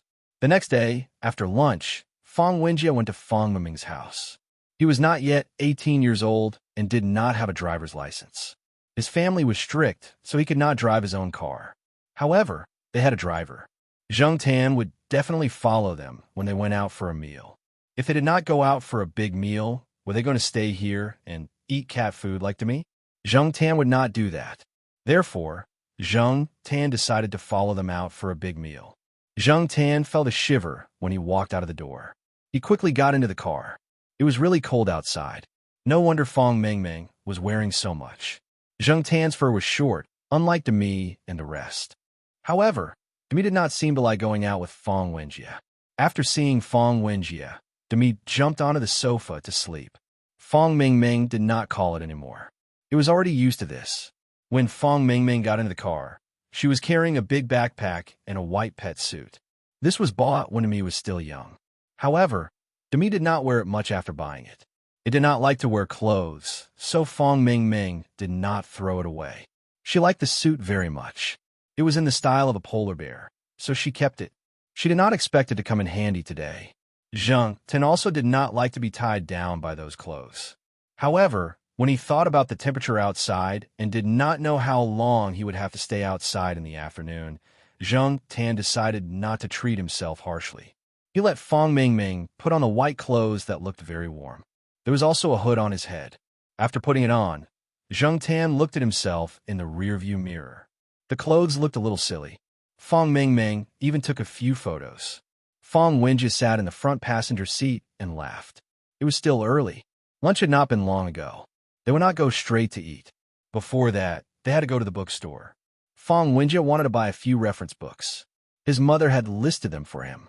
He could not refuse to buy them. Fong Mingming was not against going to the bookstore. Instead, she was looking forward to it. Children who did not need to buy reference books, and practice questions were good. The driver was sent away by Fong Wenjie. The bookstore was very close to the place where they had lunch. There was no need to keep the driver waiting.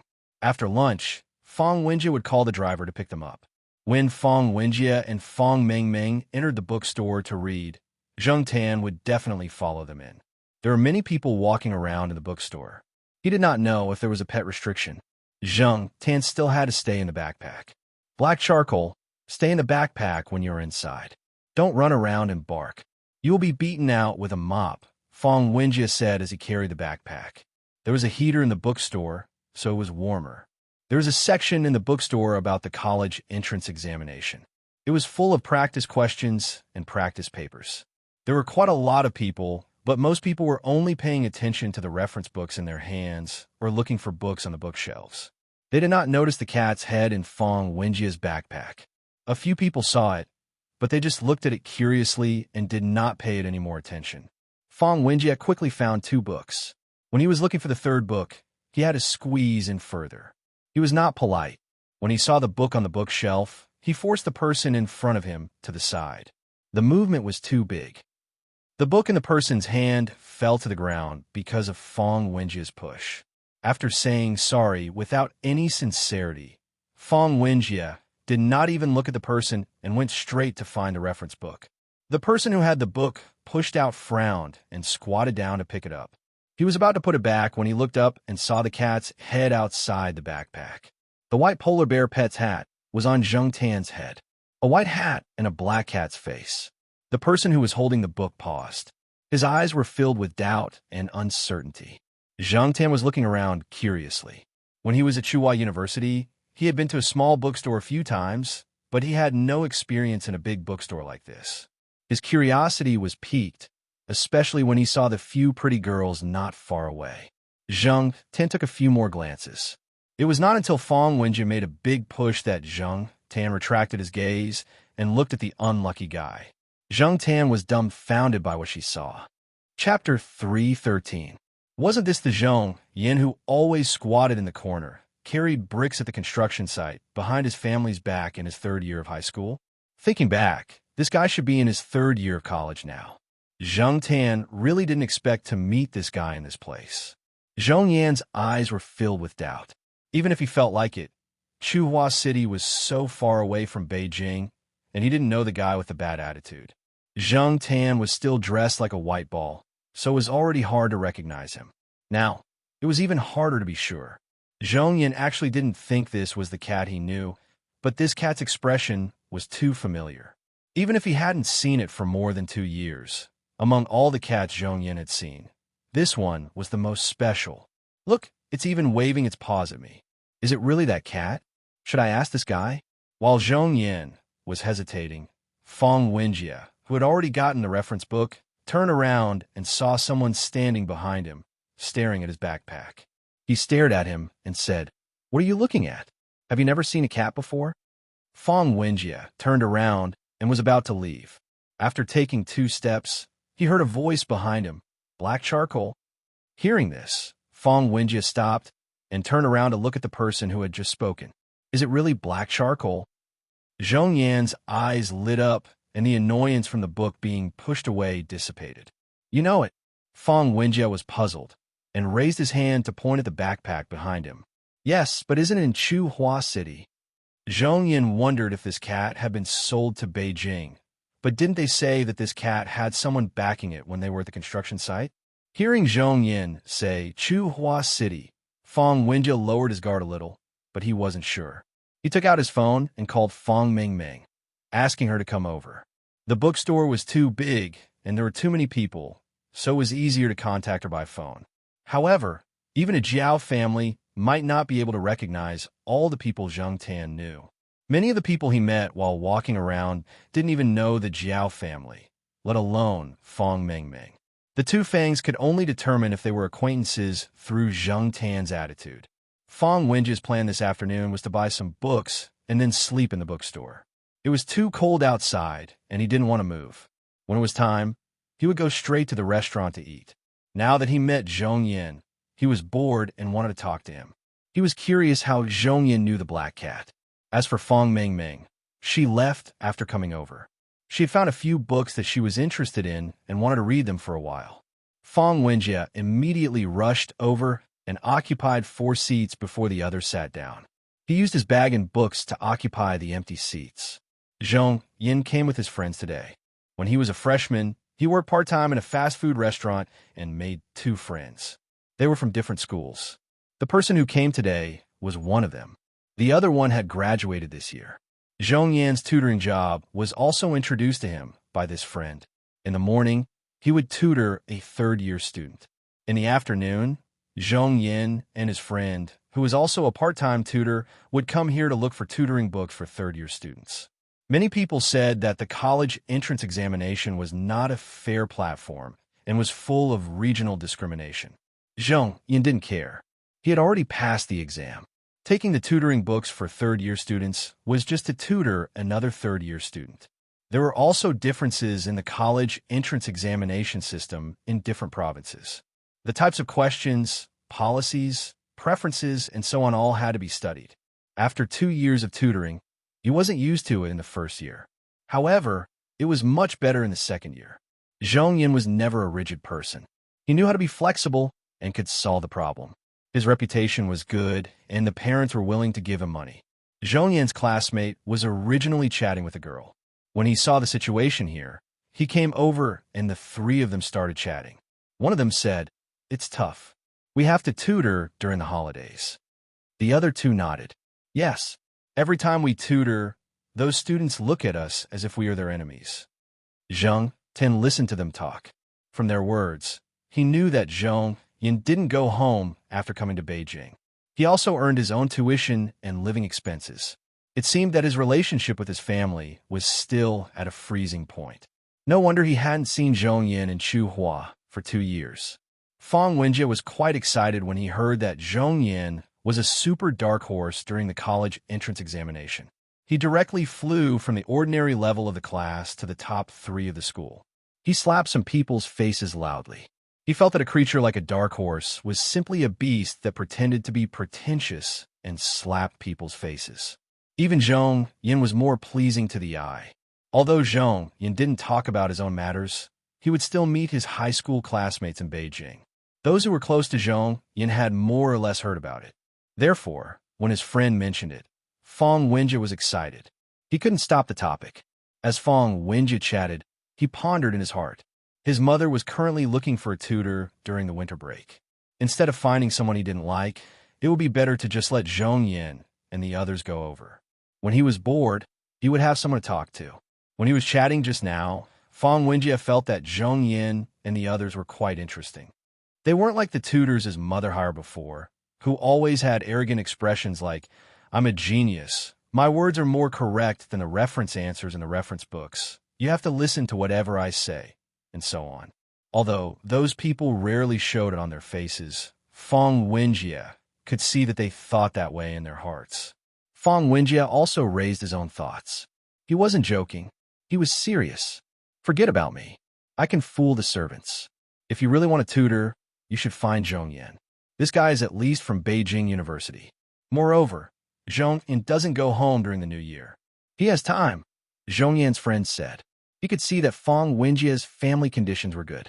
Although he would definitely make a lot of money if he took on this job, he also knew that the better the family conditions, the more the parents valued the school. Therefore, he could only politely decline to avoid being kicked out by the parents when the time came. "Don't go home. That's just right. Zhang Yin, you don't have to take on other tutoring jobs during the winter break. Don't worry, my mother is absolutely generous with the money." Fang Wenjie's words were not wrong. His mother was indeed very generous to tutors. In addition to the remuneration agreed upon at the signing of the contract, she also gave out red packets from time to time. The money in the red packets was definitely not much less than the remuneration in the contract. This was also one of the reasons why Fang Wenjie was very displeased with those tutors. How could they have the face to receive red packets when they didn't produce results? Therefore, Fang Wenjie had an excuse to find fault with those tutors. The last tutor was directly scolded away by him. After all, most intellectuals were thin-skinned. Zhang Tan felt that the people of the Fang family were very unreliable on the surface, but in fact, that was not the case. Fang Xiaokong was an excellent example, and as Fang Xiaokong's nephew, Zhang Tan did not think that Fang Wenjie was a stupid person. Take the matter of hiring a tutor as an example. Fang Wenjie did not impulsively send out the invitation. The so-called pleasing to the eye was naturally one of the reasons. Another reason was that when they were chatting just now, Fang Wenjie's seemingly casual and hot-headed complaints were mixed in with a few learning questions. These questions were all solved by Zhang Yin in a simple and straightforward way that was easier to understand, which made Fang Wenjie very satisfied. Fang Wenjie never felt that he was stupid. He felt that it was very difficult for him to understand the things that those senior tutors said before, mainly because every time those people opened their mouths, they used a lot of professional jargon. If they said it bluntly, it would make them lose face. Would it kill them to be more vulgar? Was there really such a clear distinction between elegance and vulgarity? Fong Wenjie listened impatiently. Hey, bringing this cat out was really the right thing to do. Carrying such a heavy bag for so long was not in vain. Fong Wenjie was very happy. If this matter was solved, he would not have to live in darkness and oppression this winter break. Compared to Fong Wenjie's carefree heart, Zhong Yan's heart was much more complicated. What his friend could see, he could naturally also think of. He was still very confident in tutoring Fong Wenjie. He knew that this person was not stupid, just a little rebellious. If he took this job, he would not have to worry about tuition and living expenses next year. Under normal circumstances, he would not have such an opportunity. If he had not met the cat today and talked to Fong Wenjie, even if he was at Beijing University, he might not have been able to get into the tutor's good books. It could be seen from the disdain in Fong Wenjie's eyes when he talked about his previous tutor. Glancing at the black cat on the chair next to him, who was dressed like a polar bear and stretching its neck to look at something, Zhong Yan thought for a moment. It seemed that every time he met this cat, his luck was good. Meeting an old friend in a foreign land. Zhong Yan could finally understand the reason why the ancients put this as one of the 4 joys of life. This kind of feeling could only be deeply understood when one was really in that kind of situation. Even if this was the capital, Zhong Yan still missed home many times. When he occasionally heard the moonlight in the city from more than 10 years ago, he would feel sad. Every time he called home, he was not very happy.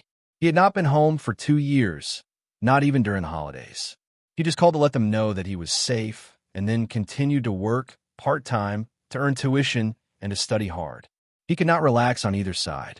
He had not officially stepped into society, but he already felt that his shoulders were heavy.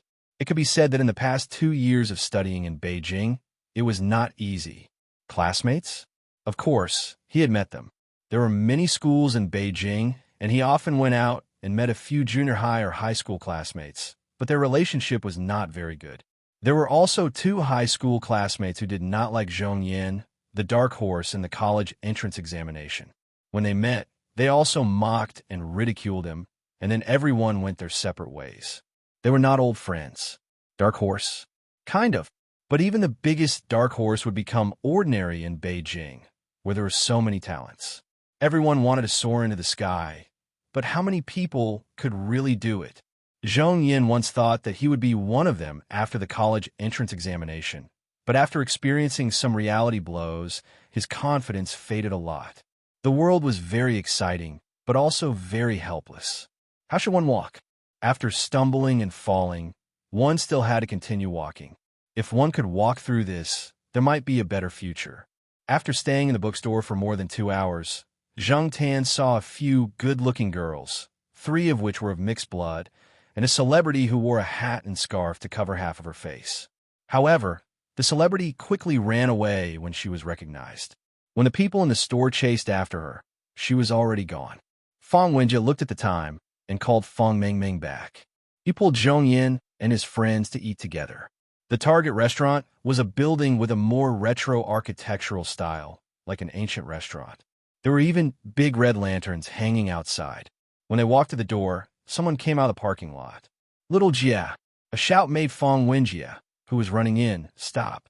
He looked over and immediately smiled. Yo, Brother Beast, when did you come back to Beijing? 2 days ago. I came here for some business. Qin Tao took out his phone that had been ringing. I'm here. Hurry up and order. I'm starving. Chapter 314.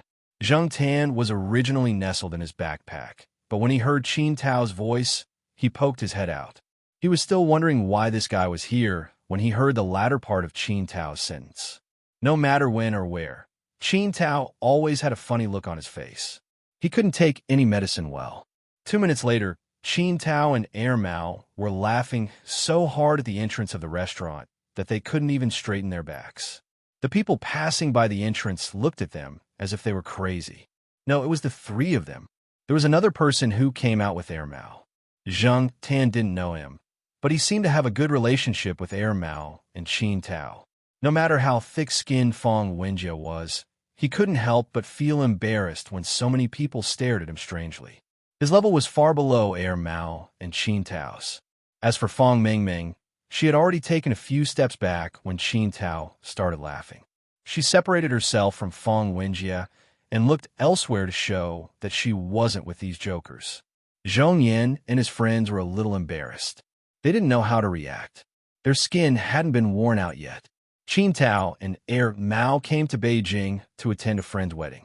They came here 2 days in advance for the gathering, but they didn't expect to meet Zhang Tan and the others today. They also saw Zhang Tan wrapped in a jacket that didn't match his style. I say, Black Coal, how did you get yourself into this? As Air Mao spoke, he reached out and tugged at the bare ears on the polar bear hat.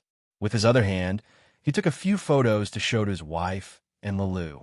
And he would also buy some new clothes for Black Rice. Zhang Tan couldn't be bothered with these two, but he was puzzled. Air Mao was fine, but how did Qin Tao recognize him at a glance? As he was thinking, Qin Tao said in surprise, This cat is really black charcoal? Zhang Tan. He had overestimated this person's eyesight. Air Mao's text message paused. If you didn't recognize it, then why were you laughing? He laughed because he was used to the black cat's serious look. When he was in Chuhua City, he didn't see the cat wearing anything except a vest. Today, when he saw the cat's outfit, Air Mao couldn't help but laugh. It was like seeing a strong man wearing a doll's outfit. The contrast was too big. I think this cat looks stupid. It's obviously black, but it's wearing white, Qin Tao said. Thinking that the cat in front of him was the black cat from Chuhua City, Qin Tao, who had just stopped, started to laugh again. Hearing from Fong Wenjie that Zhang Tan had come to Beijing to film a documentary, Air Mao and Qin Tao were very surprised. At the same time, they also expressed that they would definitely support him when the time came and promote him. Not only Qin Tao and Air Mao, but Zhongyan also heard it. He thought that when the film was released, he would go to the school and the surrounding school forums to promote it. The forums of these universities were quite popular. He believed that the effect would be good. The film hadn't been released yet, and Yang Yi and Xiaogua hadn't started promoting it, but the advertisement had already been released. Although documentaries rarely had the same celebrity effect as movies and television dramas, and there were also very few people who could be recognized by the audience. Most of them were unknown people. However, Yang Yi probably wouldn't have thought that Zhang Tan's trip would bring about an advertising effect. Probably finally feeling embarrassed, the group walked into the restaurant. Air Mao wanted to ask Fong Wenjie not to book a separate room and ask him to join them. There were only 3 people in Air Mao's group today, but after thinking about it, he didn't do that. He guessed that if they were together, everyone's topics would be different. Qin Tao would definitely continue his topic of a man's temperament is directly related to what kind of wife he marries, and Fong Wenjie would probably continue to complain about his menopausal class teacher. Therefore, it was better to separate. They could talk freely. That way, they could enjoy themselves to the fullest. When they walked into the restaurant and parted ways, Air Mao called Zhang Tan over and said a few words. Zhang Tan's anger for being mocked just now hadn't subsided. He didn't have a good look at Air Mao, but after hearing what Air Mao said, Zhang Tan became serious, which was rare. Air Mao told Zhang Tan that he had seen Ah Wu when he went out the day before. He had also heard some things about cats. If Air Mao hadn't mentioned it, Zhang Tan would have almost forgotten about the cat trainer called Ah Wu.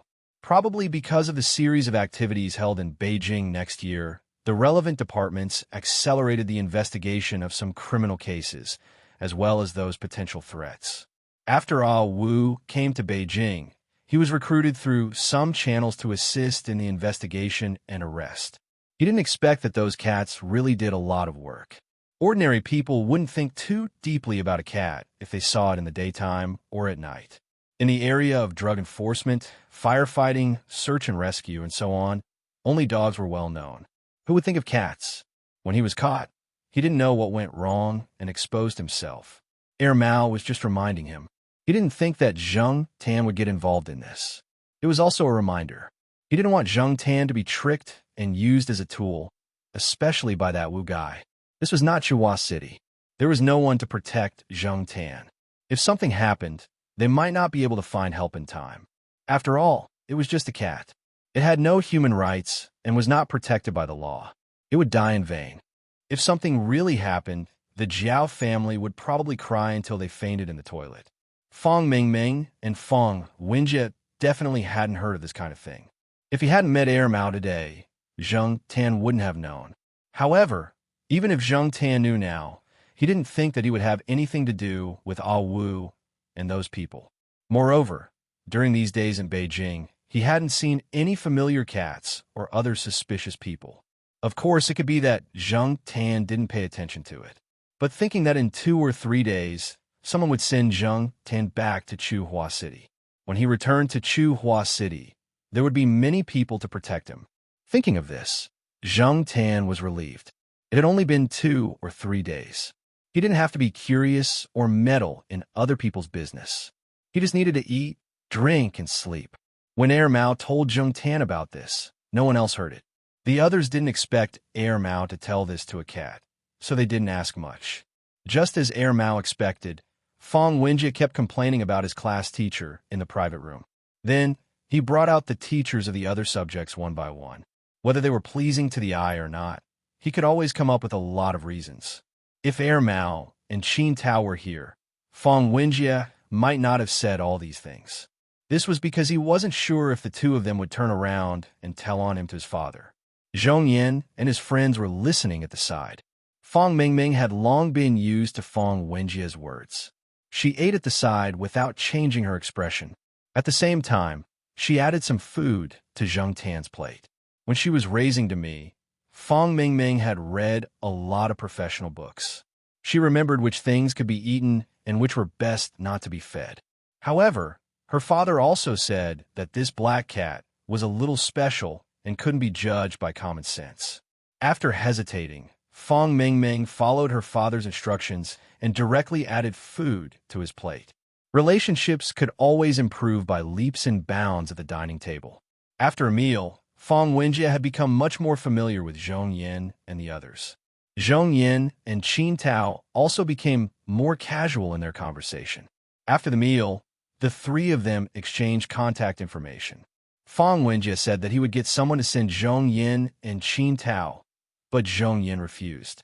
They could just take the bus. It was still early, and there was a direct bus. Air Mao and the others were still eating inside. After eating, they would go out to have fun. Of course, they didn't dare to do anything too out of line. One was already married, one was about to get married, and Qin Tao was still in the process of turning over a new leaf. Before Fong Wenjie left, he went over to say hello. The 3 of them were drinking happily. They were probably talking about something inappropriate for minors. Fong Wenjie was pushed out of the door before he could say anything. The driver who picked up Fong Mingming and Fong Wenjie quickly came over after receiving a call. The night was very cold, but it was very warm in the car. Zheng Tan leaned against the window and looked at the night view outside. Many places had billboards advertising a major competition that would be held next year. There was an endless stream of cars and all kinds of people. As the car drove by, Zheng Tan didn't have time to look. Even if he saw a tall foreign beauty just now, he didn't have time to look at her for more than a few seconds. Probably because he had eaten too much tonight, his stomach and intestines were too active. The amount of blood in his head and limbs was reduced, and the blood supply to his brain was insufficient. Coupled with the warmth in the car, Zheng Tan was drowsy. Next to him, Fong Wenjie had already fallen asleep. Fong Mingming was also yawning. At a red light, the car stopped. After yawning again, Zheng Tan glanced outside. Zheng Tanzi stood up and leaned against the window to look out. 3 meters away from their car, there was a row of stone piers on the sidewalk. At this moment, a cat was squatting on one of the stone piers. It was a cat with a white body and a black tail. There were many cats with this color of fur in the world, but Zheng Tan could still confirm at a glance that this was the cat that he had seen beside Ah Wu before.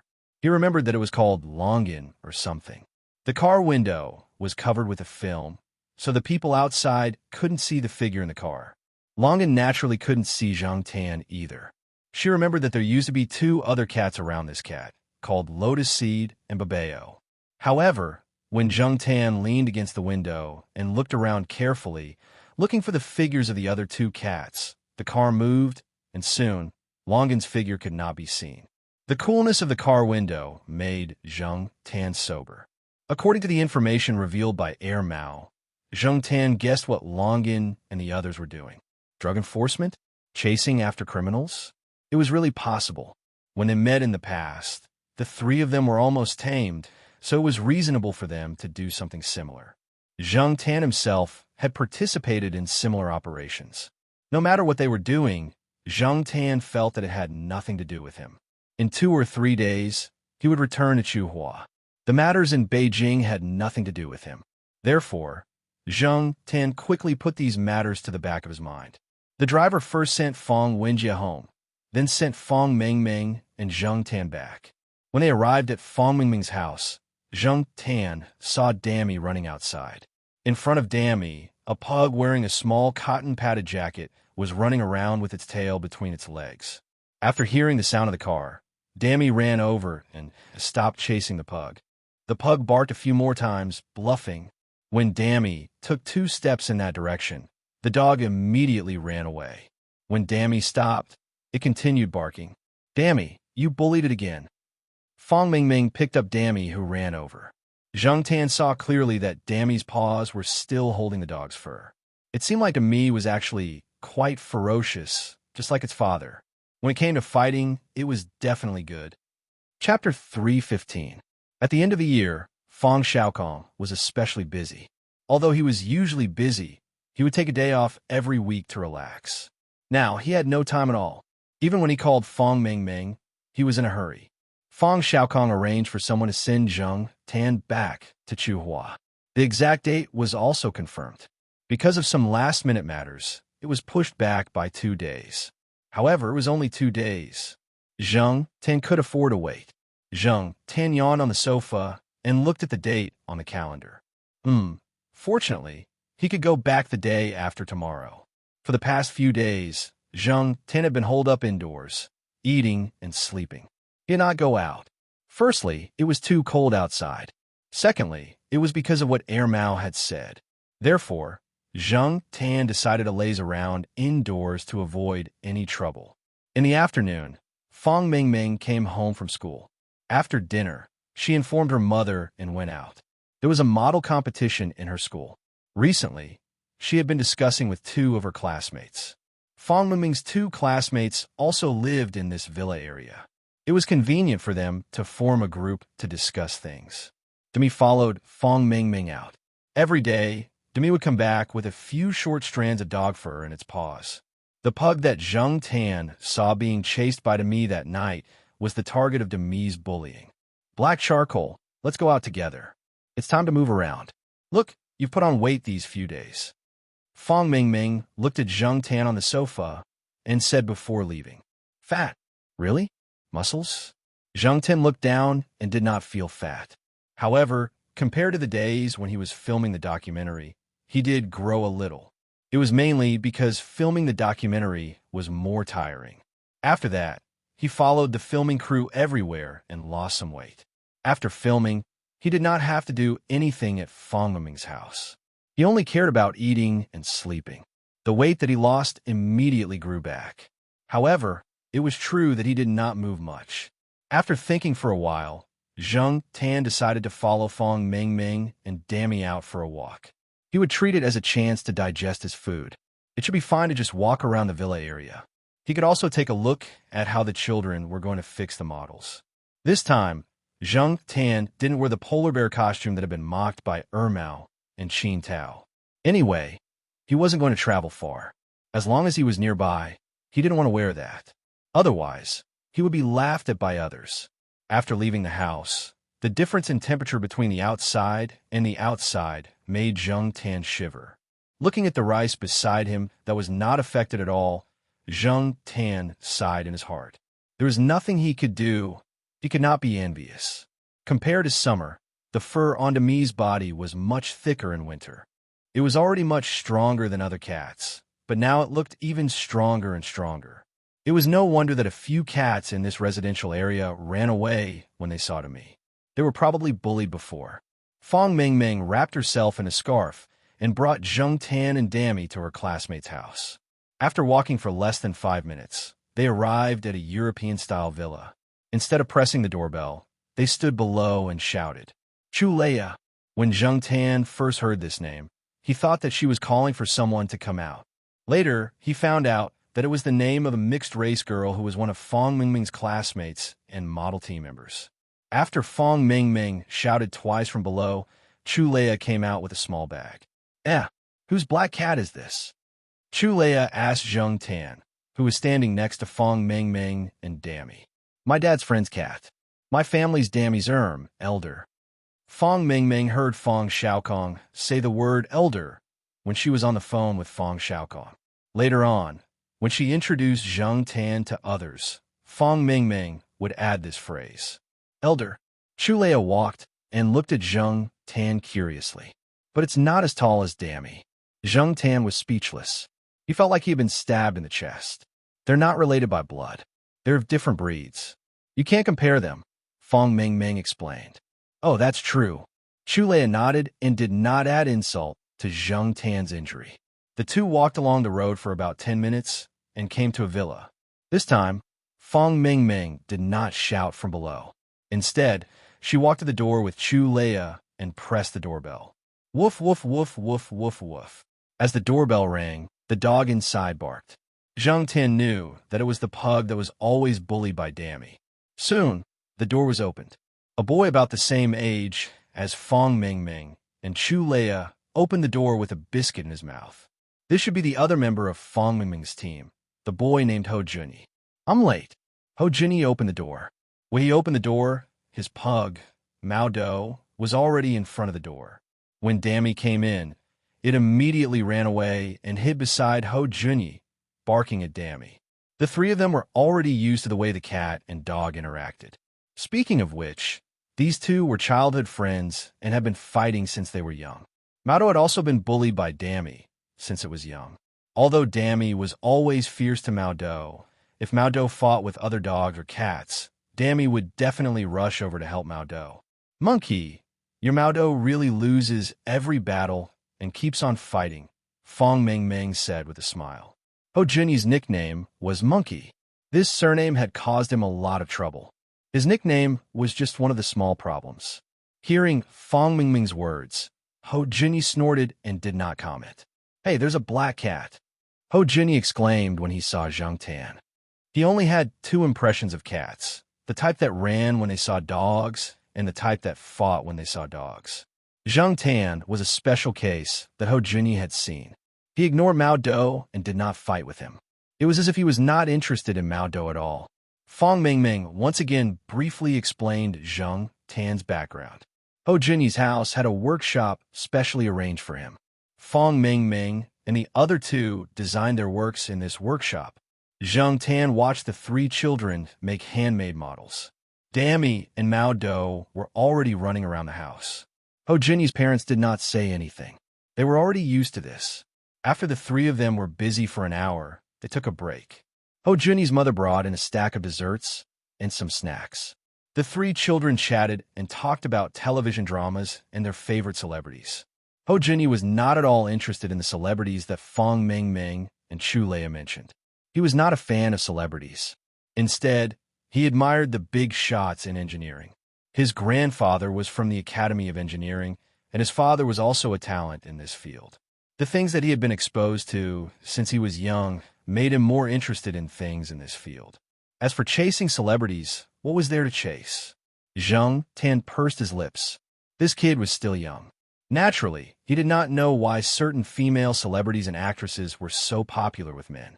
As for the male celebrities that Fong Mingming and Chu Leia mentioned, Zheng Tan expressed that he was only interested in things like X-photos. Because Ho Junyi's facial expression was too obvious, after Fong Mingming mentioned the names of a few idols, she asked Ho Junyi, "What's with that expression? Don't you like them?" "I don't like them," Ho Junyi said firmly. "Jealous men are the ugliest." Chu Leia sneered. Zheng Tan was speechless. Why did it sound so awkward when these words came out from the mouth of a little girl younger than little Pomelo? Ho Junyi's face turned red. I'm not jealous. There's nothing to admire about them in the first place. Just like that Xiao next door. I don't like him. Xiao, Fong Mingming, and Chu Leia looked at Ho Junyi at the same time. Doesn't your neighbor own a company? No. How long ago was that? The house was transferred to that Xiao 3 years ago, Ho Junyi said. What Xiao? Gongzi Xiao or something, Ho Junyi said after some thought. Gongzi Xiao. Zheng Tan felt that the two girls' eyes began to light up when they heard Gongzi Xiao. Zheng Tan and Ho Junyi could not help but move back a little. Knowing that Gongzi Xiao lived next door and might be at home today, the two girls could not help but stand up immediately. They could talk about the model tomorrow. Gongzi Xiao was not that easy to bump into. Otherwise, they would have known that Gongzi Xiao lived next door to Ho Junyi for the past 3 years. The two girls scolded Ho Junyi for not being loyal enough. Gongzi Xiao had lived here for 3 years, and Ho Junyi only mentioned it now. Ho Junyi was also aggrieved. He did not like those celebrities. Besides, Gongzi Xiao was often not at home. He just happened to see him today when he went out to walk the dog. The two girls wanted to visit Gongzi Xiao. Ho Junyi, who was in a bad mood, was dragged along. Zheng Tan followed them. Speaking of Gongzi Xiao, Zheng Tan was quite familiar with this person. This person became popular in the past 2 years. Gongzi Xiao was the name of one of the characters this person played. Moreover, this person's name also had the word Xiao in it. Later on, he was called Gongzi Xiao by his fans. This person starred in a few good TV series, some in ancient times, some in modern times. When he was in the Zhao family, Zheng Tan and Jiao Ma watched this Gongzi Zhao's TV series together. From his past roles in TV series and the management and promotion of entertainment and public relations, many people felt that this Gongzi Xiao was a good-looking, good-natured, considerate, humorous, and handsome young man. It could be said that his fans range from 8-year-old girls to 80-year-old old ladies. In the popular ancient TV series that aired in the first half of this year, this Jiao Ma would sit on the sofa and wait for the TV after washing the dishes and sweeping the floor every night.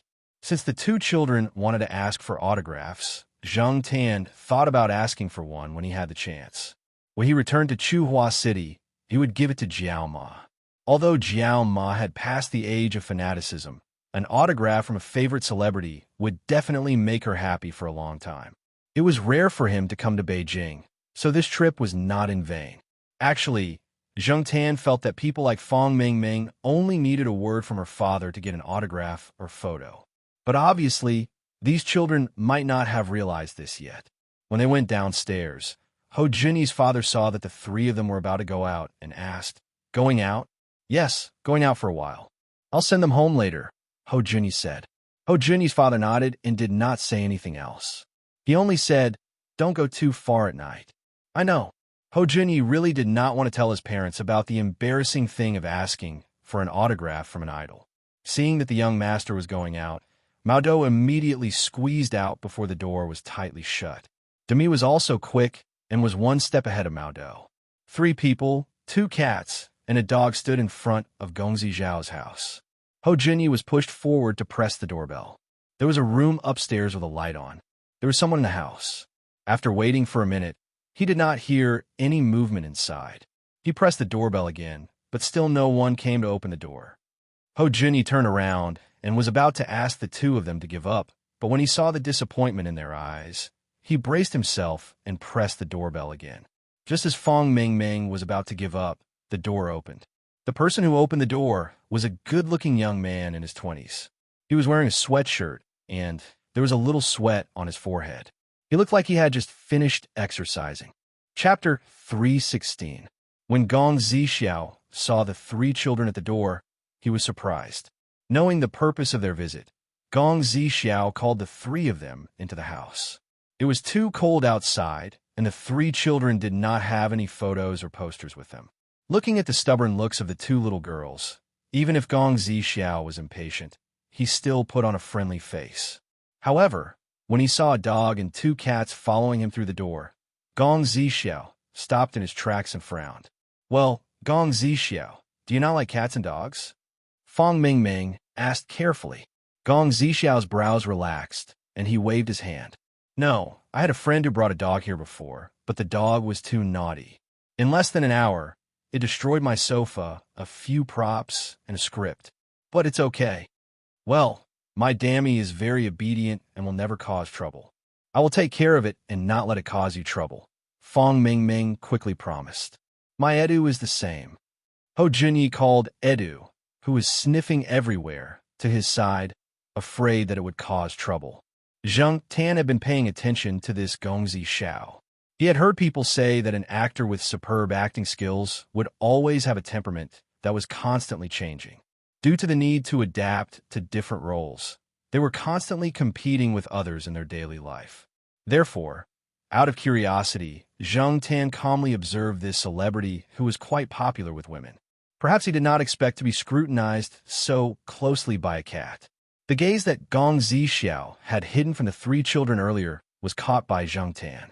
From an angle that the three children could not see, when Gong Zixiao saw Zheng Tan, Demi, and Mao Dou, there was a flash of hostility in his eyes. Zheng Tan was very sensitive to this, so he did not doubt his eyesight. It seemed that Gong Zixiao's temperament was not as kind as he appeared to be. He was just pretending in front of others. Zheng Tan curled his lips and spat in disdain. This person obviously did not like cats and dogs, but he was still looking for an excuse. It did not matter. Zheng Tan did not like this star. No matter how bad his personality was, it had nothing to do with him. He just did not know how many female fans would be sad if his true temperament was exposed one day. Usually, no one comes here, so there's only black tea and water. Of course, there's also wine, but you're still young, so you can't drink that. Gong Zixiao brewed 3 cups of black tea and handed it to the 3 of them. That's fine. Thank you, Chu Leia said. Sorry to disturb you so late at night. Now that they had calmed down, Fong Mingming felt that it was a little rude. It's okay. It's rare to meet 3 little fans like you. I'm very happy, Gong Zixiao said with a smile. At the same time, he took out 3 photos from a drawer, signed them, and handed them over. As for Ho Junyi, he pushed the photo back and said seriously, Thank you for your generosity, but I'm sorry, I'm not your crazy fan. Fong Mingming, Chu Leia, and Gong Zixiao, this child was so straightforward that it made people want to beat him up. Zheng Tan noticed that the corner of Gong Zixiao's eyes twitched. Generally, many celebrities who made it big knew how to be patient. This was also one of the difficult aspects of being a celebrity. Even if they were wronged or angry, they had to endure it and try their best to show their best side in front of others. Therefore, Gong Zixiao did not look embarrassed or angry at all. Although Ho Junyi was there to spoil the atmosphere, it did not dampen the enthusiasm of the 2 little girls at all. When they found out that Gong Zixiao was exercising in his room, he did not hear the doorbell. When he came out to drink water, he heard it and immediately went to open the door. The 2 little girls' resentment of waiting outside the door for so long dissipated. So you were exercising. I heard that actors have to maintain their figures. Do you really have 8-pack abs? Do you really know how to fly a fighter jet? Do you really not use a stunt double for your action scenes? Gong Zixiao did not show any impatience with a series of questions. He answered them one by one with a gentle look on his face. The pursuit of fans brought a lot of trouble to celebrities. However, if there were no fans, the celebrity's fame would probably not be that great. So, was this the legendary pain and happiness? Ho Junyi looked at Fong Mingming and Chu Leia and shook his head. He really could not understand.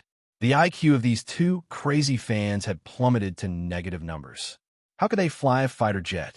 T. How could they believe what they saw on TV? By the way, Gong Zixiao, I heard that your next film is about urban zombies. I've seen the style in it. It's so cool, Chu Leia said with a red face. The 3 of them were talking about the new film starring Gong Zixiao that would be released during this winter break. Ho Junyi coughed, intending to make his presence known. Actually, the so-called vampires and zombies don't exist. They're all stories adapted from the fantasy of Porphyria. They suck blood and eat human flesh, and they're afraid of light.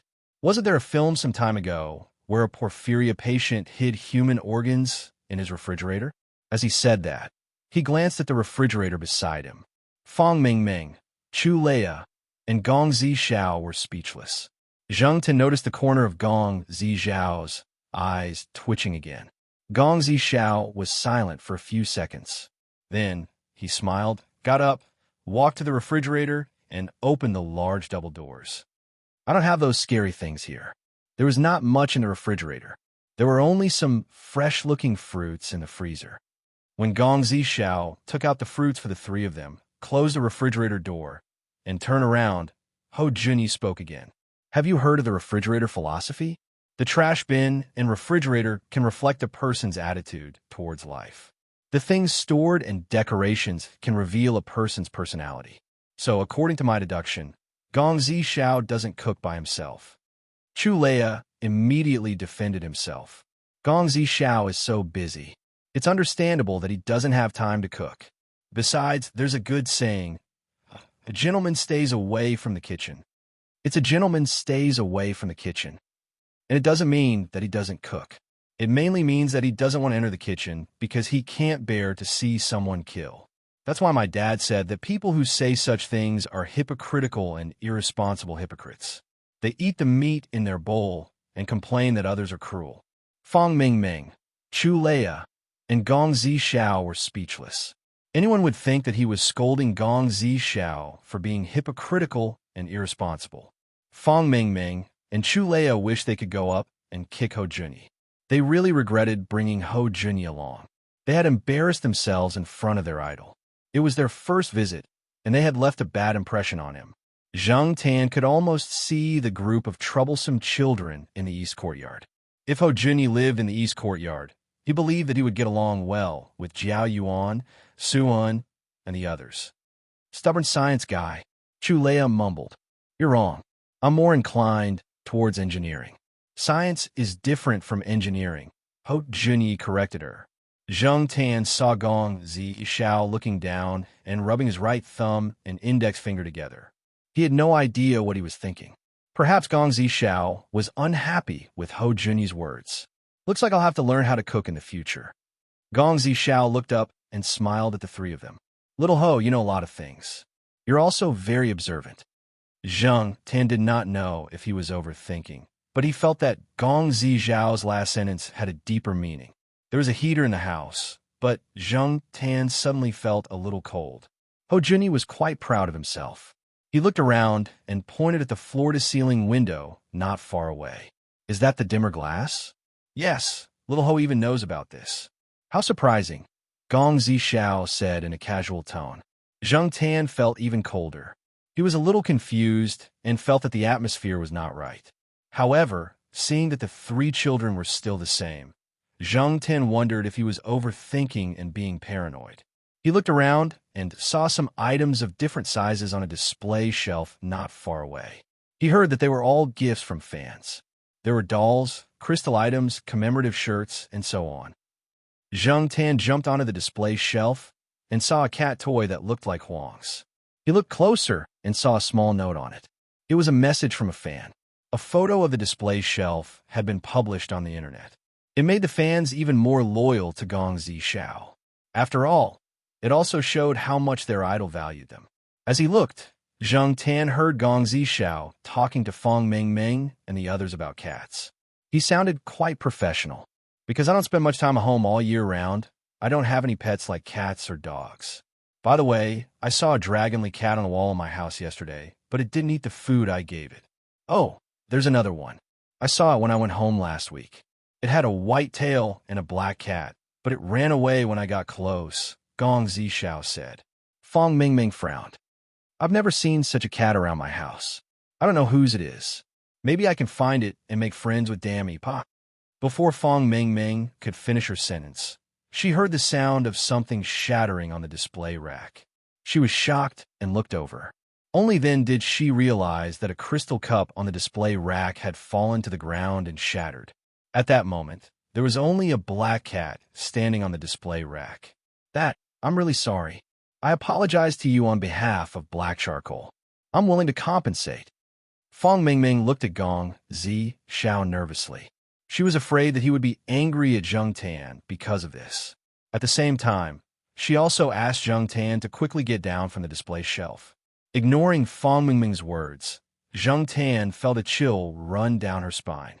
If the Dragon Li and the cat with a white body and a black tail that Gong Zishao had mentioned were Lotus Seed and Longan, this Gong Zishao was very likely problematic. It was an illusion just now. Zhang Tan looked at Gong Zishao again. Before Zhang Tan could think more, he heard Edamame's cry. The four of them were too focused on their conversation and didn't notice Edamame, who had slipped away from Ho Junyi's feet and wandered around.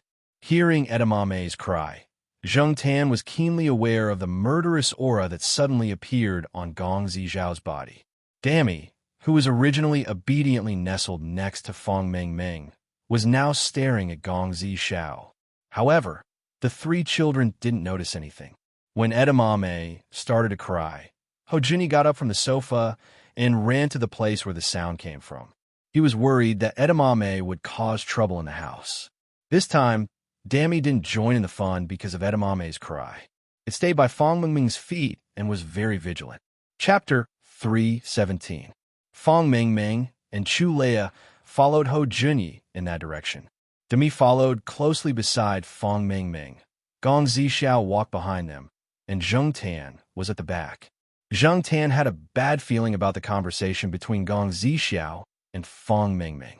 He was so shocked that he accidentally knocked the crystal cup to the ground when he turned around.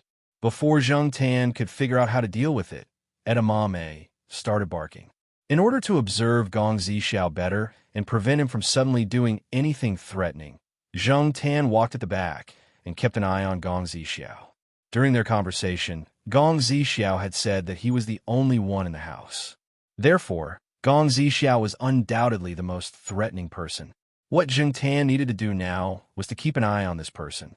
Fortunately, Gong Zishao did not seem to care about Zhang Tan. He only paid attention to the three children running in front of him. When Zhang Tan went over, he saw Edamame at the end of the corridor on the first floor. There was a tightly shut door at the end of the corridor. The door probably led to the workshop. Beside the door was a metal shelf placed in a corner. At that moment, Edamame was roaring in front of the shelf. It seemed like there was something hidden under the shelf. From time to time, he would use his claws to scratch at the shelf. Zhang Tan had been paying attention to Gong Zishao's expression. After seeing Edamame's situation, Gong Zishao's eyes flashed. He rubbed his right thumb and index finger together and then stuffed it into the pocket of his sports jacket. Seeing this, Zhang Tan's heart skipped a beat. He was afraid that there was an offensive weapon in his pocket. Edamame. Ho Junyi ran over and tried to pick Edamame up. However, Edamame was very persistent under the shelf. When Ho Junyi came over to pick him up, he struggled a few times and knocked against the shelf. Aya, a rat! Chu Leia exclaimed. A rat about 10 centimeters long came out from under the shelf. When Chu Leia screamed, it quickly ran past her feet and disappeared from the living room where they were sitting. Clearly, it had found another place to hide. What a busybody! Chu Leia patted her chest. She was scared out of her wits when the rat ran past her feet. As for Mao Dou, they all knew that Ho Junyi's Mao Dou liked to catch mice very much. He had caught 3 mice in a year, so Ho Junyi once boasted that his Mao Dou was as good as several cats in other houses. However, on the second day after Ho Junyi showed off, Demi caught 5 large rats and placed them in front of Ho Junyi's house, giving Ho Junyi's mother a shock. So it's a rat. Fang Mingming was relieved and apologized to Gong Zishao. She had originally said that she would take good care of the pets and not let them cause trouble. But in the end, such troublesome things happen one after another. It's all right, Gong Zishao said with a smile. He didn't take out his right hand from his pocket. Hey, monkey, what are you still standing there for? Fang Mingming urged. Ho Junyi stood beside the shelf with Edamame in his arms, as if he had lost his mind. After hearing Fang Mingming's words, Ho Junyi's body trembled, and he slowly turned around. Strangely, when Ho Junyi turned around with Edamame in his arms, his face was a little pale, as if he was frightened. What's wrong with you? Don't be afraid. Although Edamame is a troublemaker, Gong Zishao won't blame you. Look, Black Charcoal didn't even say anything when he broke something. Chu Leia comforted. Ho Junyi quickly glanced at Gong Zixiao, who was smiling, and opened his mouth to explain. He closed it again, hesitated, and then said, "I want to go home." Chu Leia looked at the watch on her wrist. Actually, it wasn't even 9 o'clock yet. They usually discussed models until 9:30 before going home. She wanted to stay with her idol a little longer, so it was rare that they bumped into each other. Gong Zixiao smiled. When he was chatting with the two girls, he already knew the three children's daily schedule. Moreover, they didn't tell their family that they were coming over. "It's 10 minutes to 9 o'clock. How about this? It's rare for you to come over, so I'll give you a signed DVD," Gong Zixiao said. Chu Leia and Fong Mingming's eyes lit up. "Is it the one that won an award this year? In high definition? Do you still have DVDs of previous movies? We can buy them." "I have money on me," Fong Mingming said. "If you don't have enough money, can I pay by card?" "No need. Just take it as a gift for me." "Oh, those are all upstairs. I'll take you upstairs to take a look."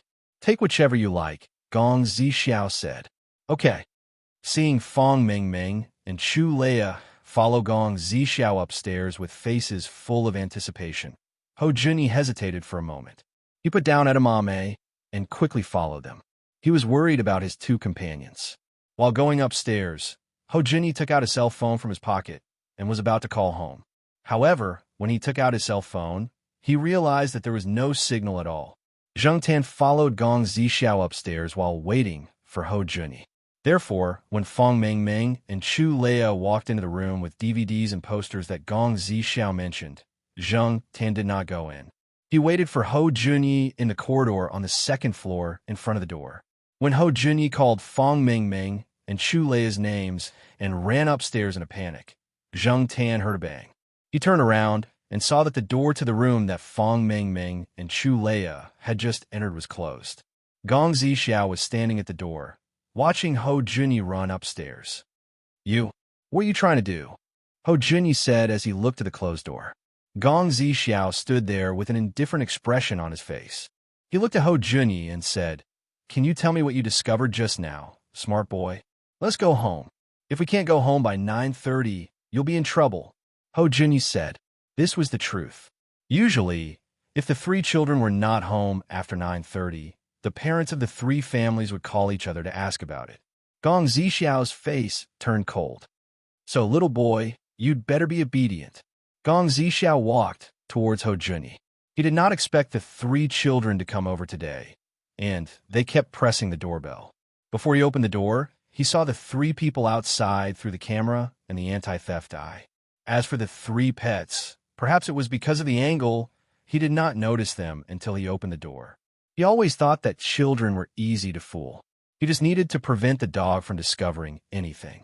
However, he did not expect the kid with the surname Ho to know so much. It seemed that the kid had discovered something. Sometimes, the more you know, the more dangerous it is. Seeing Gong Zixiao walking towards him, Ho Junyi threw the phone in his hand at him. He did not even check if it hit the target. He turned around and ran downstairs. Mao Do, who did not know what happened, followed Ho Junyi downstairs. Gong Zixiao dodged the phone that was thrown at him and chased after him. Zheng Tan put his ear to the door and listened carefully to the movements of Fong Mingming and Mao Do, who were locked in the room. They seemed to be quite energetic, so they should be safe for the time being. He also ran downstairs. He did not know what Ho Junyi had discovered that made Gong Zixiao expose himself. When Gong Zixiao first entered the door, he showed hesitation and frowned as if he was in a difficult situation. It was probably an act for the three children to see, so that they would take the initiative to protect the three pets. Why did this person not want to see the dog and the cat?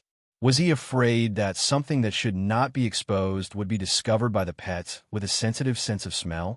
Fong Mingming and Mao Do, who were locked in the room, also realized that something was wrong. The door could not be opened, and the only tall window was tightly shut. The glass was too hard to break. They did not know what material it was made of. The originally transparent window seemed to be separated by a thick layer of fog. This was the light-adjusting glass that Ho Junyi had mentioned before. It could be made transparent and could also be used to block vision. What drove them crazy was that all the lights in the room had been turned off. Fong Mingming wanted to try the method that her father had taught her to use the light switch to send an SOS signal for help. Now, it seemed that it was not necessary. Their bags were still in the living room on the first floor. They did not bring their mobile phones with them. The only thing they could use was the key ring that Fong Mingming always carried with her. There was a mini flashlight that was the size of a pen cap on it. Using this to send an SOS signal, it seemed a little difficult, and the effect would definitely not be good. Seeing that the window could not be broken, Fong Mingming decided to change her strategy. After looking around with the mini flashlight, she set her eyes on the louvered vent on the wall. However, this vent seemed to be too small. Even if they smashed the vent open, they might not be able to squeeze in. They also did not know where this vent led to. After all, they were only 2 children. Although they were very scared and could not think of any good ideas at the moment, it was still much better than other children who only knew how to cry. Chuleia followed Fong Mingming and smashed the vent with something as she screamed for help. However, the people outside the house might not be able to hear their screams. The soundproofing was very good to begin with. In addition, there was a world-famous song playing outside the house. Although the sound was not loud, it was just enough to cover the soft cries coming from inside the house. On the other side, Ho Junyi, who had run downstairs, wanted to quickly call for help to save his 2 companions. However, when he went downstairs, he realized that both the windows and the door could not be opened. The huge floor-to-ceiling windows were all tightly shut and blurred, isolating the house from the outside world. Ho Junyi ran towards the living room, hoping to find something that could help. However, he was too scared. In his hurry, he did not notice that there was another person who was running from the door to the living room. He staggered and fell. When he looked back, he saw that Gong Zixiao, who was holding a golf club, was less than 3 meters away from him. His pupils constricted, and his smart mind went blank. If Gong Zixiao took 2 more steps forward, he would be able to catch the kid who was causing him trouble. However, at that moment, he suddenly felt someone grabbing his clothes from behind and flinging him to the side. It was too sudden. Gong Zixiao did not expect anyone to be behind him. All his attention was on Ho Junyi and the dog beside him, so he did not take any precautions against the person behind him. Bang! Chapter 3:18. After kicking Gong Zixiao to the ground, Zheng Tan kicked him twice more, making him unable to stand up. Then, he stepped on his face, jumped to the side, and kicked the golf club that had been separated from Gong Zixiao's hand towards Ho Junyi. When edamame saw Zheng Tan kicking Gong Zixiao, it rushed up and bit Gong Zixiao's leg. Of course, compared to Niu Zhuang, edamame was considered gentle. It was not as bloody as the time when Niu Zhuang bit the thief. After the bite, the dog was probably not used to biting people. Then, it turned to gnaw on Gong Zixiao's trousers and shoes. Finally, it found some feeling and started to bite more vigorously. After Zheng Tan jumped to the side, he saw that Ho Junyi was still in a daze. There was no reaction at all, and Ho Junyi was staring straight at Zheng Tan. Zheng Tan immediately glared. F***, is this kid scared silly?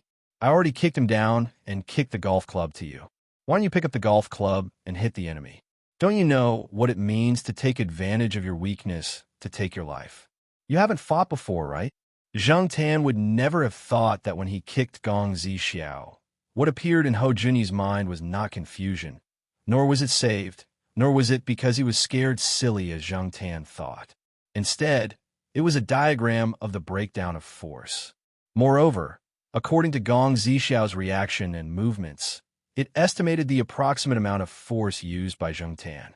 It was precisely because of this that Ho Junyi was stunned, because the result did not conform to common sense. How could a cat have so much strength? After calculating it once, it recalculated it twice, and the result was the same all 3 times. Unbelievable, dumbfounded. Little Ho Junyi's mind was currently running like a herd of alpacas. If Zheng Tan knew what Ho Junyi was thinking, he would definitely run up and give him a few kicks. F***. At such a tense moment, this kid actually had the time to do a physical and mechanical analysis. Did he learn to be stupid? However, Ho Junyi soon came to his senses after hearing edamame's roar. He looked at Gong Zixiao, who was struggling to stand up, and picked up the golf club with trembling hands. When Gong Zixiao looked at him with red eyes, Ho Junyi gritted his teeth and swung the club. Bang! The big star was hit on the head and tragically fainted. Seeing this, Ho Junyi was very scared. He was afraid that he would knock someone to death. After waiting for a while and seeing that the person lying on the ground did not respond, he trembled and moved closer. He put his finger on Gong Zixiao's wrist to feel her pulse and then let out a long sigh. Luckily, he was only fainted and no one died. This should be counted as a self-defense, right? Edamame was still biting Gong Zixiao's trousers, shaking its head and tearing it apart. It made a low whining sound in response to Gong Zixiao's kicks. But now, even if it bit his pants, it wouldn't have any attack power. No matter how hard he tried, no one would kick him. Gong Zixiao's coma temporarily eased the atmosphere, and Ho Junyi's tense nerves relaxed a little. However, when he thought of what he had seen and guessed at the end of the corridor on the first floor, he was worried. He really wanted to leave this place. Zheng Tan ignored Ho Junyi's conflicted emotions. After Ho Junyi knocked Gong Zixiao out, he nodded with satisfaction. Then, he jumped up and stepped on Gong Zixiao's face, which attracted countless girls and women. Seeing that there was no reaction and that Gong Zixiao had really fainted, he moved closer and reached his hand into Gong Zixiao's pocket. He was very curious about what was in Gong Zixiao's pocket and why his hand was always in there. Now that he took it out, he found that it was a small remote control. Could be a button that controlled some functions in this house. For example, windows, doors, and so on. Many rich people's houses started to be smart. When Zheng Tan was still a human, he had seen some people's houses using smart design. Gong Zixiao's house was probably similar, right? The remote control was full of characters and some patterns. Zheng Tan could not understand them. He pressed it twice and did not find anything unusual, so he ignored it. Ho Junyi, who was panting and trembling, saw the remote control. His eyes lit up, and he picked it up with his free hand. Zheng Tan planned to go up to the second floor to check on Fang Mingming and the rest. He stopped in his tracks and moved his ears, carefully distinguishing some sounds. Then, he ran to the huge floor-to-ceiling window and listened carefully. He confirmed that it was Demi's cry. The cry was different from usual. Many people probably had not heard Demi cry out like that. However, Zheng Tan felt that it was familiar. After thinking for a while, he suddenly remembered that Demi's cry was similar to the way Black Rice used to summon cats. Although the cry did not sound exactly the same, Zheng Tan felt that it was very similar. Perhaps this was an ability that was inherited from a mother. Others could not learn it, but Demi did not need to learn it. It was like cheating. The natural world was full of strange things. There were many things that made people envious and jealous. At the same time, Zheng Tan had to sigh again. This family's genes were really King awesome. While Zheng Tan was thinking, the other residents near this house who had cats and could hear the cats cry began to have abnormal reactions. They cried out and wanted to run out. In Fang Mingming's room on the second floor, the two of them worked together to smash the louvered vent and let Demi escape through the vent. Fang Mingming even took off the bow on her head and let Demi carry it to find help. She had seen this on TV before, but in fact, the other end of the vent was blocked by something. Demi could not get out at all. However, if it cried out here, it could be heard loudly from outside. It would not be covered by the music that was playing. As it cried out, it created an effect that Fang Mingming did not expect. Zheng Tan stood in front of the floor-to-ceiling window and thought for a while. Then, he planned to go back to the second floor. At this time, Ho Junyi fiddled with the remote control and figured out something. After pressing a few buttons, the originally blurry floor-to-ceiling window suddenly became transparent. There was only some water vapor attached to it. Zheng Tan wiped it and found that on the other side of the glass window, there were a few cats. There was Lotus Seed, Longan, and the forest cat that he had not seen for a long time. It seemed that they had been trained by Ao Wu. Since they could hear Demi's cry, it was obvious that they were not far from here. This also proved that there was something wrong with Gong Zixiao, and it was not a small problem. In addition to these familiar-looking cats, there were also cats from nearby households. Most of them seemed to be expensive cat breeds, and they even had cat tags on them. Regardless of whether they were ordinary or expensive cats, they were all howling and wandering around the house at the moment. With such an abnormal phenomenon and movement, it was believed that the people nearby would come over. Zhang Tan had already seen Ho Junyi's father running over. Originally, Ho Junyi's father was smoking outside the door and waiting for Ho Junyi. He did not expect to hear Demi's cry. Although the sound sounded different from usual, they were familiar with Demi and could associate it with Demi. Moreover, the sound came from the house next door. The two houses were about 10 meters apart. Ho Junyi's father walked over and looked into the yard. He found several cats in the yard and other cats that he knew lived in the nearby residents' houses. It was a very strange phenomenon. Ho Junyi's father pressed the doorbell and found that no one opened the door. He realized that something was wrong and called Ho Junyi, but there was no response. Therefore, Ho Junyi's father contacted the parents of the other two families. When he found out that none of the three children had been seen, he directly called the police. The security in charge of this residential area also rushed over. Although Ho Junyi used the remote control to make the dimmer glass transparent, he could not find the correct button and solution for the door of the room upstairs. Perhaps there were other input instructions. He scratched his ears and cheeks anxiously for a while. After hearing the knocking on the glass window, he looked up and saw the people outside the glass window. Ho Junyi, who had been nervous, almost burst into tears. He kept patting the floor-to-ceiling window. Through a layer of glass, Ho Junyi's father was quite worried after seeing his son's appearance. Without waiting for the police and security to come, he ran home to get the tools. Zhang Tan did not know what tools Ho Junyi's father was holding. He just followed Ho Junyi back and found shelter. Then, the next moment, he saw that the floor-to-ceiling window was all broken. It did not explode everywhere, only falling in the area of the floor-to-ceiling window. By the time the police and security rushed over, Ho Junyi's father had already used the tools to cut open the door on the second floor. Looking at Ho Junyi's father, who was wearing work clothes and gloves and holding a set of tools, Zhang Tan thought that these people were too tough. When Fong Mengmeng and Chu Leia came out, other than being a little surprised, they were in good health. They only had some scratches on their hands, which were not serious injuries. The parents accompanied and comforted them. After all, they were still children. After experiencing such things, they did not know if it would leave a psychological shadow. The parents were thinking about how to get rid of the negative emotions that might affect the children. Zhang Tan looked around. Lotus Seed and Longan had disappeared. Awu was probably nearby. Now that there were more people here, it called them back. The police and security did not think that these cats would be of any use. They watched them leave and did not stop them. The people who live in this area were either rich or powerful. After such a big incident, the police would definitely be very busy. Who would pay attention to those cats? When the police car arrived, it made a lot of noise. The unconscious Gong Zixiao was taken away. In addition, Zhang Tan saw the police carry out a long object wrapped in a black bag. Zhang Tan sniffed it and smelled a faint smell of blood in the wind. The three children were accompanied by their parents and did not see the situation over there. This was good. Otherwise, they would probably be even more traumatized if they saw it.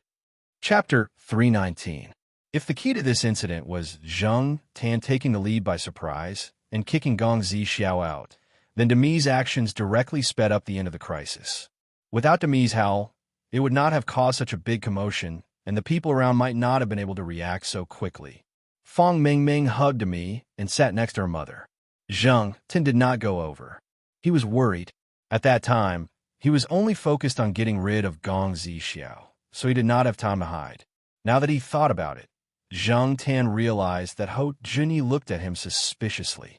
After coming out of the house, Ho Junyi calmed down and told a police officer about the whole incident. He even glanced at Zhang Tan a few times. Other than the police officers who were handling the case outside, the three children and their parents were temporarily staying at Ho Junyi's house. Why was Ho Junyi the one telling the story? Because among the three children, he was the first to calm down. Ho Junyi was accompanied by his father and told them about the incident. Fong Mengmeng and Chu Leia were resting in another room, so they could not hear what Ho Junyi said. Zhang Tan was still worried. He moved closer and hid behind a cabinet to eavesdrop on their conversation. At that time, Mao Dou found the mouse. I went over to pull it back, but it bumped into the shelf. I saw bloodstains on the wall behind the shelf. It wasn't much, but the color didn't look like it was from a long time ago. It was relatively new. Moreover, the color and traces on the wall showed that it used to be a shorter and wider object. The shelf was moved over later, and it was just enough to block the bloodstains on the wall. I also smelled something like bleach.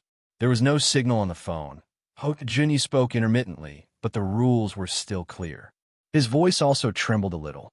His father patted him on the back, which comforted Ho Junyi's emotions that had started to fluctuate again because of his narration. However, when Ho Junyi was telling the story, both the police officer and Ho Junyi's father, who was accompanying him, twitched their faces a few times. The former felt that the child knew too much and was very observant. Moreover, he was able to notice things that many adults might not notice. He was not like a child at all.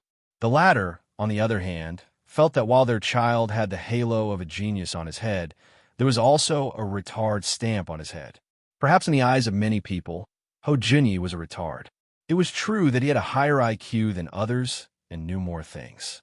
However, when it came to dealing with people, he could be said to be childish. Sometimes his words could drive people crazy. Father Ho had received more than one phone call from the school teachers complaining. Ho Junyi's narration was quite detailed, from the moment he entered young Master Zhao's house to the moment he left. Mr. Ho saw a very serious problem from his narration. Although he had always thought that it would be better when the child grew up, he had to solve this problem now. Otherwise, he was afraid that something similar would go wrong in the future. However, there were some details that were left out. No matter how the police officer and Father Ho asked, Ho Junyi refused to say anything. For example, the part where Zheng Tan kicked Gong Zixiao. Zheng Tan eavesdropped anxiously and found that Ho Junyi didn't sell him out.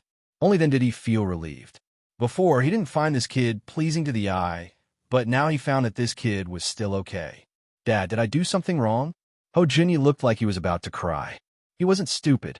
After thinking about it, he realized that many times it was his fault that Fong Mengmeng and Chu Leia were in danger. Seeing Ho Junyi's expression, Father Ho didn't ask any more questions. He waved at the police officer, indicating that he could leave. Then, he began to comfort Ho Junyi. After all, he was only a child. You couldn't expect him to take care of everything. As for those problems, Father Ho decided to take it slow and solve the problem at hand first. Fong Xiaokong arrived early the next morning. When he received the call, he was busy in another province. After learning about it, he bought the earliest flight and flew over. Zheng Tan saw that he was really angry this time. Since the incident, no one had come to look for Zheng Tan. However, this might only be temporary. It was also because Ho Junyi hadn't sold Zheng Tan out. Zheng Tan kept thinking about Mao's words. A Wu was around last night, so he should be able to find him. Although Ho Junyi didn't tell Zheng Tan out, Gong Zixiao was still there and his injuries were still there. If they really wanted to pursue the matter, they might be able to link it to Zheng Tan. However, after getting a guarantee from Fong Xiaokong, Zheng Tan was relieved. The matter here was handed over to Fong Xiaokong. In order to avoid some other problems, Fong Xiaokong decided to let Tong Qingdi send Zheng Tan back to Chuhua City the day before. This was also what Zheng Tan was willing to do. He always felt uneasy staying here. He was afraid that he would be dragged to join Al Wu's team. Before leaving, Zheng Tan heard Fong Xiaokong talking to someone about this matter. It turned out that the person Lotus Seed and Longan were following was not Gong Zixiao, but the person who was killed by Gong Zixiao. Of course, Gong Zixiao was also involved. According to the conversation, Gong Zixiao was involved in a lot of things, including prostitution, gambling, and drugs. He even had a murder case. He probably received some news and knew that the higher-ups were investigating something. After returning to his residence, he observed for 2 days. Unless it was absolutely necessary, he didn't want to give up the things he earned. After the suspect went to find Gong Zixiao, the two had an argument. The former directly suffered tragedy. As for Gong Zixiao, someone tipped him off. When he found that the situation was not right, he was ready to pack up and leave. He didn't expect to receive an unexpected guest when he was busy packing up and leaving. In order not to give himself away, Gongzi Xiao disguised himself very well. However, he didn't expect that the boy surnamed Ho to know so much. Moreover, he clearly didn't know how to observe people's expressions, but he could find problems that others didn't notice. He said that he really didn't want to kill. He just wanted to lock up the 3 children first and wait for him to escape. The person who spoke to Fong Xiaokong said, but he didn't guarantee that there wouldn't be other dangers to their lives, such as hunger, thirst, or mental stress. Those are only children. Moreover, when people act impulsively, anything is possible. Maybe one of the children will become a hostage, or something else unexpected, Fong Xiaokong said as he smoked. He was telling the person in front of him that he was going to investigate this matter. There are also a few people involved, as well as the person who tipped off Gongzi Xiao. None of them would be able to escape. I know what you mean. The person finished speaking and left. Fong Xiaokong knocked on the table with one hand, took a puff of his cigarette, and put it out in the ashtray. He took his coat and walked out. Black charcoal, I owe you a favor this time. Fong Xiaokong's heart was clear. Otherwise, he wouldn't be in a hurry to send Zhang Tan away. Temporarily avoiding this matter was also a form of protection for Zhang Tan. Zhang Tan jumped into the car. He had already packed everything and was waiting for Tong Qing to come. Just now, Tong Qing was called over by Fong Xiaokong to give him some instructions. After a while, Tong Qing came back. He opened the car door and was about to get in when he heard a voice behind him. Wait a minute. Zhang Tan looked over and saw Ho Junyi running over with a small suitcase in his hand. Ho Junyi's complexion was not bad. His family must have counseled him. But why is this kid carrying a suitcase over? Ho Junyi's forehead was covered in sweat from running. After he came over, he folded the drawbar and rollers on the suitcase and put it away. Now it looked like a suitcase. The suitcase was a little heavy, and Ho Junyi had a hard time carrying it. Tong Qing helped him carry it, and then looked at Ho Junyi in confusion. Ho Junyi pointed at the suitcase, then looked at Zhang Tan and said, "Thank you. It's just a thank you gift." When Ho Junyi looked at the suitcase, he was still reluctant to part with it. It was obvious that this kid treasured the suitcase a lot, but Zhang Tan did not know how to reject it and could not say anything. Without waiting for Zhang Tan to reject it, and Tong Qing did not know what to say, Ho Junyi had already run back home. When Ho Junyi returned home, his parents were there. Because of what had just happened, they had taken leave to accompany and comfort the children. The 3 children had taken leave and did not go to school. "What did you go out for?" Father Ho asked. He saw Ho Junyi carrying his small treasure chest out, but now he came back empty-handed, sending a thank you gift. Ho Junyi changed his shoes and answered, "You gave that to Fong Mingming? Would a girl like that?" In Father Ho's heart, the key was to me. If he wanted to thank someone, he would naturally thank Fong Mingming. "Oh, what?" Ho Junyi was puzzled. "Your treasure chest. Didn't you go to Fong Mingming's house and give her the suitcase?" Father Ho was puzzled. Did he guess wrongly? No, it wasn't Fong Mingming. "Dad, you said yesterday that a life-saving grace should be repaid with a spring. At the very least, I should thank her generously. So I gave his suitcase to Black Charcoal." Black Charcoal? Father Ho's face froze. "If I didn't understand wrongly, that was a cat. You gave your precious suitcase to a cat." Ho Junyi looked at his father with a puzzled expression. He felt that he had explained it clearly enough. Why was he still asking? "Son, I think we should have a good talk." Father Ho rubbed his eyebrows helplessly. Thank her generously. In Ho Junyi's heart, that treasure chest was indeed very valuable. Many things could not be easily bought outside. In fact, it was really expensive. However, those things were not the only ones. If he really wanted to get more, Father Ho could help Ho Junyi get them. He was just worried about how to adjust Ho Junyi's thinking and way of thinking to a normal level. At that moment, in the car heading to Chuhua City, Tong Qing was still driving silently. Zhang Tan was looking through the suitcase that Ho Junyi gave him in the back seat. "Thank you, gift?" Zhang Tan knew that Ho Junyi was thanking him for his help at a critical moment. However, it was the first time Zhang Tan had met someone who gave him a toolbox as a thank you gift. The suitcase had a password lock. The password had been unlocked long ago and could be reset. However, What made Zhang Tan even happier was the things in the suitcase. Although Zhang Tan had not seen many of them and did not understand what they were for, he knew a few of them. Zhang Tan took a metal square that looked like a bank card. He folded it twice and turned it into a knife. When he folded it back, it returned to the size of card. These were all good things. Zhang Tan was overjoyed.